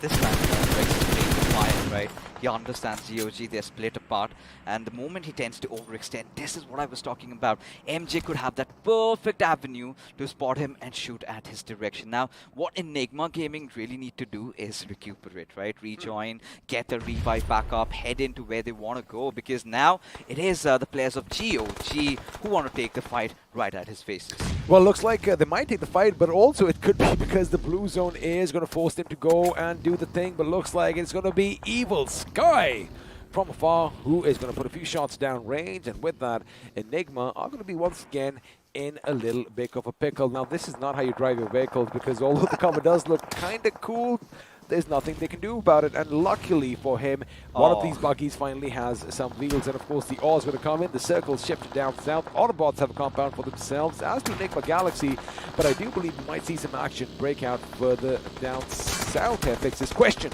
How does WSF come out? Hold on, we're going to wait on to that right now, because against all odds, Enigma Eggy is now going to be pretty much the last man standing for his team. Yeah, I mean, they've been engaging in so many battles out there. A lot of noises, the position given out, and it was on to happen, but Retribution RTR. Craniacs getting that finish onto its Evo. Now this is really good, especially how they've been playing the last game of Vikendi, just pulling up the momentum from around there, but might land themselves in a whole world of trouble as they get blown up into smithereens, and here come OR Esports. Well, OR Esports finally making a little bit of noise over here, a little rustle in the grass, and with that, they are going to be in a good spot. GE Manya, however, is not going to be in a good spot on the other hand, but the fact is that his teammates were on hand, were right next to him to make sure, even though they are coming along the edges of the blue zone, right, they're going to be covering each other. Now, they do have two of the boys down, however, picking them up is not going to be a problem, but what is going to be a problem, buddy, is Team MG, who could be lying in wait for them further on. But for now, on your screens, RTR have a nice little bungalow all to themselves. Well, they do. Right beside them are OR Esports, though. Now, the thing about OR Esports is they've been very confident, they've been very consistent every single game. They come to play in, maybe not the chicken dinner, but somewhere around the 3rd, 4th position with a decent amount of finishes to their name. So they have it all sorted out. But right now, Coasty just absolutely been blown over. But at the same time, Global Esports, they are looking so vulnerable here. AJ kind of just made an oopsie too. He got out of a moving vehicle, knocked himself out. Lucky for him, he still has his life now. Shane, no, somebody's in there. Oh my God, that grenade could be devastating. Oh, that UAZ is going to come in and take a little bit of the damage away, or Shane would have been in a lot of pain. Oh, indeed he would have. But I'm pretty sure Rage is absolutely raging right now. One more grenade could get the job done. Lobs it, gets a beautiful one. Now it all comes down to Billion and Shane. I believe he spotted a little bit of a glimmer over there, but right now he needs to start repositioning himself. Beautiful! But this was out of the world. Again, that is what Instinct is. He peeks, he shoots, he connects, and despite having no vision, he is going to go down. That grenade is going to be massive, man. Well, it is 1 in a billion, as Billion is going to be blown up. Here comes Flying. They know their position. However, the setup over here is brilliant. That USC once again helping him out, but unfortunately, Shane is finally going to be brought down, and with that, Blind Esports are looking good. But the problem is, I do believe there was still one man hiding elsewhere, so INS are still in the game, but the question is for how much longer, because on the other end of the map, GOG, buddy, not looking so good, but looks like OR are going to be helping them from afar, as again, Enigma Eggy with his weapon is going to get the better of the remaining members in the smoke. And now, the thing is, you can't shoot a bit randomly, right? You get a hit marker, their position's given away. You know, but again, getting into the competitive arena, we've got those aimers switched off, no more tracking. So, you know, again, you're shooting in the dark. If it connects, it connects. But for now, OR Esports, they've got to walk inside the circle. Aditya has already cooked that grenade up. Just tosses it over. I believe could be a little bit short. But the best part about OR is there's still a whole net unit. The moment they kind of get inside the circle, they have to pick a few fights, but they need to ensure that they have a good positioning. And Aru is doing all the scouting for his team. Although Jelly is still in the center of the circle all by himself, these boys are just playing around. But it looks like Evil Sky is not playing around, as with that grenade, GOG is going to be bidding us adieu. And, well, leader opening, the boys are going to join us later on. But now ACBC are going to come under fire. Luckily, that sheet metal plate on the back of your buggy is what keeps Capron alive. Grenades are being flung in from Initiative Academy's direction. Global Esports' position is going to be questioned. There you have it. Joe Griffin is going out. It is going to be DG going up against him. He does finally spot him. Goes out of the blue. Does a little bit of a shroud move over here. Hits the deck before he accidentally got himself knocked down. But looks like, again, you know, the opponents can do some indiscriminatory fire themselves. And wait, is that it? Yes. Initiative, they had everything going for them, fixes, but once again, an early finish. I do not know how the boys from Global Esports managed to do that, but I'm pretty sure for the fact that Esports WSF, they have a slight idea of where they're coming in from. They're going to be unleashing all that lead, just like the player of OR Esports, as they have their next target set. Of course, it is going to be the final player of Team Blind bidding us adieu. And this is the consistency that I was speaking about when I talked about OR. OR, buddy, are racking up all those finishes. Jelly is going to be in a central position, giving out much needed information to his team, who is still not completely in the circle. Wow. They're driving around. They are looking good, and now I love what they're doing. They're going to try and engulf the team of Autobotz, just like an amoeba does its little prey. And, well, Jelly's going to be giving out all the shots, all the locations. And it is possible that Atanki, Aru, and Aditya might just take the fight to them. Speaking of them taking the fight, iQOO coming in dangerously close to the opponents. Now this is where Sound is going to be key. He does spot someone in the distance. In fact, it's going to be a thing that will get taken down. And wait a second, can he make it to cover the Fox? Almost did. However, iQOO was on point, and now that grenade is going to be coming in to make sure he finishes what he started. You know, I love what OR Esports are doing, right? One of their player gets knocked down, the other instantly gets a trade, the third one comes in, gets the rest back up. As iQOO, he's going to be continuing his barrage of grenades, trying to ensure that finish to his name, as OR just keep increasing their tally. They're sitting at 7 points. Now they've got Jelly at such a good spot. Now he's got to be the one who's going to pull off all these tricks. Now coming in from the sidelines, he's going to go after Orva, but has to also deal with this. IGL does connect the shots, gets him. Beautiful. Well, he does indeed, and now looks like backup is going to be coming in. The cavalry is finally making it. That is a good grenade. It could go a bit long, however, but for now the position is given away. This is it. Mr. IGL, I do believe your days are numbered, but now Jelly, he does need to make it. Well, they don't really need to move. They just need to keep the enemies at bay. But I'm worried about one thing here, Fixes. WSF, although they haven't had the best of days, they could come in from behind and be a bit of a problem for OR Esports. But have a look at that. All 4 members alive. 10 finishes to their name. They do, in fact, look nigh unstoppable. But finally, Invader just invading through Jelly, taking a lot of damage out there. But the retaliation, the trades coming in for OR Esports as Invader has been taken down. Aditya is going to follow suit, takes one another, and I believe has a slight idea where Bajwa is. In the meanwhile, iQOO is causing so much of a ruckus, just a bit of a drive-by, and they are in control of this entire game. The confidence, buddy, is oozing from OR Esports right now. 14 finishes at this moment. Another squad wipe coming in to their names, and I love the fact that they're giving each other so much cover, right? As soon as OR came under fire, they did lose one of their members. Not lose, they did have one of the members knocked down. Oh boy, the cavalry came rushing in, and you know what? Well, what happens is vehicles go boom, and looks like the McLarens aren't really suited for all these grenades. Of course, speed is what they're all about. Dynamite taking some cover behind his vehicle as OR Esports. Boy, oh boy, these guys are hungry for more. But the thing is now they might be in a precarious situation because, yes, they do have these bridges to play with. All they have to do is wait for the enemy to come towards them, because have a look at your map, right? We do have another team, RTR, who might shoot them in their back. But for now, it's going to be Jelly laying down all the lead in Hydra's position. Yeah, they're tunnel vision, right? From the backlines, RTR might strike in any single moment. But for now, OR Esports, they're going to stop at nothing at all. They want to secure the players. They want to secure the bodies out there. They want to take down Hydra official for good. But this is what I was talking about. And maybe Jelly has finally snuffed out the players. Maybe someone is lurking around the corners, want to get the better of situation as Powkiller. Look at him. He has his position compromised. One grenade might go in and could be the cause of his demise, but it's going to be Dynamite getting taken down with this grenade.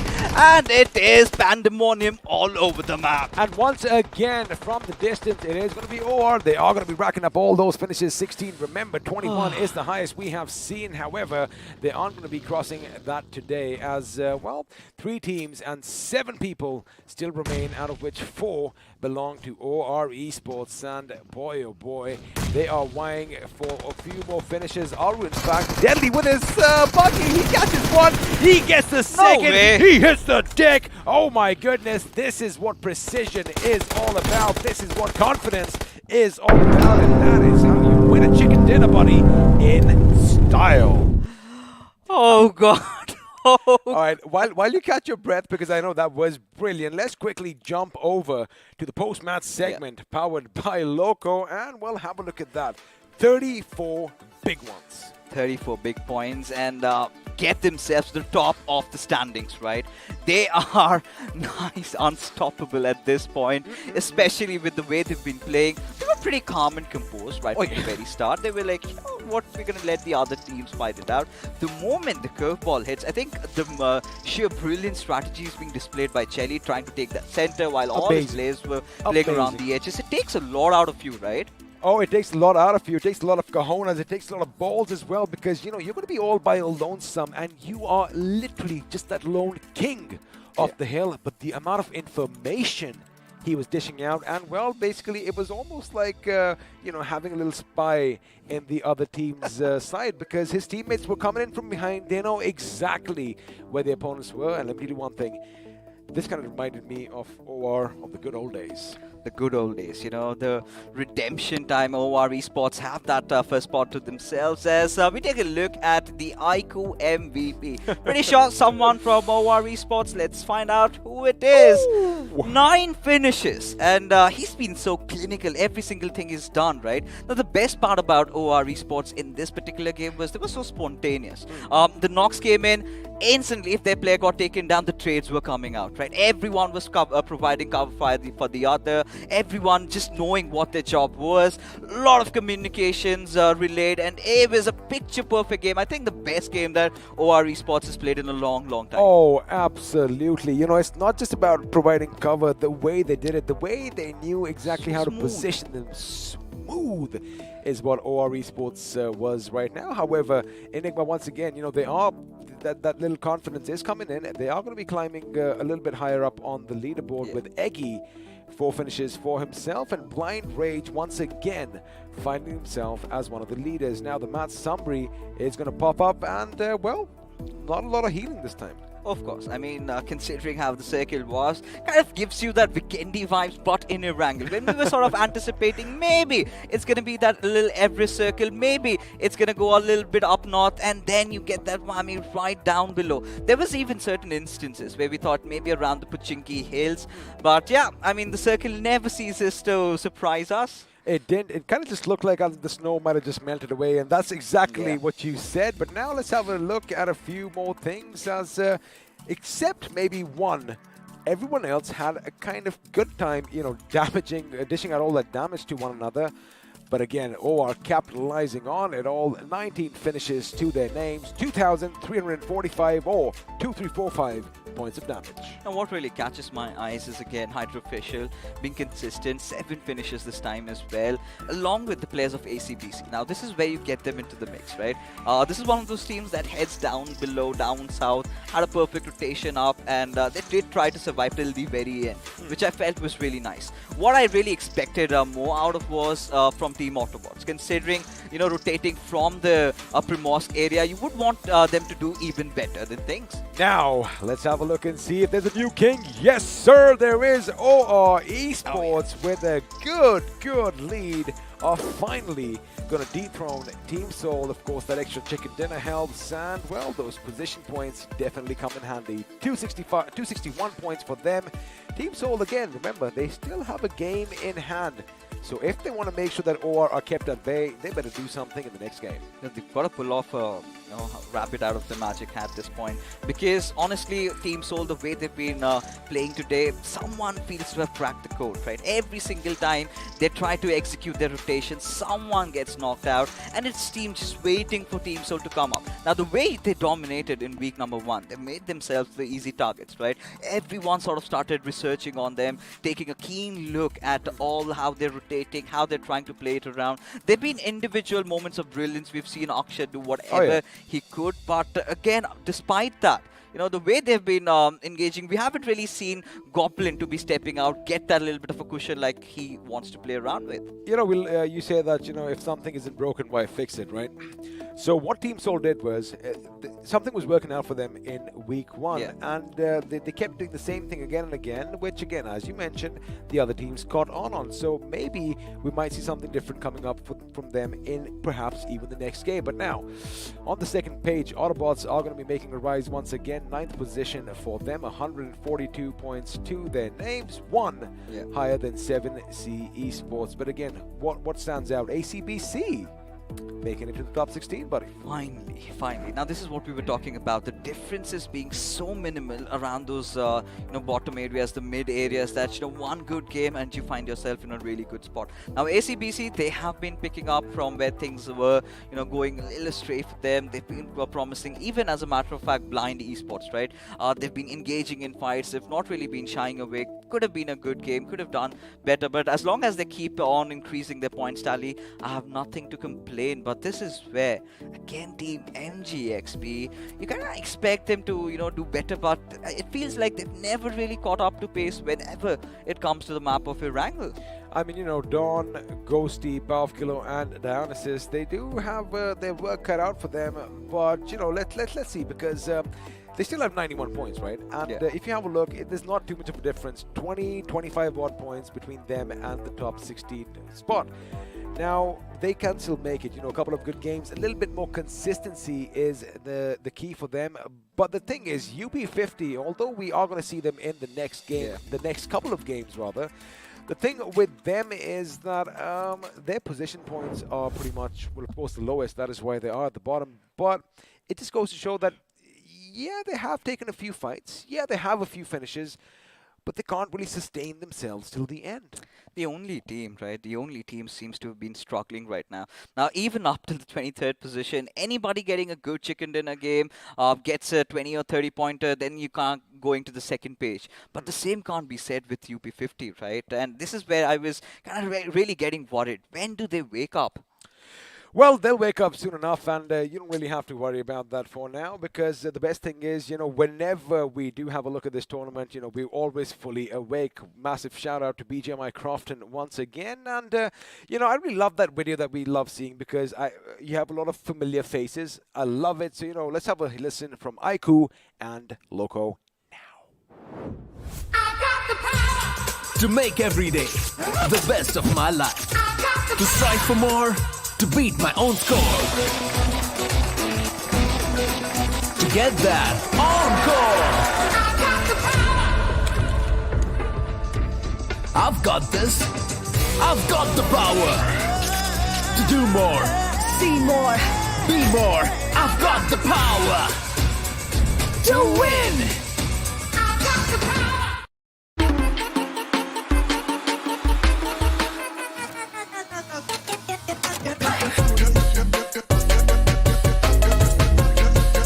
Watch it, earn it.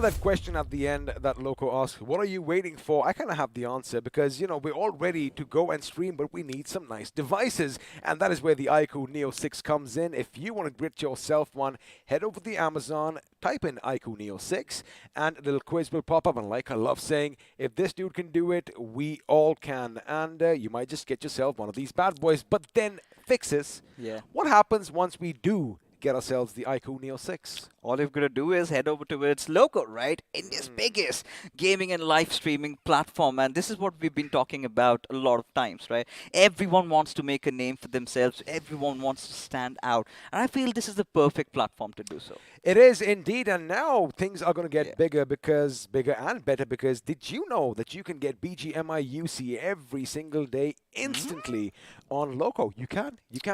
All you have to do is check down below. You are going to see a link. Hit that link. They have a little bit of an in-stream quiz. Participate. And every single day, a lot of you are going to be, just a little bit richer in-game. And once you're happy in-game, you're happier in life as well. You have all the flashy clothes. You have all the flashy skins. I need some UC, buddy. I don't have anything. I mean, you've got to start heading to Loco then. Maybe watch the matches when you're on the sidelines. Maybe participate in the little quiz. I think it's going to be really easier for you getting your answers right, and maybe we're going to talk to the local boys out there.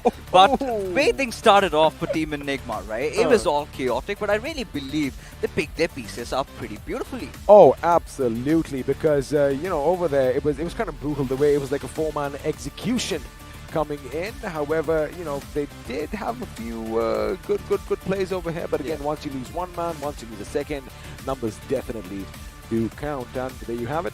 Rex is going to be brought down, as Evo, on the other hand, is going to become a plume of smoke and a box on the ground. And what's happening over here abroad? You don't want to be that close to the enemy, and Dionysus, all he's doing is basically brutally just shooting in the window. And now Oh boy, that must have hurt just a bit more. Oh yeah, but again, for global esports, this is where they're starting to overthink at this point, right? Every single time they're looking out for those longer rotations, trying to steer away from fights. And this is where I really feel, you would want to see the glimpses of the old G. Break this down right now. Now this is, of course, he does see him the moment the smoke did start, to basically take over your screens. He got a glimpse of them. And again, like you mentioned, this is their city. They know the ins and outs, well, in and around the city.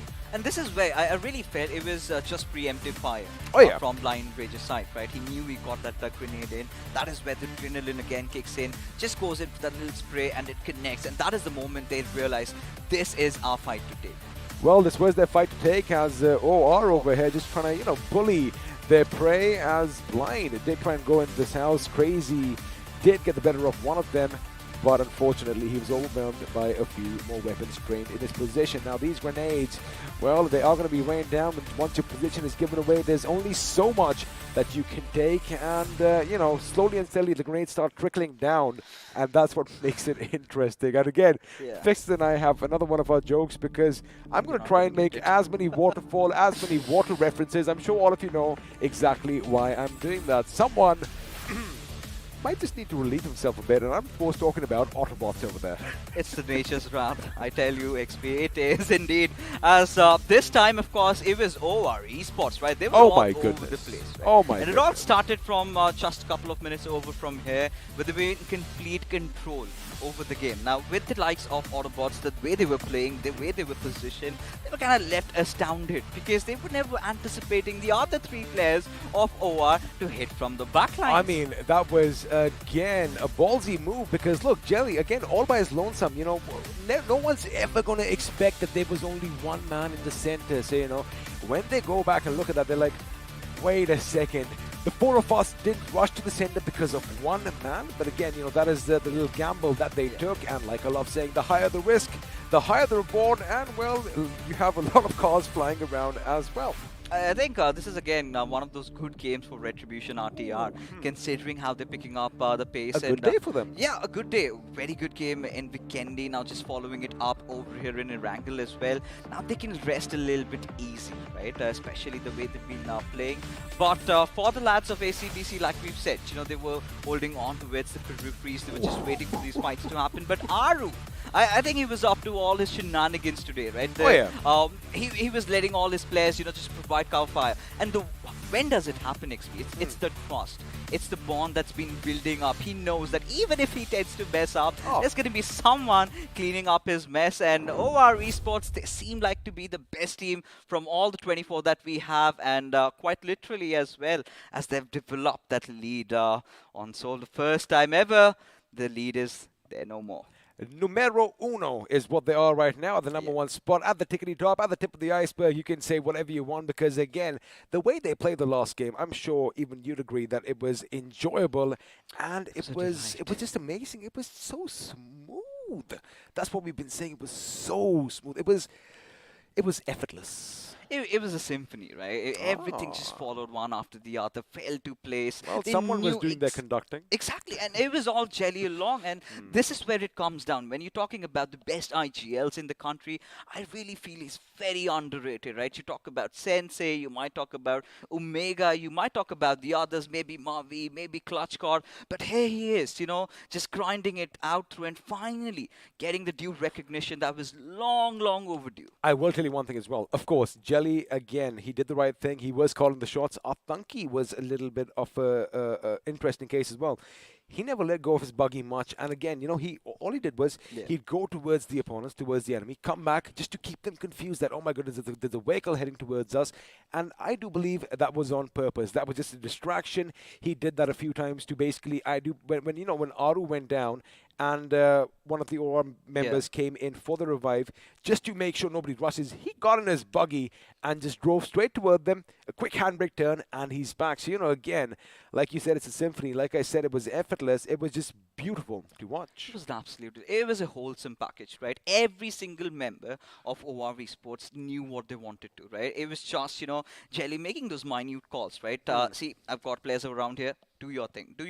Because it's very difficult in such heated moments to give every little details, right? Reminds me of my old days, you know, because we played together. No. I'm just going to bring one thing out. Okay. This is what I love doing. You know, enemy X amount of meters away behind the street. So that is what Jelly was exactly doing. He basically was calling the shots. It's like he had binoculars on, like a general of an army, right? He's like, all right, artillery over here, you know, the next strike over there, and that's exactly what was happening. So what I was kind of intrigued as to why they are staying in the back lines outside the zone for so long, and well, now it's answered again. Once you break this down later on in the day, which you are going to do so, you are definitely going to be talking about this, and you're going to see how Jelly was just, you know, just they came in, they went out. They came in, they went out. It was just beautiful. It was, I think they had the contingency plan set as well, right?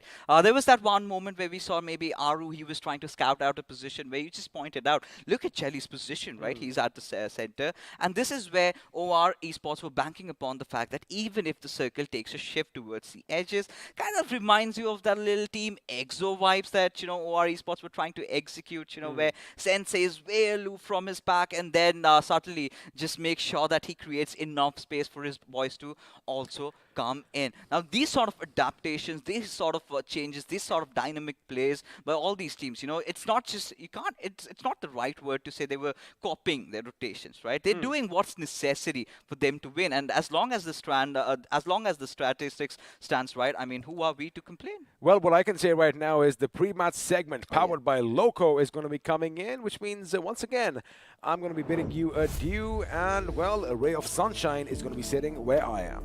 Oh yeah, and it is now teams from Group A just taking a little bit of a breather over here. You've got you know, teams from B and C finally coming in, and well, for now, again, Team Seoul, a lot to prove, a lot on the line, and Arka, tell me something about this now. OR has taken the top spot, right? They are the big guns, right? The big daddies. And Team Seoul, they've not really had an eventful day so far. So do you think Miramar is exactly what they're looking for right now? I think they're going to be a loose cannon in this game, right? So eventually they know that, you know, they have to live up to the fan base they have. They have to live up to the expectations they were holding. It's just that they didn't have a bar set up so far. Okay. So finally OR has come up and they're going to be like, this is the bar, the next one you have to touch. And Seoul is going to be like, yeah, this is what we were looking out for. How much more of domination can we take forward to? They were just bored of it. They wanted somebody to, you know, put up a new landmark for them, or probably, what I would like to say, a scoreboard challenge for them. And eventually they met their challenge at this point of time. But there's a lot of difference when it comes to the side of OR and Seoul, right? OR being one of those squads who are still not, the hunger is still not quenched, and it's important for them to go in and pick up more and more and more. Whereas Seoul on the other side, it's just they had so much of winner chicken, so much of finishes for themselves. They're like, let's take it a little light. But from now on, I believe they're going to take it a notch higher. I think for Team Seoul, what I really feel is about the confidence coming into play, right? The only X factor was that they were fearless, engaging in all those fights. They've been one of those teams that have been trying a plethora of strategies, right? They've tried to play around the centers, they've tried to play around the edges. This time, you know, opting for the latter, and haven't really quite been successful in trying to get their rotations executed. Now, heading into Miramar, do you think they're going to resort to play around the center, or is it just going to be from the edges? I think that it's better they go in for the center, but I still feel that they're going to stick to the corners. But ultimately, people, you need to know about this beauty in our hands right now, because every time we speak about it, we just fall short of words. But I believe the video, which is going to be coming in from the side of iQOO smartphone, is going to give you a better information about all this device. Let's go and watch it out. To make every day the best of my life. To strive for more, to beat my own score. To get that encore. I've got this. I've got the power. To do more. See more. Be more. I've got the power. To win. Power to win, ladies and gentlemen, is what OR have gone in for themselves. And now this is where, you know, the onus kind of comes down to Team Seoul. Are they going to be battling it out for the top spot or not? But for you guys out there, this big beauty is up for grabs, and Arca is going to tell you how. So head on to Amazon right away. Make sure that you do search for iQOO Neo 6, and ultimately after you search it, there's gonna be a small quiz after you click no more. Okay. You're gonna answer all those things, and then after that your name, your email address, and your phone number. Following up with notify me. I think you're ready for it. Now, we aren't ready for something, but we finally are now. The substitutes coming in. And again, UP50 making those changes, and they're here into the arena yet again. Still confused what their playing for will be, right? You've got Run V coming in, Rage God stepping out. Maybe a few more substitutions might also be made, and which will eventually come on our screen sooner or later. But for what we've seen so far, Miramar has been quite interesting with the way the circles have been forming around. This time we did get to see a very weird Western circle, but for now, for all the viewers out there, you've been supporting your favorite teams, and now is the perfect time to support Team Soul because they need it. And well, if you're right, go for hashtag Soul in the chat. And if they end up at a good position towards the end of the day, then lucky winners, 10 lucky winners, have a chance to win all that beautiful merchandise that we have for you guys. And Arca is going to tell you how, because you've got to fill up a form as well. Exactly, in the description of Battlegrounds Mobile India Esports channel, or BGMI Esports channel, is where you have to head on to. There in the description you will find a link. If you click on the link, you have to fill up a form, and we'll know as soon as your name pops up. Now after that, we're going to go to the chat, hashtag your favorite team, or hashtag the team name which you feel is going to be on the top at the end of the day. There are a lot of contenders already. We're able to see that Hydras have got one, EXO have got one, and then we have the side of the previous one, right? We did see another team also getting one. So there's a lot of chances. OR has got one for themselves. So guys, let's see how that is going to turn out as we're going to be stepping into the map of Miramar. The beauty shots are going to be coming on our screens, and then there's a lot of teams to watch out for in this game. Let's not forget few of those teams on our screen at this point of time. I know OR would want to continue their domination and take forward the way they've played so far, because ultimately we know that they are the top contenders. They want to retain the top spot. When we look at the bigger picture, I know that OR and Team Soul right now have done enough to make sure they make it into the next round. From here on, it's all about experimenting for themselves, making sure that they have the right kind of strategies, or if they want to try out some plan B or plan C, that is also be coming into the picture. But just in case, they have plan A in their mind, right? And that's working out for them. They're going to practice so much of plan A and decrease the errors for themselves in such a way that next time they're going to execute it, there's not going to be any kind of problem coming up. But let's not forget that, in case there's some map they were strong in. For example, the map of Erangel, we saw them, they were the strongest over there. And if the map of Miramar is not going well, now they can concentrate more on these maps and trying to balance things out in the others. So this is something we'll be looking out for. And let's not forget the side of Walkouts are also trying to stumble around, move around as well.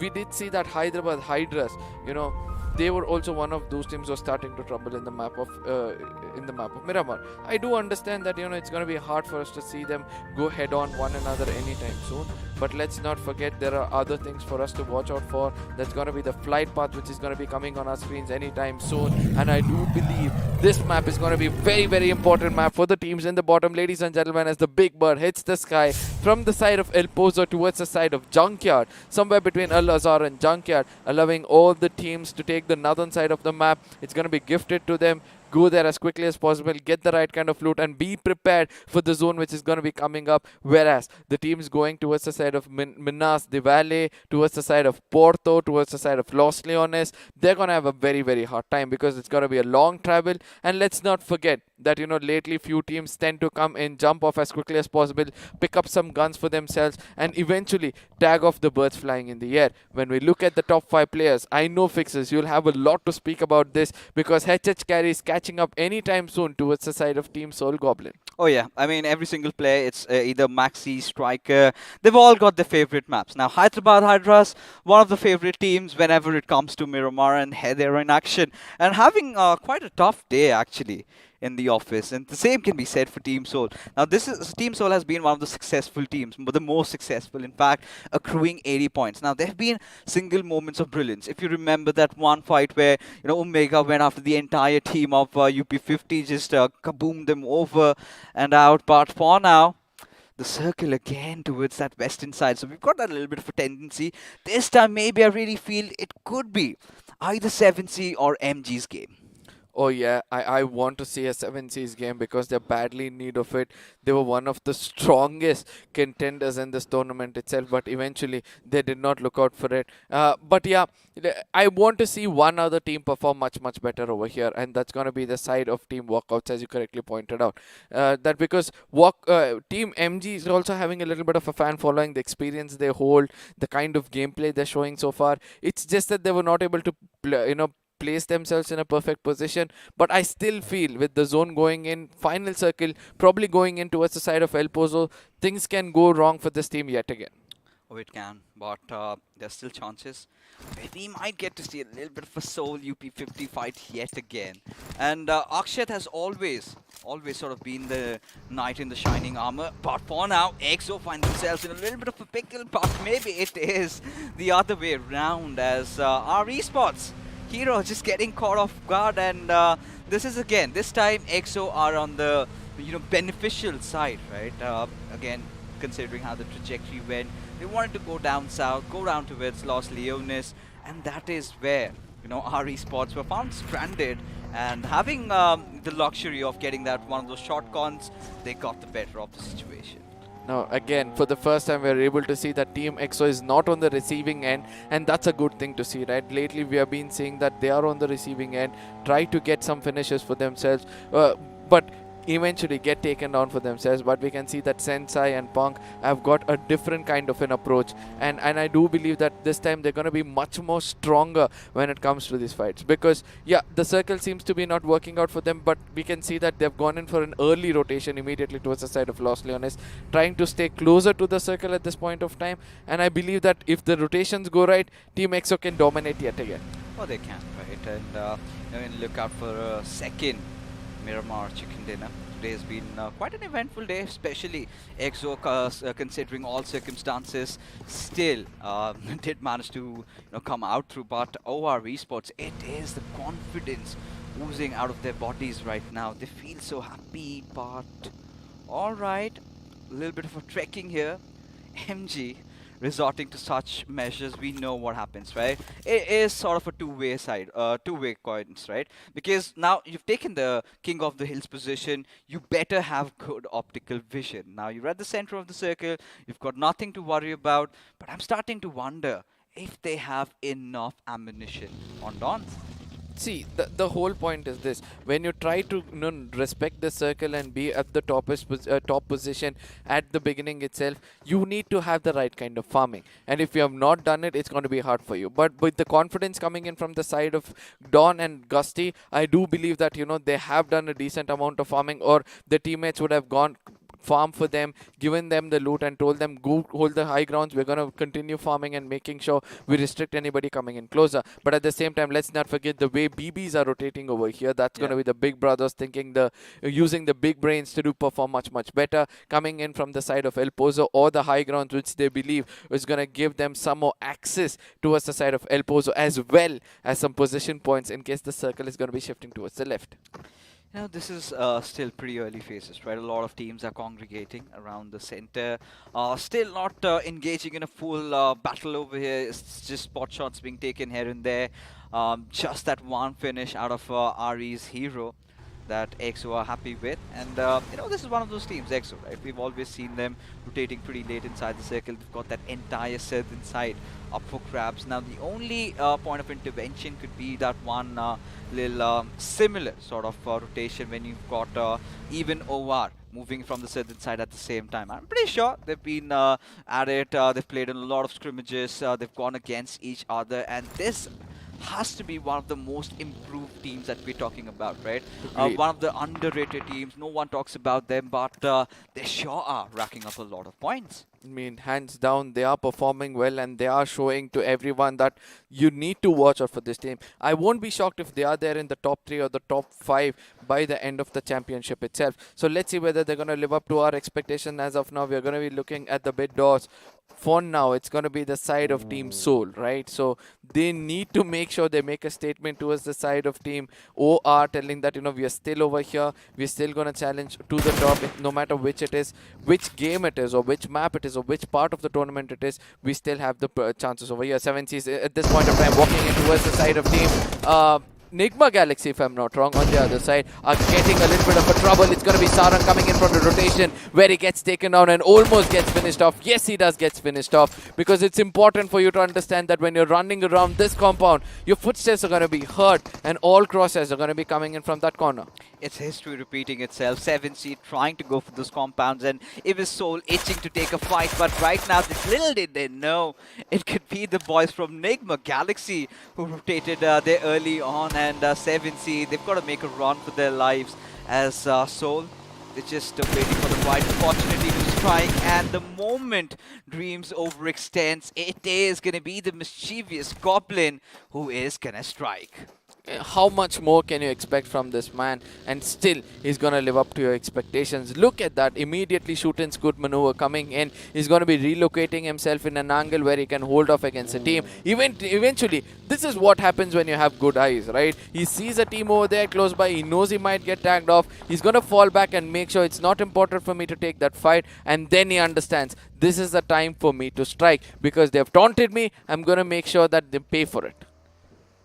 Has that little bit of a high ground to play along, but Goblin cannot be complacent, cannot just not look around the other areas, because the moment he gets knocked, there's nobody even in the nearby vicinity to provide cover fire. Of course, Akshat is going to be following up suit. He's going to join his partner in crime as Goblin has a perfect angle at KSR.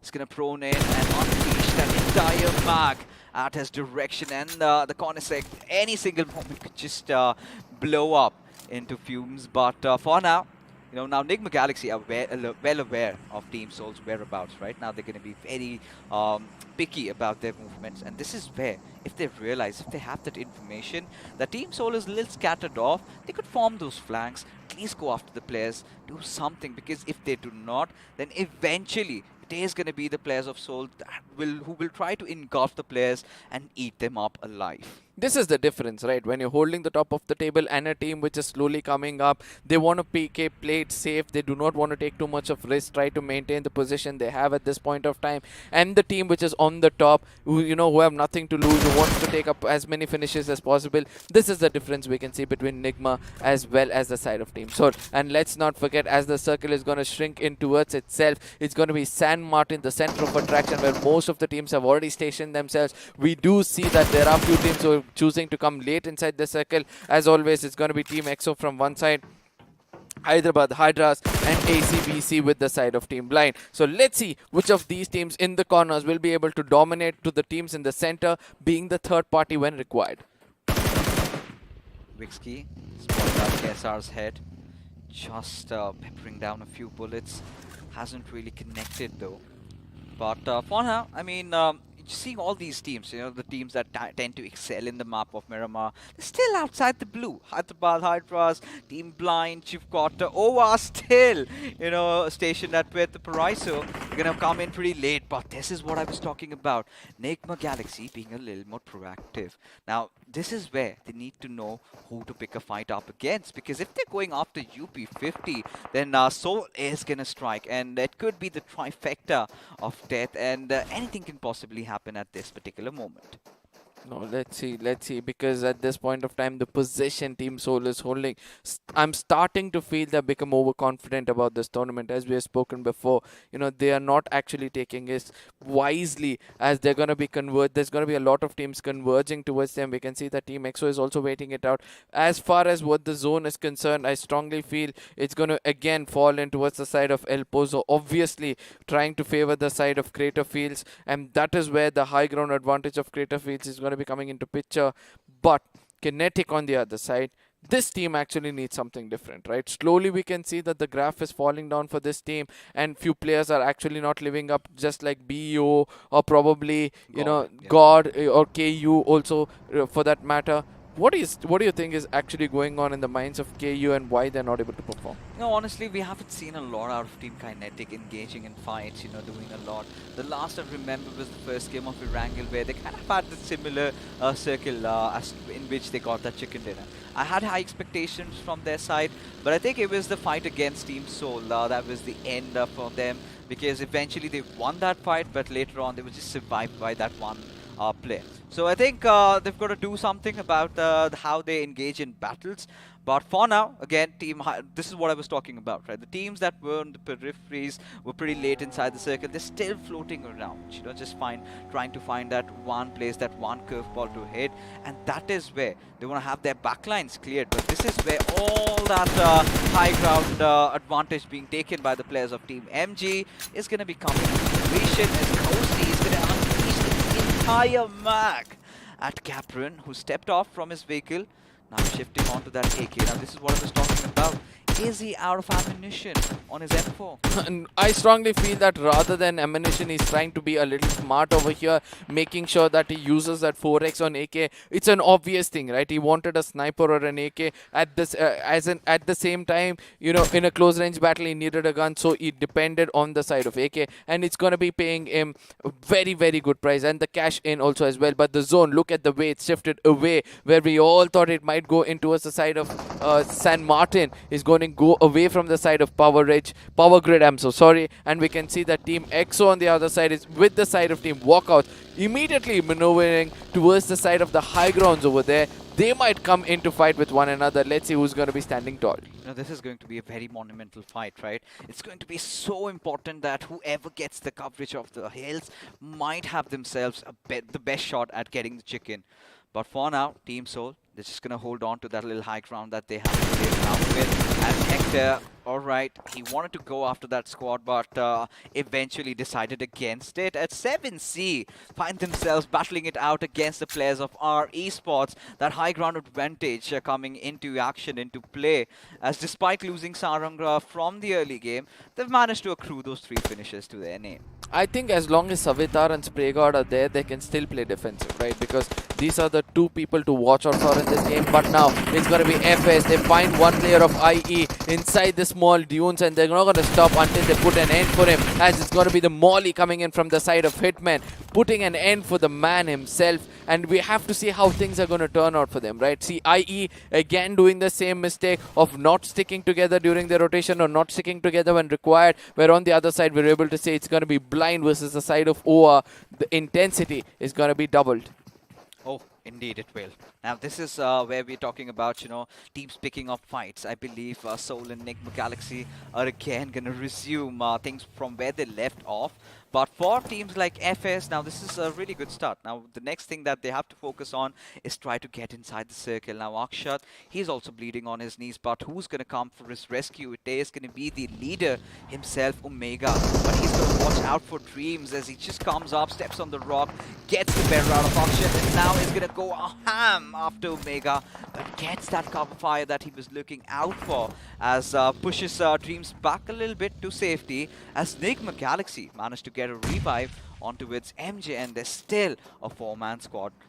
No, again, Team Soul still playing far away from one another, even though they know things are not working out. As of now, it's going to be UP50 Aditya, who gets taken down by the side of BP. They have control of the zone. They can see the players of UP also trying to come in. Lofts a grenade towards the side of KSR, which is impossible to connect at this point of time. Just burning of resources is what I would like to call at this moment. But Beast on the other side, being a little restless, is missing out all those projectiles, and is going to be burning resources as we've told before. But Scream on the other side is going to come and strike when the iron is hot. He almost gets the player down, connects at the final moment. As the last man standing, Ranveer already given out his location. Scream could be that, person to grab all the attention at this point of time. Pushing in with the Scarlet completely loaded, puts his crosshair, goes in for a dodge, and eventually it's going to be his teammate far away, that XOP. Probably it was, Zen OP who came in and did that final finish. Oh yeah. I mean, the way he's just gone in. Scream doing all the heavy lifting.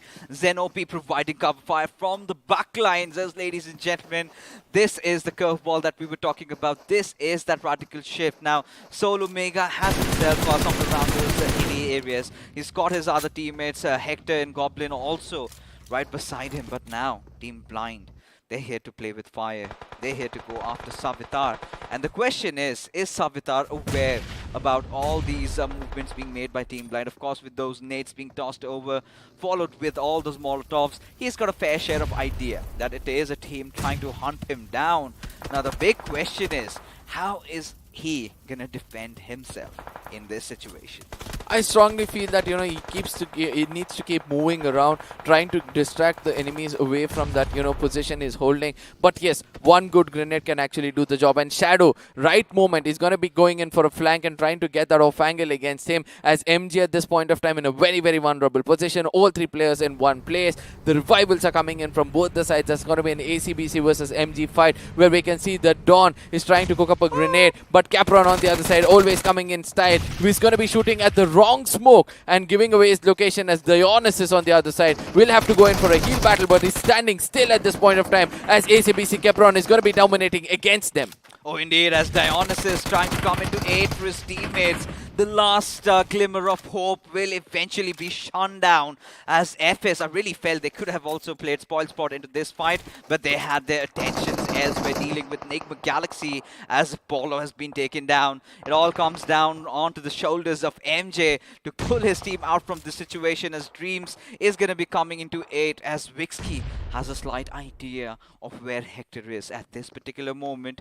He's just going to wait out. Maybe if one of those players of Team Soul trying to overextend a little bit. Goblin did try to do that and instantly gets battered down with all those bullets. Now Hector is still holding to this position. They know that they have the zone in the favor, right? So they really want to take advantage of this terrain, the topography which is in front of us, and still wants to take down as many players as possible. But one important thing which Soul has to watch out for is, in case 7Cs thinks otherwise, comes in, tries to be a third party and strikes them, it's going to be so hard for them from there on to even think of getting placement points for themselves. But Team EXO, again, Sensei doing the magic of what he does, holding the best spot in the circle. Nigma Galaxy on the other side, there's going to be another person coming into the fray. It's going to be Vixie in the process of Explicit. He's going to get taken out eventually, and he's going to be hitting the ground really hard, as FS is going to rake up 5 finishes for themselves. Oh yeah, Scattered Ground is still making sure they're getting the job done, and finding the players of Nigma Galaxy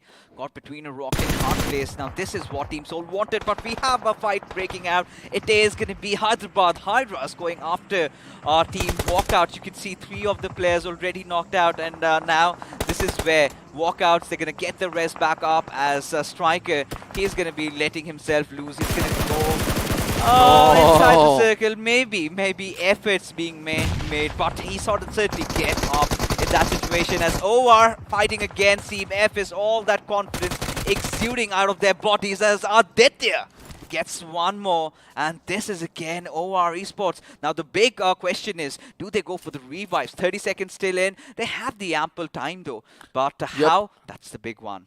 I think that OR will be easily making it inside the circle, right? Aditya is just going to concentrate on converting those knocks to finishes, as it's going to be a retaliation coming in from the side of Clutch. As Aditya changes position, knows the exact location of where Clutch is, he would have understood that it's just a smoke which has been tossed towards him, and fire has already been stuck towards the opponents, as Soul on the other side is going to be picking up all the finishes. All the hard work of OR just being eaten away from the side of Soul. Is going to, and I do believe that OR is going to be regretting this for a really long time. Exchange of grenades are going to be coming in from the side of Shadow as well as the side of Kinetic, as the grenade does a lot of damage, and Shadow knows where to put the fire trap to make sure he restricts the players of Kinetic to actually push in from that compound. He's come back to get more information. He's going to be coming in, striking exactly when the High is on. He's going to be waiting it out. Oh, again a crossbase placement perfectly. Takes the second person down, the third one again coming into his crosshairs, but Shadow is pretty far away. Needs to re-strategize, as Kinetic BO is going to be cooking up grenades. They're in shambles at this point, you know. Kinetic, a lot of miscommunication out there. I really felt KO and KU and PO completely turn the tides of this fight. And I really felt they were quite reluctant in trying to do so, rather focusing on the bigger picture, getting inside the circle. That works, that makes sense, but you know, they could have wiped out the better of Team Blind. But again, the players being so proactive. Look at Williams already spotting out Jelly, who is completely oblivious about the fact that there is a team right behind of him. Finally wakes up to his senses and gets a beautiful knock secure. I strongly feel Jelly, you know, even though his back was shown, he was like, wait, I know there's a person coming in, let me find him in the correct corner. And when he does find him in the correct corner, he has to make him prize. Aladdin on the other side will be the lone man standing to take down the side of Team OR. It's going to be impossible, as a beautiful grenade is going to be coming in and making sure they eradicate the side of 7Cs out of this game. Oh yeah. For OR Esports though, still have 3 of their players alive. Chelly and Aru could do with some healing at this point, as Aditya, he's going to be picking up on all that utility lying in front of him.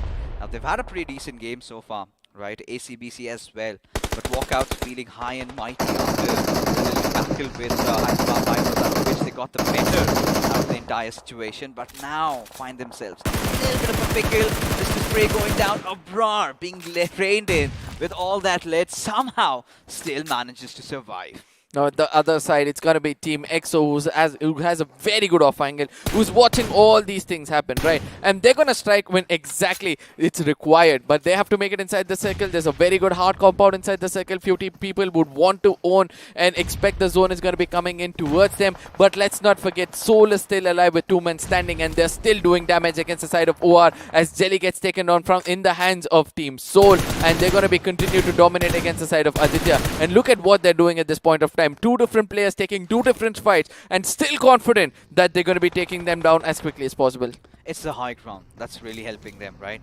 They know that the next circle shift, they're not going to be able to do much, so might as well rack up as many points as they can when they have things in their favor. At this point, Jelly almost on the verge. There you get a go, gets eradicated out there as Aditya just bobbing and weaving, trying to dodge all those bullets. Is not going to be successful. Goblin, right after the M4 was done, shifts to his AK. We know what he can pull off, and I feel, you know, he's running out of ammunition. Will get the reload though. Still does have some lead in that M4, but now Aru, he's got to try and do something, right? He's got to come in to rescue of his teammate, but he feels helpless because the moment he comes out of his hiding, that is where Soul, they can unleash all that mag at his direction. But at the same time, you know, the one person that's got to be Aditya could be the bait, allowing Aru to make it inside the circle, try to hold a very good position as Aditya does get taken on by the spray of Goblin. And look at what happens on the other side. It's going to be Uzis coming back into the game of Miramar in close range battles where ACBC are actually using their brains to perfection. It's going to be a very good grenade being tossed in from their side, as well as some cover smokes, as well as they're going to be reviving the teammates as Sensei found the right corner, but eventually shows his back towards the side of Yua OP, and we all know once you show your backs to Yua, he's going to strike. It's going to be like a nuclear warfare. Indeed. Now he's being pushed upon yet again, figures out. Oh, beautiful again. Beautiful sound sense coming from his side, but he needs to disengage. Now right out in the open, if the players of Team EXO come out, he is basically done for, but still, he is fighting to all his mights. Eventually has to fall down to Hector as he's unleashing all that wrath from above. But the next circle shift is going to be so important as Team Soul picking up from whatever they have, unleashing fury from the skies. Evil Sky getting spotted out, and Hector is not going to back off from unleashing all that lead. How much bullets do this team have? In 2 men standing, where did they do so much of farming at this point of time that they have enough number of bullets, enough number of throwables to work around with? Look at that. Hector goes in for a knock. Eventually, he's going to go in for a grenade. He's going to be lofting it to perfection to make sure that the confirmation comes in from the other side. Kind of misses it out to be specific, and it's going to be Team EXO who's going to be putting an end for the side of Team OR for just 4 finishes. Man, with 2 men standing, they're going to be so heavy for the other teammates to hold on to. Let's see what's going to happen next. You know, Hector, he needs to ricochet his grenades, right? Get it connected, popped up. For now, EXO finally come in into the fight. ACBC is what they're up against, as Immortal is going to open it up against Haxa at the same time. Really need to, patch themselves up, as another grenade is going to get flung over by Punk. Does some decent amount of damage as he gets the better out of Evil Sky, thwarts Haxa out of the lobby, as it all comes down to Caprin. Now he's got to show some signs of brilliance over there, as FS now have their sights set on Soul, or maybe it could just be the other way around. Now Goblin has got that high ground advantage. He's just going to be waiting it out. You can see that he's got an adrenaline syringe as well, and 4 medkits. Probably this is the man who will be going in for a heal battle when required, as Hector is going to be coming down, making sure that, you know, he finds the side of Team FS from the top and bottom. They're already sandwiched as the final moments of the side of Team Ace. ACBC is what we're going to be witnessing, as Punk puts an end for the final nail in the coffin. And let's not forget that Goblin right now is grabbing all the attention of FS, as a good grenade could be cooked in from his side, but Hector from below is waiting to strike when the time is right. Oh, Goblin already opening it up. Clutch, he knows that Team Soul lies right in front of them. All they've got to do is make their decisions right. A little bit of a bait and switch play could come handy, but look at Hector constantly, you know, being a thorn for FS as he finds that perfect angle. All he needs to do is connect his shot. Has he done that? No, but still Clutch just falling to the wrath of the play zone, as Explicit is going to be resorting for that healing battle, but Hector being relentless as ever, as Goblin might step out of the blue zone, but no, decides against it. Would rather expect Explicit to run out of all his meds, but Explicit, being tenacious as ever, still has 3 in the bag. It's not going to be easy. Yes, there it is. He's going to get taken down. Now, ultimately, it's going to be the final. It's going to be 2 big bulls locking horns, ladies and gentlemen. Get your pens ready. There's a lot of textbook action coming up. There's a lot of, you know, other mind-blowing situations which are going to be occurring. Now, the big question is going to be this. Is Team Soul going in for a heal battle, or are they going in for the attack? At this point of time, I know they're pretty much in the high ground, but Team EXO has other plans already planned out, as Immortal has got 10 medkits. He's one man who's going in for the heal battle. It's Team Soul written all over. At this point, you know, there's no way that EXO can get themselves up top, right? And all they're going to be waiting for is to meet their makers. Now, this is exactly what Team Soul needed at this point. Despite all circumstances, despite all odds, they played the final circle to perfection, right? Not making any hasty moves. Yeah, they've spotted out Immortal, but they know it's all going to come down to them. You know, look at them. They're well stationed inside the circle. And Team EXO, you know, they're just going to hope that the circle kind of shifts, makes a very late, dynamic shift towards their side. But I believe that's not going to happen. And no matter how hard you try, no matter what you're going to do, you not succeed. And yeah, Goblin knows what's coming his way.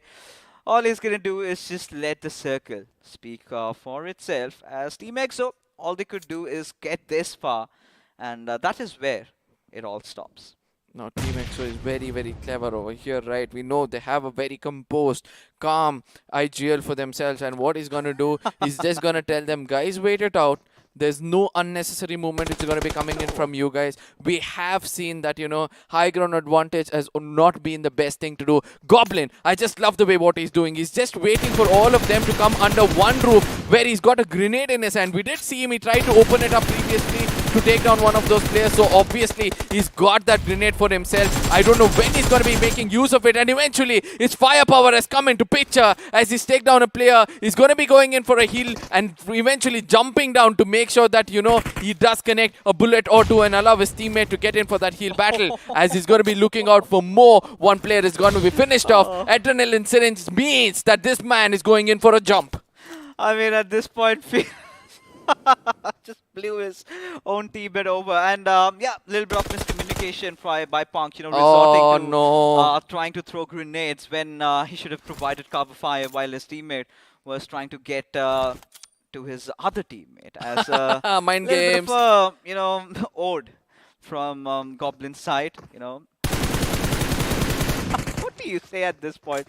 Fierce, he's feeling helpless as Goblin is gonna take that jump. Eventually, you know, getting a taste of his own medicine, just overstepping a little bit. But Team Soul, they still know that they've Now- got this game in the bag. But 13 first hits. Now this could be a table turner. Now Hector on the other side feels that he's got 5 medkits for himself. He's not got any kind of throwables apart from smokes, right? So he's just gonna make sure that he uses that to scare the opponents. But Fierce on the other side knows exactly what to do. 13 meds, but at the same time, the zone of Miramar is something which you have to watch out for. It's not going to be easy for you to hit the second one as quickly as possible unless you're completely boosted. And we can see both these players are boosted at this point of time, as Fierce is going to be the first one to get the zone hitting him. He goes in for that first heat kit, and we all know it's not going to be easy for him, as we all know that the zone damage is the highest when it comes to the map of Miramar.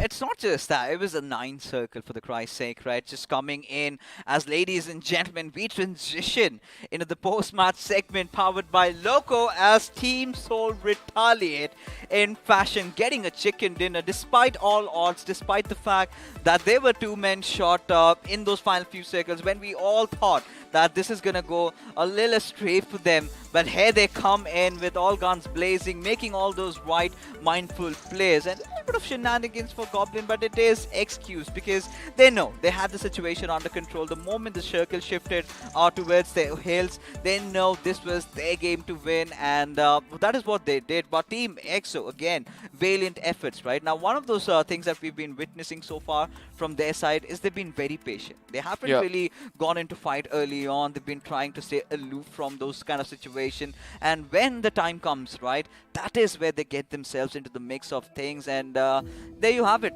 Back-to-back good games of Miramar, even for Team EXO. I really love the way EXO have played this, right? 3 men standing. I know that, Team Soul, Goblin, this man with the smile. I don't know how he kind of converts that, a frontal battle in the final moments of the game where your head is going to be visible over the horizon, but still your spray is going to be strong enough to take down 2 players, almost 2 players, and at least 1 player down with 1,285 damage for, say, 6 finishes. He's going to be on the top. Oh yeah, he is going to be on the top, and well, along with Goblin has to be his partner in crime, Hector, along with him. As Team Blind, of course, they did whatever they could, and they've been one of the teams that has really improved from week 1 to week 2's day 1. And Yuva, he's made those big plays, especially in that fight against Hyderabad Hydras. But Punk did whatever he could in those final few situations. Could have been a different story had he knocked out Goblin there, but it is all right. They're not going to complain, not going to crib about it much. But the match summary coming into place, and Team Soul, again, the longest distance finish has to be the one that I've got my eyes on, because considering how their game plan was, right, they were trying to focus around the center. They had so many enemies to deal against, and one of them, Enigma Galaxy 7C, they had to lose out on Akshat and Omega pretty early on, and even despite that, still coming out as the victors. Take a bow is all I have to say. I mean, 1,000 damage already coming in from one guy, and the rest of the damage came in from the others, as they were just a support over there.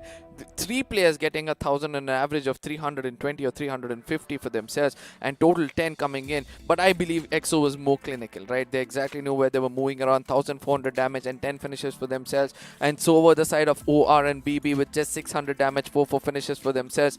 And it's good to see that there are few teams who have raked up decent amount of finishes, like FS 5, 7Cs 3, and then we have Walkouts and Blind 5 again, but 3 different teams with 4 finishes. A decent game, but yes, a point of concern for the side of Kinetic, our Esports.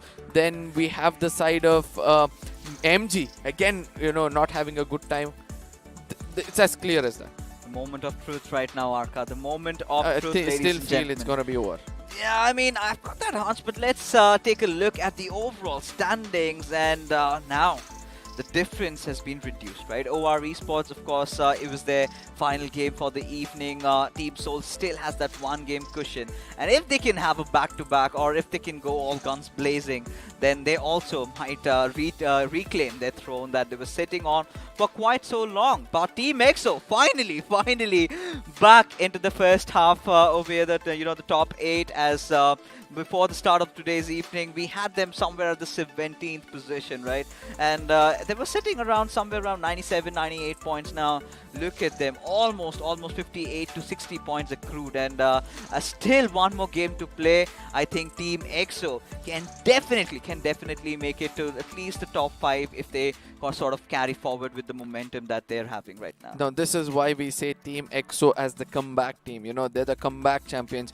They exactly come back when it's required. They're not going to allow that, you know, demotivation that they're not having a good day. They're going to be like, one day is more than enough for us to make sure we qualify or probably get the championship for ourselves. But the second page is where things are going to get heated up from the 12th to the 16th position, because 7 Cs is again starting to drop down. Autobotz on the other side, no matter how much winner chicken dinner they had, they're still dropping down because of the lack of finish points which they're having for themselves, as we can see that they're almost lesser than the side of ACBC. And this is where, you know, we're finally seeing that little, fall for Hyderabad Hydras, right? Not having any good game today. They've been struggling. As we take a look at the final page, it's sort of been a stalemate, no ups and downs over here. It is just our Esports falling back into the third page. A little cause for concern, because even in the map of Miramar, we did witness while they were trying to traverse to their desired drop, they did get caught by the players of Team EXO. But you know, despite that, it's been a beautiful day so far. We've had teams like Blind staging a comeback. We've had teams like EXO, I think, making big leaps over here in terms of how they've played throughout the entire course of evening. Even with that one final game remaining, it's going to be Erangel, and it is going to be hot and feisty, because again, Team Seoul would want that top spot to themselves, which OR has taken over. But I think it is also for EXO to get back into top 3. And somewhere I feel that, you know, it's time for us to look at other teams as well. But before that, we're going to be looking at our sponsors. This is iQOO Smartphones coming up with Neo 6, one of the best devices out there in the market. We'll allow iQOO Smartphones to tell the rest for you.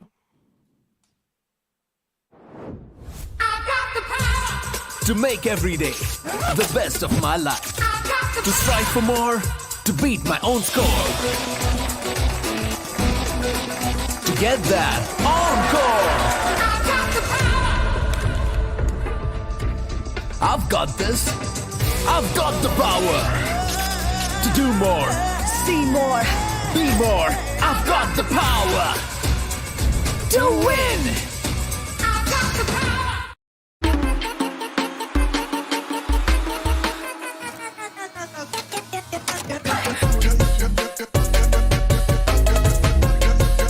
Watch it, earn it.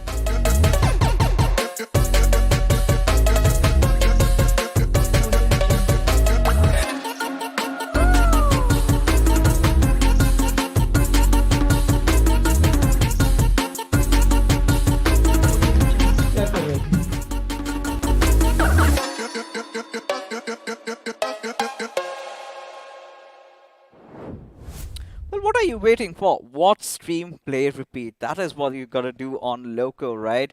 India's biggest gaming and live streaming platform out for you guys. But how do you get on Loco? For the ones, you know, who do not have really good devices, I think there's a chance that we're offering you 3 beautiful iQOO Neo 3 every single day, and Arka's gonna tell you how. So you guys remember that you have to go to Amazon all the time, search for this device, and over there you have to click on know more about this device. And eventually, if your questions are going to be asked, the answers are going to be given to us in the beginning of the English desk stream over here. So come back over there to learn the answers, and once you're done with that, you know, it's going to be easy for you to fill the rest of the forms. But for now, we're going to be heading towards the side of Miramar to witness all those rampage which happened from the get-go itself, as this was Team EXO's game. As soon as you get that first finish, you know, that confidence which is going to tell you that don't worry, we're going to have a good game, allows you to go in until the final moments of the game. You know, this is something that I really wanted to talk about, right? Enigma Galaxy. They held on the compound that 7C usually love. And the moment 7C came in, they were completely oblivious. They did not have any idea. And eventually they had to retreat. Where it was all about, this game was all about holding the higher grounds. Even for the likes of Team MG, they had those 2 huge cliffs. They were just banking upon the fact that maybe the circle might shift on us, we can capitalize. But this is where, you know, this finally starting to spread their wings, right? Open up a little bit. Enigma Galaxy finally not being scared of the other teams. They've been a lot restricted, you know, not engaging, but now they are bringing in the heat, all that fire, and Team Seoul did have to deal with the brunt, but the way they recover, it was amazing. I mean, at the same time, I really love the way this push came in from the side of Scream, you know. A good backup also was coming, right? So that's the best part of it all. You need to stick together, and this is why. Here's the next big thing, right? We've been talking about that. He's been racking up so many of these finishes. Now the big question is, when you get all those juicy offers, how much are you going to keep yourself restrained and contained with, right? I'm pretty sure the way he's making those waves, it is going to come in pretty much sooner or later. But I think ACBC, again, has been one of those teams today that has really stepped up, climbing up the ladders, getting those points, getting those positions that they love so much. But FS Esports, as a matter of fact, they also had a really lovely game of Miramar this time around. Oh yes, but this fight where everything was going right for the side of Hyderabad, Hydras, it was Walkouts who just walked in and made sure. It was like a, you know, probably a road roller who just went in on them and made sure they got all the finishes. But OR Esports on the other side, Oro, 1 HP clutch is what he was trying to do, but he was just got tagged off. But Aditya on the other side just helped his team survive for a little longer. Now this is where I really felt that Kinetic could have done so much more, right? They had 2 players positioned behind, providing that vantage point, providing all that information, but they did not come inside the fight for even a split second, right? This is the moment where Shadow gets that knock. This is where you want to see Bio and God trying to provide that cover fight, which they did not.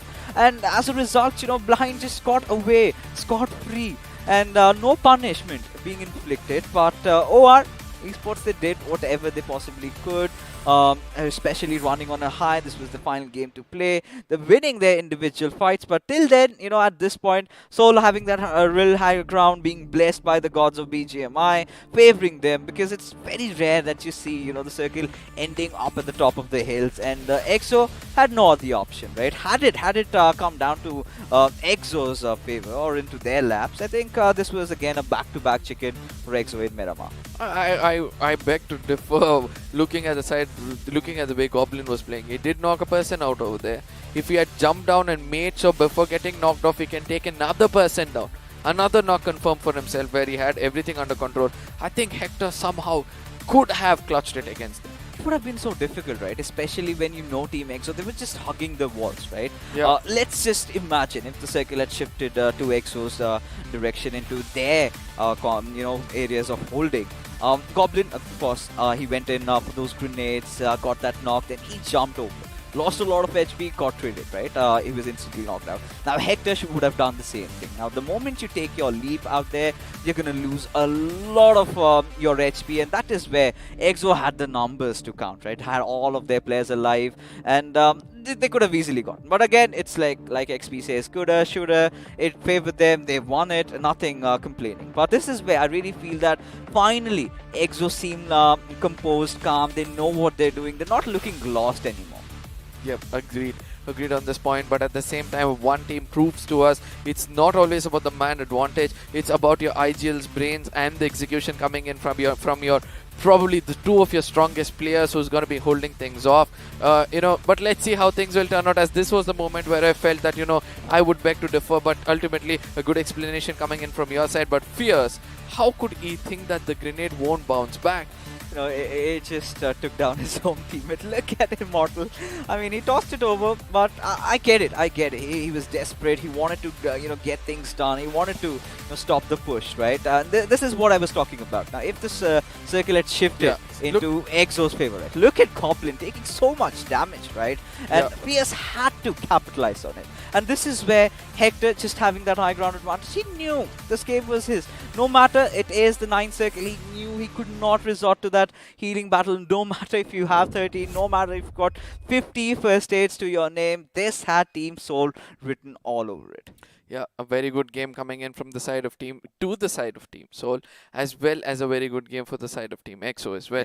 Yeah. It's happiness, right? One is contending for the top and the other one is contending to make sure he survives, to live up to their names especially. But at the same time, there were other teams who did, did not perform much where the expectations were really high on them. Is it the pressure which MG is restricted at this point of time? I think Team MG again, they've always been banking upon their, Miramar games. And again, the circle shifting away hasn't really favored them quite a lot. As ladies and gentlemen, we're going to be transitioning to the pre-match segment powered by Loco, where I'm going to be calling it a night. And big man, XP himself, are going to come and join the desk along with Arca. Oh yeah, this is gonna be a match to watch out for, as many of these teams would want that final winner chicken dinner for themselves, especially in sides of GO, RTR Retribution, AZ, T's, Enigma. Let's not forget the side of Global as well. So all of these teams are going to be on the radar. Let's not forget UP50. This is the last match for them to actually live up and make sure that they put some points on the table. I know you would agree on this being the team at the bottom of the table. Don't you think that this is the time they need a chicken dinner to make sure they survive? Well, they do definitely need something a bit more than a chicken dinner. They need a lot more if they want to basically make it to the top 16. But again, let's see what they do, because the games that have panned out so far haven't really been in their favor. Yep. Now, I'm just having a look at my notes. It is going to be Group A, like we saw, going up against Group C. A little clash coming in. OR sitting this one out. They're going to be pretty much, biting their nails at this moment, trying to see if their lead is still going to be 13 sustained. points. Well, we've seen some big games in the past. Let's see if Team Soul does something big, and we might just see a 40 bomber. We've seen it in, previous tournaments and all that. So maybe we could see something in the last game. Again, it doesn't really make a difference, right? Because both these teams, they have secured their position for the top 16. They are going to be going to the finals, no doubt about that. But again, buddy, it all comes down to the bragging rights. Yeah, absolutely. But at the same time, do you still feel that, these teams, thirst or the hunger to get more finishes and placement points is still not quenched? Because we are able to see that, they're still not stopping. And no matter how much more they play, the strategy, the chances of them not having that strategy perform better is becoming nil. Well, the thing is, once that confidence is infused in you, once you have that ball rolling, once the momentum is in your favor, that's what pretty much differentiates, the champions from the rest. And, they are experienced players. They are veterans. They are going to edge out a little over, a couple of these teams over here. And, like I said, once everything is in your favor, why would you want to stop? Absolutely. Now, there are other few teams which would love to speak about. But before that, I do believe it's important for us to give it to the sponsors themselves. The iQOO smartphones, a beauty which they have come up with. And we all know that we have seen this, promo every now and then. And it's going to be much more better to watch it, as it's going to be the last time before the match. To make every day the best of my life. To strive for more, to beat my own score. To get that encore. I've got this. I've got the power. To do more, see more, be more. I've got the power. To win. Well, that, of course, is a video that we all are used to. But then, you can't really, we don't really mind it as well, because, like I said, iQOO and the Indian gaming community and Loco, we are all one tight-knit unit. We are all integrated. And, of course, you love watching all your favorite streamers, all your champions every single time. And, again, keep one thing in mind. If you want to start your journey as well, all you have to do is head over to Amazon, type iQOO Neo 6 in the search bar. A little quiz is going to pop up. Participate in it, and of course, head over to the English stream, because we always give the answers away at the beginning, and you stand a chance to win yourselves an iQOO Neo 6. But I do believe we have a little bit of a shuffle coming in the next game. Yeah, I do agree that, sometimes it's important for people to understand that, when there's a shuffle coming in, they do it exactly when it's required. Because in case they're just going to do it just to experiment, it's going to be really hard. It's Race God is going to go out, and so will, is going to come in, and so will Honey for the side of WSF, and Invader is going to be walking out. See, we have been seeing the team which is well set is actually not doing much of changes, but the team which is not set is actually going in for changes. I have a question with this statement to say. Do you believe that the teams down below needs to do the same thing, stick on to the same playing four, and practice more on that, strategize more on that, and get that, chicken dinner when required? Or is it fine to change when required? See, I will come back to that in a second, but again, let's just give our viewers a little bang for their buck, because you all stand a chance to win some merchandise, some cool BGMI t-shirts, and of course some water bottles, because, well, we do have to beat the heat.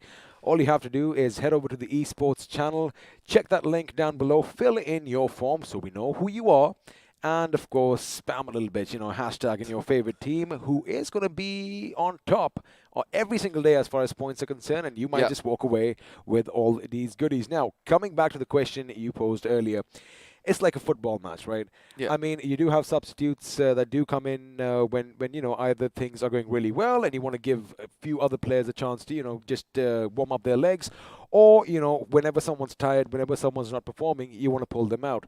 Now, the thing is, you can experiment with all sorts of combinations as far as the bottom teams are concerned. You're right. The teams at the top, not really making a lot of changes because, again, why fix something that isn't broken? But, yeah, I think they can go back and forth. They can have a few different, play styles. I think that comes in as well because, some of us excel at certain maps over others. But, again, that is all hullabaloo speculation. We're going to say bye-bye from the studio in Arca. One last time tonight, let's have a look at Erangel. Oh, yeah. I mean, it has shorelines. If you want to enjoy the beach, you can get to the shorelines. Yeah. If you want some high grounds, if you want to, relish some really good leaves or lushy area, you can go into the side of Zarki. If you want some hill stations, go to the side of Stolba. Kind of reminds me of our country as a whole because, India has everything. We've got beaches, we've got plains, we've got mountains, we've got canyons, we've got everything. And again, that is pretty much what Erangel is. Now, it is going to be the last game. Team Seoul finally getting that chicken dinner today, making sure, that they're still firing off a few shots in all directions. That, hey, boys, I mean, we might have a little bit of a hiccup every once in a while. Brilliantly read my mind there, sir. But again, they come back strong, and oh boy, do they do it in style. And once again, when we were talking about it in the first few games, we did kind of see that, once Goblin falls, things kind of seem to go awry for this team. However, if he's there till the end, oh boy, I think they rely a lot on his supremacy, of course, in the game, but it also instills a sense of, not just comradeship, but also, it just infuses them with a bit more confidence. Yeah, but at the same time, we have been saying this has been the equation for most of these teams. Let's not forget the side of Team EXO also, after they lose one of their players. The comeback kings, as you call them. Yeah, the comeback kings. Even after they lose their key player, they also fall down. 7Cs as well, as soon as they lose Sarang or Spray God, they also start tremble down. So that's been a little bit of an equation, as obviously the person who takes the fight towards the side of enemy's face, if he's not there, they become a little defensive. As ladies and gentlemen, this is for the last time of the day. This is going to be day 5 match number 30. Can you believe this? BMPS 30th match is going to be on our screens at this point of time, as the flight path is going to be starting in from the side of Severny, ending in towards the side of Military Base, giving a lot of space on the western side of the map.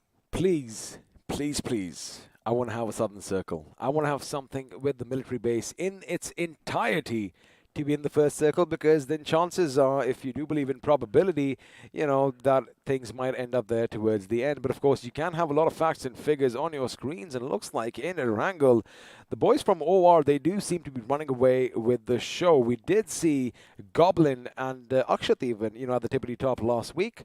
However, Aditya and Athanki are etching out quite a bit of a lead as far as finishes are concerned. Now look at the total points they put up in the map of Erangel. Like 168 points, and no wonder they're competing with the side of Team Seoul and the top of the overall points table. But at the same time, we have to also look at the side of Spray God coming in from the side of 7Cs. No matter how much of a bad game they have, we can see that in the 9th position, they still have one man standing out in the map of Erangel. They do indeed, but let's see if their luck is going to change, because one team, my finally. goodness. All right, everybody just calm down. Calm down. I know. Like I said, XP's been a bit on fire today. Let's just take a moment of silence to appreciate that the BGMI gods are shining down upon us. Oh, I know we had a daddy on the desk, but now we have a granddaddy on the desk at this point of time. Oh, hey, whoa, whoa, whoa, whoa, whoa, whoa, whoa, whoa, whoa. That's going to basically make people think that I'm old. Yeah. Oh, I come mean- on. Why are you touching your shoulder as soon as we say a watermelon has been stolen? Oh. I mean, don't do that. Uh-huh, But no, ultimately, there's going to be a dad for a dad, right? So, Hey, I've never, ever, ever thought of fix this in any other position. I always say he's a daddy wannabe, but, you know, I get it. He's a little kid. Let him have a good time. But there you have it, ladies and gentlemen. something Finally.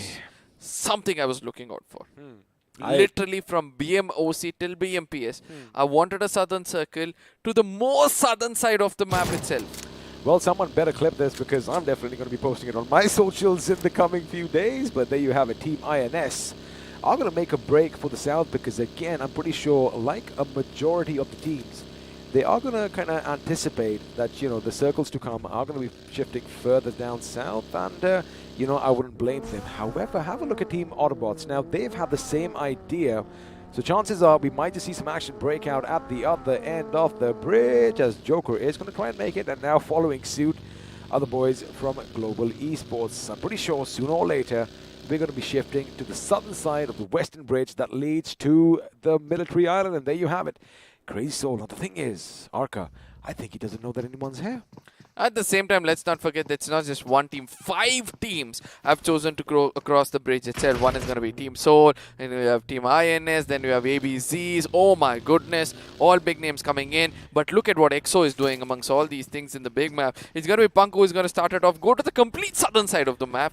Again, trying to, you know, hold that position for himself, where the rest of them, all the other teams will go in, and a good spray comes in from the side of Fox to take down a player, and so will from far away the side of ABCs are also having a good time.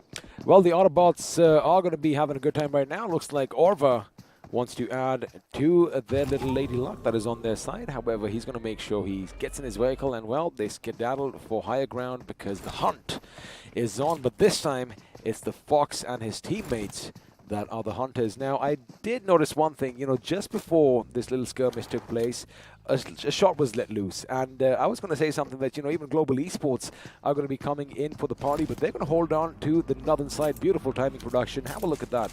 GE and the boys are going to be in and around the bridge, but looks like someone else is going to be driving a bit too close for their comfort. I wonder if WSF, I do believe that's the team, are going to be in a precarious situation. But look at what GOG is doing from the Melta Power side. You know, they're going to be using the boats, and that's a very, very clever thing to see. And we have been speaking about this, right? You got to use the waterways to the fullest potential, and that is what they're trying to do at this point of time. It's going to be all the players coming in through the waters. Speaking of waterways, WSF heading for the ferry pair. Question is, do they have a ferry that is going to take them to the other side? Yes, there's one.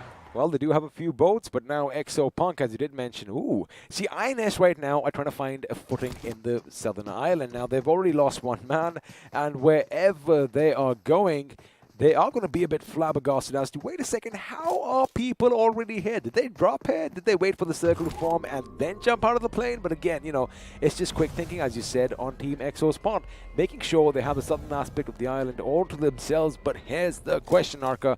GOG, I doubt they're going to be coming down south over here because they might, in fact, head over to the southern point of Nova Rupnoy as well. Yeah. The boys from WSF, out in the water, not a bad day to do so. Yep. At the same time, you know, one thing which I love the most about Punk, he was just going around opening all the doors to make sure if an opponent sees that far away. Smart. Yeah, he's going to be like, oh, somebody's already here, guys. I can see the door open and just run away.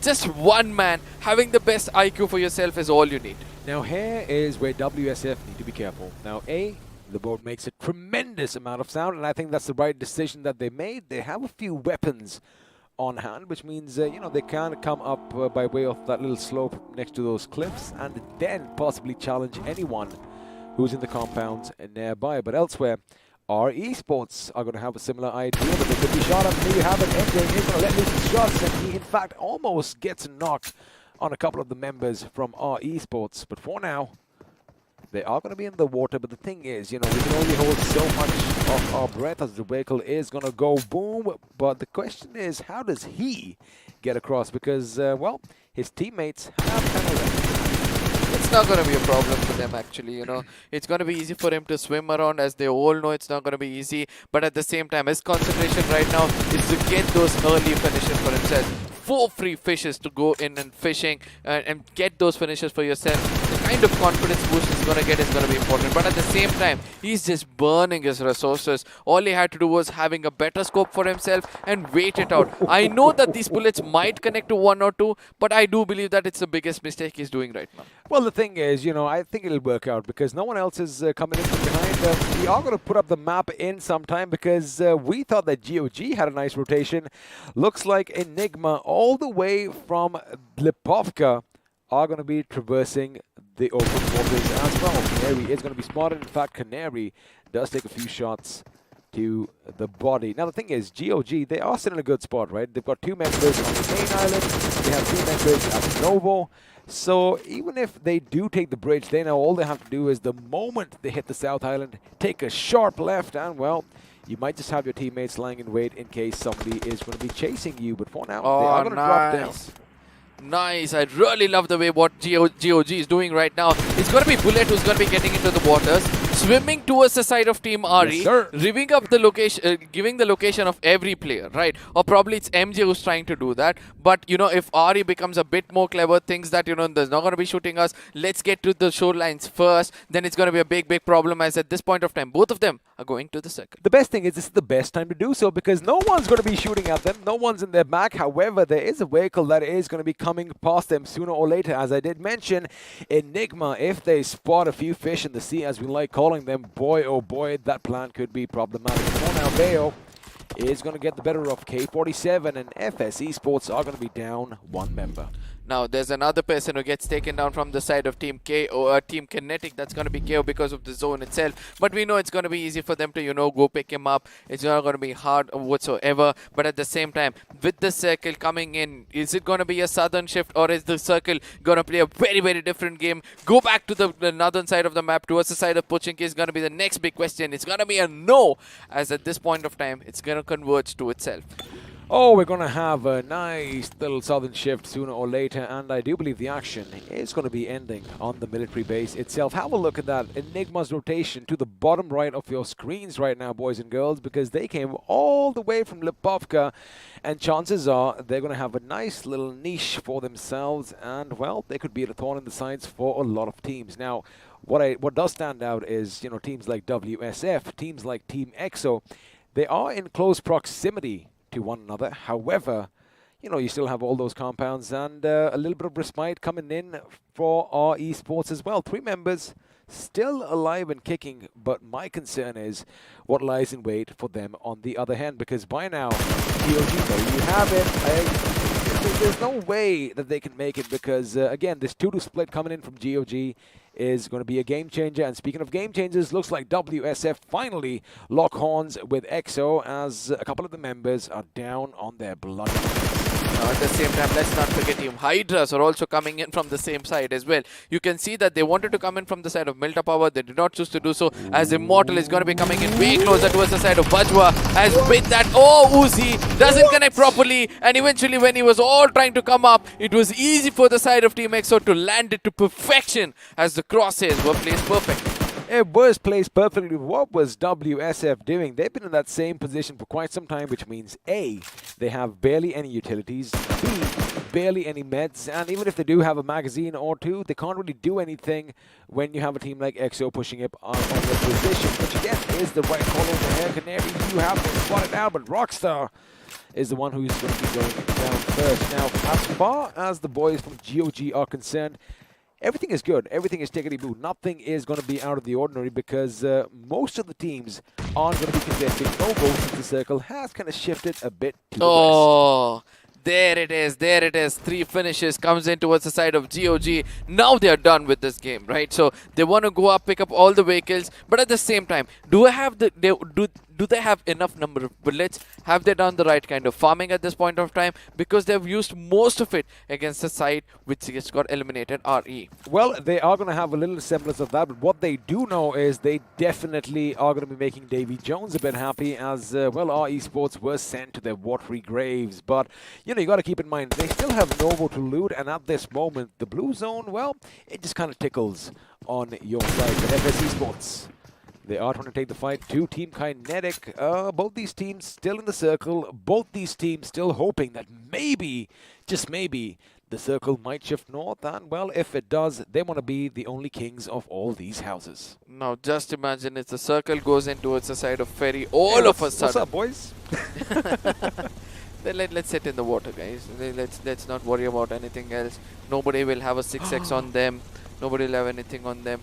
They're just sitting over there and trying to play for placement points. I just saw something now. They are at the edge, and have a look at what's happening. GE could be coming in, and we might just see a little bit of an amphibious battle take place. We've never seen that happen in a long, long time. Of course, you know, getting shot at from land does not count. But for now, what they are trying to see is where the circle goes, and now they might just rush in on one of the positions and try to do some damage. But there you have it. It is going to be a confirmation over here. We are going to have some action break out on the southern aspect of the map, the military base finally being the epicenter for all the fighting now. Maxi, you might be swimming, buddy. You better keep an eye on your back because Global Esports, oh boy, they are rushing in with their boats, and I do believe they have two for themselves. And, well, what happens when you see something swimming in the water? You take a few shots at it.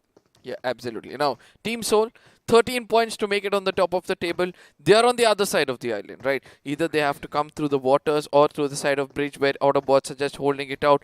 What are your thoughts on this? Do you think they'll be able to survive as of now? As you had correctly pointed out, it was a fight between the Hyderabad Hydras versus Global, as Global can just hold on to this position instead of, you know, going around trying to shoot around the boats and all those things. Move around over here to make sure all four finishes, but at the same time they're walking into the jaws of death as Hyderabad Hydras might live a little more better as some shots are going to be connected from the island towards them. Now the thing is, exactly, you just basically spoke out of your mouth, because they have to keep moving, because all this sound is going to make all the commotion, and now Global Esports, oh my goodness, you just heard that boom. Your screens must have just shook like crazy because, well, their vehicle is destroyed, and now they might be thinking, wait, did we have to make all that commotion? But this is where Team EXO, this is where Team INS, they can capitalize on a few finishes for themselves. GOG on the other side is my favorite team at this point of time because they're going to come in from another corner where no team feels that, you know, a team might be coming in. They can take the southern, you know, few compounds which we can see inside the circle and wait out for the others to fight out and strike when the time is right. And GOG at this point of time actually need that winner chicken dinner for themselves as Mania gets taken down. The right kind of scope to be used at the shoreline is going to be connecting another player. That's going to be Joker, who might just get taken down. Think about one thing. Now, Team EXO is making all this noise, which means they are going to catch the attention of Team INS, which, again, I'm going to be saying a lot of things, and there's going to be a lot of which means in this sentence. Which means UP50 are going to have a little bit of respite, which means Hyderabad Hydras are now shifting their course of direction to the north, which means they still might have a little bit of hope. Again, GE, they had the upper hand. Maybe had they not shot at while they you know, whizzing past them on that boat, they could have had a little bit of a different story. But for now, it is what it is, and Global Esports, they are not in the best of positions. Oh yes, that's going to be 3 finishes coming in favor of the side of Team EXO. As 4 finishes already they've got and 2 more coming in. But at the same time, you know, we can see that Team Soul is trying to cross the bridge at this point of time. And let's see whether that's going to be the case, as a lot of teams are trying to come inside the circle. And they're going to be restricted so bad as the circle is going to shift away. Now, if production is listening to us, if we could have the map come up, well, we do have a little bit of a shift that is happening towards the center of the island. There you go, lovely. Thank you so much. Have a look at that. Hyderabad Hydras, they made it. And as we anticipated, INS, wait a second, what's happening over here? INS, they actually went into a 2-2 split. And now I'm going to hold on to my thought because Soul Lakshad is going to be laying down lead in the left direction and the right, because Team Hydra, they were heading right for them. Now, they are going to be split up a little bit here, Arca, which is going to be problematic later on. But the thing is, since the circle shifted, well, the opponents in the form of Autobotz have shifted further down south. In fact, they are taking the fight straight to 7C's location. Now, reinforcements are coming in. A grenade is being cooked, and Zarang might just be taken off his feet. Oh, There you yeah. have it. He is going to be blown to smithereens by that shrapnel. Oh. They are going to be exchanging fire. Zarang goes down, and well, looks like Savitar is going to be brought down as well. But Fragod living up to his name. Oh, Can he do no. some more? He cannot. That AK is not going to be fast enough with that RPM, as ABs are going to be taking the fight directly to them, and there you have it. All in the blink of an eye, and the boys from 7C Esports, well, that they are going to be exiting this game. Autobotz, buddy, these guys are looking good. I mean, they were clinical, right? They exactly know how to take the fight. First with the grenade, and then they knew the footsteps were being heard. They followed the footsteps with the crosshair, connected when the time was right. Trigger discipline was perfect, and this is textbook basics being done well and read well. But at the same time, let's not forget what's happening with the circle. As we can see, GOG is going to be the team to be holding the dead center, as Sensei, Punk, and his teammate Fierce is going to be coming in slow to converge in those areas. And let's see which team is going to be taking this home. Man, I mean, you know, you like using the phrase, you know, Lady Luck kisses their forehead. I think all 4 members of Hyderabad Hydras are blessed because, again, global esports, oh boy, they just sacrificed themselves pretty much for them, and they did the right thing. They started moving north, and again, you know, I did say INS would hear all the commotion, so what INS did was they sent 2 of the men to have a look at XO, which means, well, that's 2 less members who are going to be looking at the coastline, but looks like Team Kinetic from the distance does spot some movement over there, and well, lays down a few shots and does connect. How did Team Soul come through the bridges into the circle with all 4 men standing? Well, as soon as the circle shifted, right, the one team that was guarding them, and I do believe it was Autobotz, they decided to head down south quick to make sure that they now have the compounds all to themselves. So I do believe they would have kind of anticipated that no one is going to be waiting at the bridge, because, yeah, sure, you might get a few... You might get a few finishes. Yeah, it's not going to work out that way. But, you know, you might get a few finishes. But then again, all that sound could be, you know, that you could be gate kept in the next circle. So I guess it's a good move. But the question is, can they hold the position? Oh, nice shot coming in from the side of Akshat. This guy has got some eagle eyes at this point of time. Look at him. Every corner is going to be locking that crosshairs. He's finding one player or the other. And it's going to be finishes which are going to be rigged up. 4 finishes already come in. Then there's just 9 points away right now to making it into the top of the table. Let's see. With that 13 points going to be coming in just by finish points, or is it going to be the placement points also which they might rake up? Well, if they do get the chicken dinner, they need at least, well, my maths is going to be a bit weak, but hold on. Where are we shifting to? Are we going to go to the graveyard of all those airplanes? Oh, okay. We still have a few broken planes in play. And after a very, very long time, we actually have the military base itself in the final few circles. Normally what happens is it always shifts away to this open, hilly terrain. And now it's going to be problematic for Team Soul to make it in because, well, they did have a bird's eye view now, but looks like someone else is in the Eagle's nest as Onyx. He's going to make sure that he holds his ground. I'm pretty sure he wishes he was in fact Onyx from Pokemon and, you know, just dig down below them and come up from behind. But for now, Team Soul, they're going to be making sure they move to greener pastures. Oh, he'll need a IGL like Brock who needs to guide him in the right way. But ultimately coming back over here, Team Soul is going to be on the receiving as 2 players gets taken down. And this is the most vulnerable you can find this team as one of them gets erased. Not 1, but 2 at this point of time are getting erased. And XO immediately is going to turn the tables, right? Immediately go to the center of the map, hold the red center where they have that, you know, rich for their support as well as carpet bombing starts off. And they're going to be paid with a lot of finishes over here as it's going to be Soul coming in from the other side as well. And let's see who's going to be taking them down. Well, let's see who is going to put the final nail in the coffin, if indeed that is going to be the case. But for now, Fess is going to be living up to his name, and well, he's going to leave no stone unturned. Now, in the distance, you do see the members from GOG. They are finally going to have to take the fight on land. So the amphibious assaults are going to come to an end, and it looks like RTR are going to be coming under fire elsewhere. In the meantime, Team INS, they do have a good position for themselves as Kinetic Esports are going to bid us adieu. And oh, nice! Explicit is going to feel a little explicit over here, and he's going to be taken down from distance again. The DP-28, one of the most stable weapons, one of the most versatile weapons. maybe just accept that long reload time. You know what I love the most right now? It's Team Soul. They're not doing any kind of commotions. They're right they're right next to the side of Team XO, and eventually RTR comes and strikes in the back of Team GOG with 5 finishes. They were looking strong. The late rotations in the final seconds has always been the problem for them, and eventually in the corners they get taken down as RTR, Retribution RTR with 2 men standing would want to rake up as many finish points as possible as they step more closer towards the jaws of death. Now, the best thing is, Team XO, they've got these little trenches to work with. They've got these fortifications off yesteryears, a few, blocks over here and there, and all these little dips to work around with. Now, I like what they're doing. They still have 4 members alive. Have a look at that, buddy. 10 finishes to their names already. They are looking good. Now, as far as Soul is concerned, alrighty, let's have a look and see if the gods of BGMI are going to be favoring them, because the circle is going to shift, and you know what?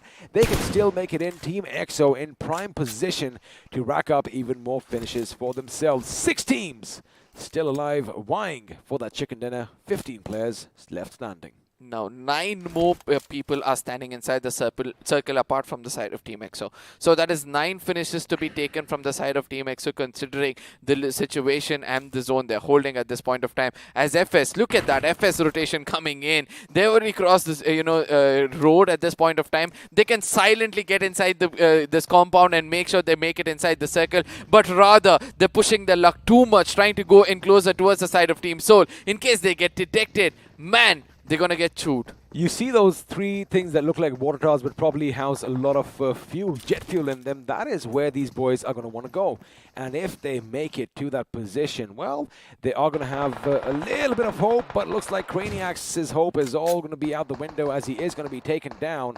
And now Fierce knows where the enemy is, but it's going to be Joker who capitalizes and, well, gets the finish for himself. Sensei with a grenade, looks optimistic, the line is good, and there you have it. Kobe would have been proud because Chonu, well, is now out of this game. Between Team XO are going to have another couple of finishes to their name, and now they want some more. They are going to spot some people down on the ground. There you have it, capitalizing on what his teammates started. Team INS, a little bit of a shaky rotation coming over here, just pretty much giving themselves away to Team XO. And Team FS strike when the iron was hot takes down Hector at this point of time. It's just that Team XO has to just concentrate on the side of Team ISS. Rather, it's the last man inside the circle. The zone has already started to touch the corners, and eventually Shane comes out in the open, tries to be undercover to make it inside the circle, but the zone is eating up really, really fast. They do see the man, right? Immortal does see him. He knows that the zone is going to take care of him, and eventually they're going to look forward to move around, as at this point of time XO is going to pick up all those resources which they've burnt up so far, as Team Soul final player also gets taken down. It's going to be a 4v3 situation against the side of Team FS.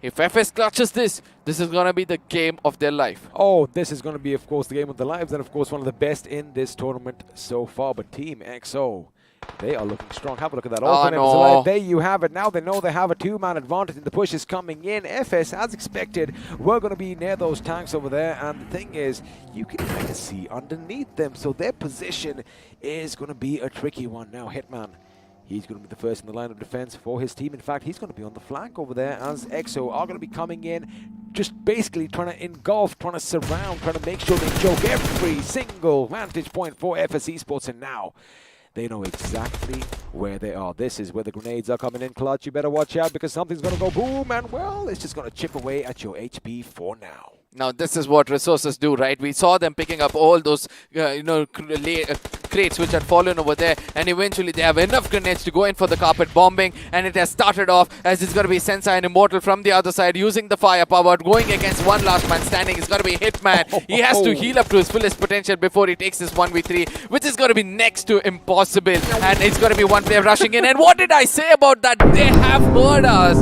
They did not jump off as soon as the vehicle comes in. He shifts his seat and eventually goes in for the fire, and that's a very, very good thing coming in from the side of Team XO to take the winner chicken dinner and make sure they go to the top 5. They did it in style as we have a look at the post-match segment powered by Loco popping up on our screen. 16 finishes, buddy. 31 points to their name. And have a look at everything else. They were pretty much having the time of their lives. Now, the maximum finishes any other squad has acquired is 5. Oh yes, oh yes. But at the same time, one other thing which I love the most, when the finishes gets distributed like this, right? Everybody is gonna go home with something or the other, and placement points is something which will come into picture. UP50, 1 point yet again, not the kind of game they needed. 7 Cs as well. Hydra officials, oh my god, all those teams under the radar are still feeling the pressure and still getting taken down. But on the other side, Georgie somehow have stepped up, to get 6 points for themselves. Small mistakes done by them. I just hope they learn it as quickly as possible. But at the same time, Team EXO, the one rotation from Sensei in that 5th to 6th circle did help them to get up 16 finishes at the end of the day. Of course they did, but now let's see who is going to be crowned. And well, it's going to be the man of the moment himself, Sensei, leading his team to victory and, well, finding himself on the iQOO MVP board as well. 5 finishes, 3 assists, 970 points of damage. Now, of course, if we all do our maths, we can expect a few more players of Team EXO to be in the top 5 leaderboard. Looks like it's just one, Punk. Yep, 11 finishes already come in over there by 2 players, right? So it's always the damage which will be considered for the IGLs. I mean, sorry, for the MVP. So at this point of time, it's going to be Hitman coming in, 3 finishes, 700 damage. And on the other side, we have Zora coming in for 2 finishes of 500 damage, and Evo, as you said, right, there's just 4 finishes or 5 finishes maximum taken apart from the side of Team EXO. This is what we can expect. Of course, this is what we can expect, and what you can expect next is to have a look at the match summary. Now, again, this is a pretty even Steven, Erangel map. I wasn't expecting so many vehicle finishes, to be honest with you, because there wasn't any time. Normally you see that later on, but if you have a look at the longest finished distances in meters, it's going to go AJ's way. But again, I mean, that is something that I kind of feel is a little tricky, because it's the distance that you move away from your fallen down enemy. That is when the distance is counted. So again, you got to keep one thing in mind: after a certain amount, people don't render. Oh yeah, exactly. But at the same time, that's the longest according to me. But at the same time, 2,362 damage coming in for 16 finishes. One team dominated with perfect rotations to the southern side of the map. As you know, they were the first team to rotate. Every single person did contribute to this game, and kudos to them. Kudos to them indeed. I love the fact that, even when they were in the thick and thin of the action, all 4 members did their job. But now, let's have a look and see. Are the Kings going to be toppled over? Oh, yeah. Baby, there you have a look. After 20 games played by every single team, Team Seoul, once again, towards the end of the day, are going to make sure that they take their throne back. However, only 2 points separate both the teams. And, of course, speaking of the winners of the last game, Team EXO climbing up, inching their way closer to that podium finish. As I said, it's going to be the 4th winner chicken dinner coming in for them, and eventually into the top 5, as Enigma is going to be holding the 5th position, still proving to us that it's not always about the win, chicken dinners you need or the finishes. It's about that balance and consistency which is going to take you on the top of the table. But let's not forget, it's still a 2-point difference, where tomorrow again these two will be fighting it out for the top of the table. Again, Big Brother Esports done an amazing job so far. It's going to be put down Hydra officials of 1 bad game, and again they're going to be going down Hyderabad Hydras on the other end is going to be coming up the ladder slowly. However, not the best day for the Hyderabad Hydras as well. We've seen them hit a lot harder, but now Global Esports are going to be exiting page 1 this time around, as they are going to drop to the 9th position. But I think you just spotted something out. Yeah, that's going to be the point differences, right? 154 to 141. That's nothing. Yeah, that's less than 10 or probably 15 points difference from the 9th to the 16th position. So just imagine if the 17, 18 and 19 have the similar one, which we look up to it and almost coming up to 20-point difference. If our Esports, Retribution, INS and GOG have 2 good games, they can challenge up to the 9th position itself. Easily, because if you have a look at Team INS 123, that's, I do believe, 19 points shy of 16th position over here, which means, again, anything can happen. But now Team INS, they've been in a bit of a slump, if I can say so, because, again, they do take a lot of risks, and yes, I get it. Higher the risk, greater the reward. However, maybe just hunker down a little bit, maybe play a little bit safe. But I know Joker, he's not one who is going to be the one who takes it easy. But on the other hand, on the other end of the spectrum, UP50, even though even though, you know, I mean, they had a few opportunities, I just think they're not confident enough. But you know who is confident? Are the boys at the tippity top. I'm, of course, talking about Team Soul and OR Esports. And let's do one thing. Let's just have a look and see what they would look like against one another, because we're going to pit them against each other in the squad face-off. And there you have it. The numbers do all the talking, but anything that sticks out to you? It's gonna be the headshots. Both of them have the same amount of headshots as well. But it's gonna be the assists coming in from the side of Team OR, which shows that, you know, they tend to stick around with one another. They make sure that they pick up their teammates as they get fallen and have the maximum damage of 25,836 points of damage points, and that's amazing. But at the same time, they're surviving much more better than the side of Team Soul, right? 19 minutes and 49 seconds on an average. That is 9 seconds better than Team Soul. But we all know that Team Soul is more clinical with their finishes, and that is why they're standing on the top. But also, you know, all these seconds count, right? Because we've seen so many fights take place, Arca, that it's blink and you miss action. And blink is a fraction of a second, right?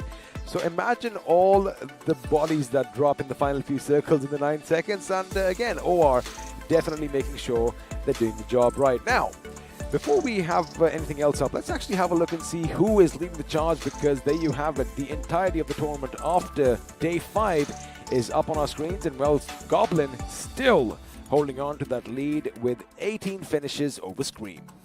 I mean, I would like to say this, you know, 60 finishes for 9,000 damage. That's pretty clinical, right? And at the same time, let's not forget, when we compare to the others, they've almost reached 9,000, but they've not even hit the 50-pointer. So that shows that, you know, he was one of the strongest to watch out for. But at the same time, assist is something which I love about the side of Team OR. They have been there for their teammate whenever required, with the survival time almost coming the same for everybody at this point of time. We still have Atanki coming. I mean, we still have Nigma Galaxy. I think there's been a little bit of a thing, as 3 players of Team OR are gonna be there in the top 5 of this leaderboard, and this shows the kind of dedication, this shows the kind of shoulder they hold for one another when they climb forward in the points table. And you know, we had so many questions, buddy, on at the end of day 2 that what's up with OR? Well, this is what's up with them. They're just 2 points shy off the leaderboard. And now, speaking of the leaderboard, let's have a look and see how your favorite teams are doing so far, because as far as finishes go, Team Soul again leading the charge, but OR Esports just 6 behind. Oh, let's not forget any other things. That's going to be the side of Enigma. Without winner chicken dinner, 22,578 damage. Shows that they're way better when it comes to the frontal battle or kind of dishing damage towards the side of enemies than EXO, as well as the side of any other. Oh, no, just the side of EXO. You know, they've always been like this, because I've been having a look at them for quite some time, and even though, you know, a couple of times they had a few different names, but Avi, Evo, and the boys, Rex and Eggy, they've always pretty much been like this in every single outing that I've seen them. They come so close, but you know, it's just a bit too far away. But again, it's just the league stage. The real pressure is going to mount on them once the grand finals begin.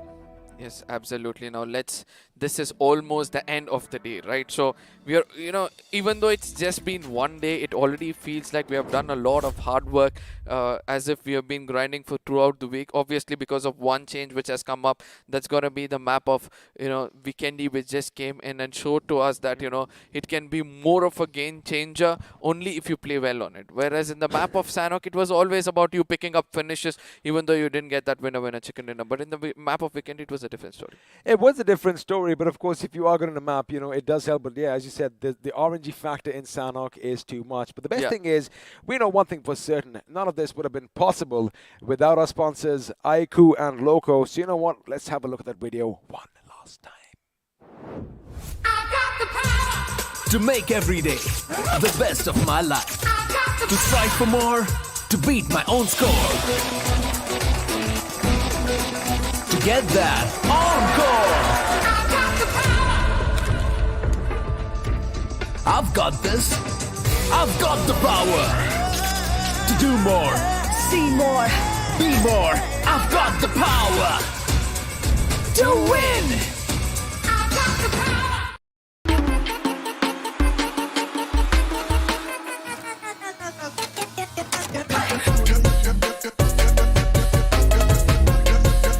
Watch it, earn it.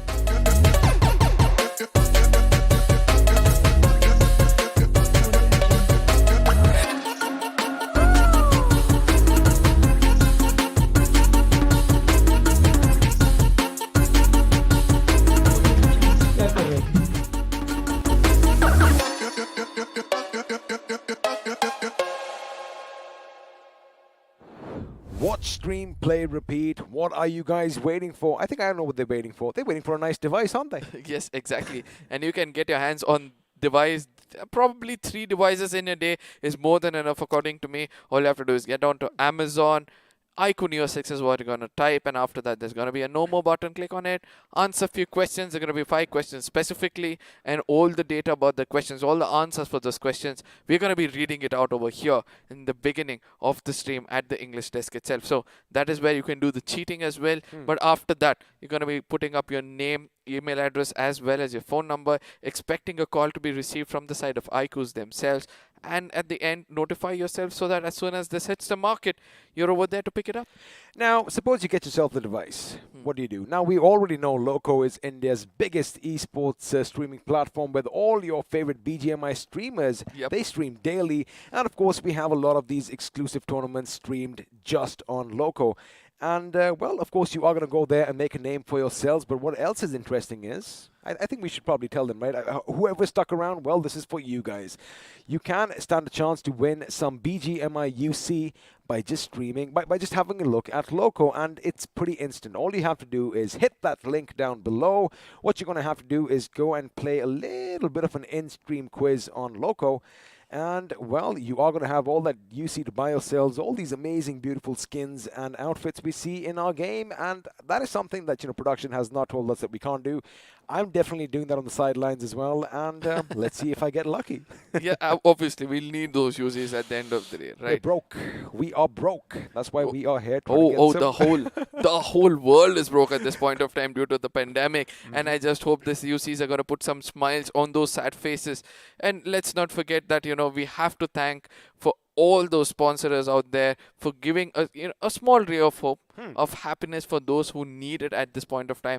A mobile or 10 UC is more than enough for sometimes to do the good deeds. I'm going to be happy with 10 UC in game because, you can still spin one of those special roulettes and the thing, and maybe that 10 might just be a lot more. But again, massive shout out to iQOO and Loco for making all of this possible. And also, if I just come to think about it, normally, yeah, you do have sponsors, right? But I love it when sponsors give back, not just to all the participants of a tournament, not just to, well, the desk. I mean, we do have these bad boys. I wonder if we can sneak them home, but they give back to all you lovely people watching out there. So again, thank you so much. And of course, BGMI Crofton for making all of this happen. However, now, it is the end of day 1. Week 2, it was kind of flimsy. It was ups and downs. We had a few ups and downs, but anything that stood out for you in the entirety of this day?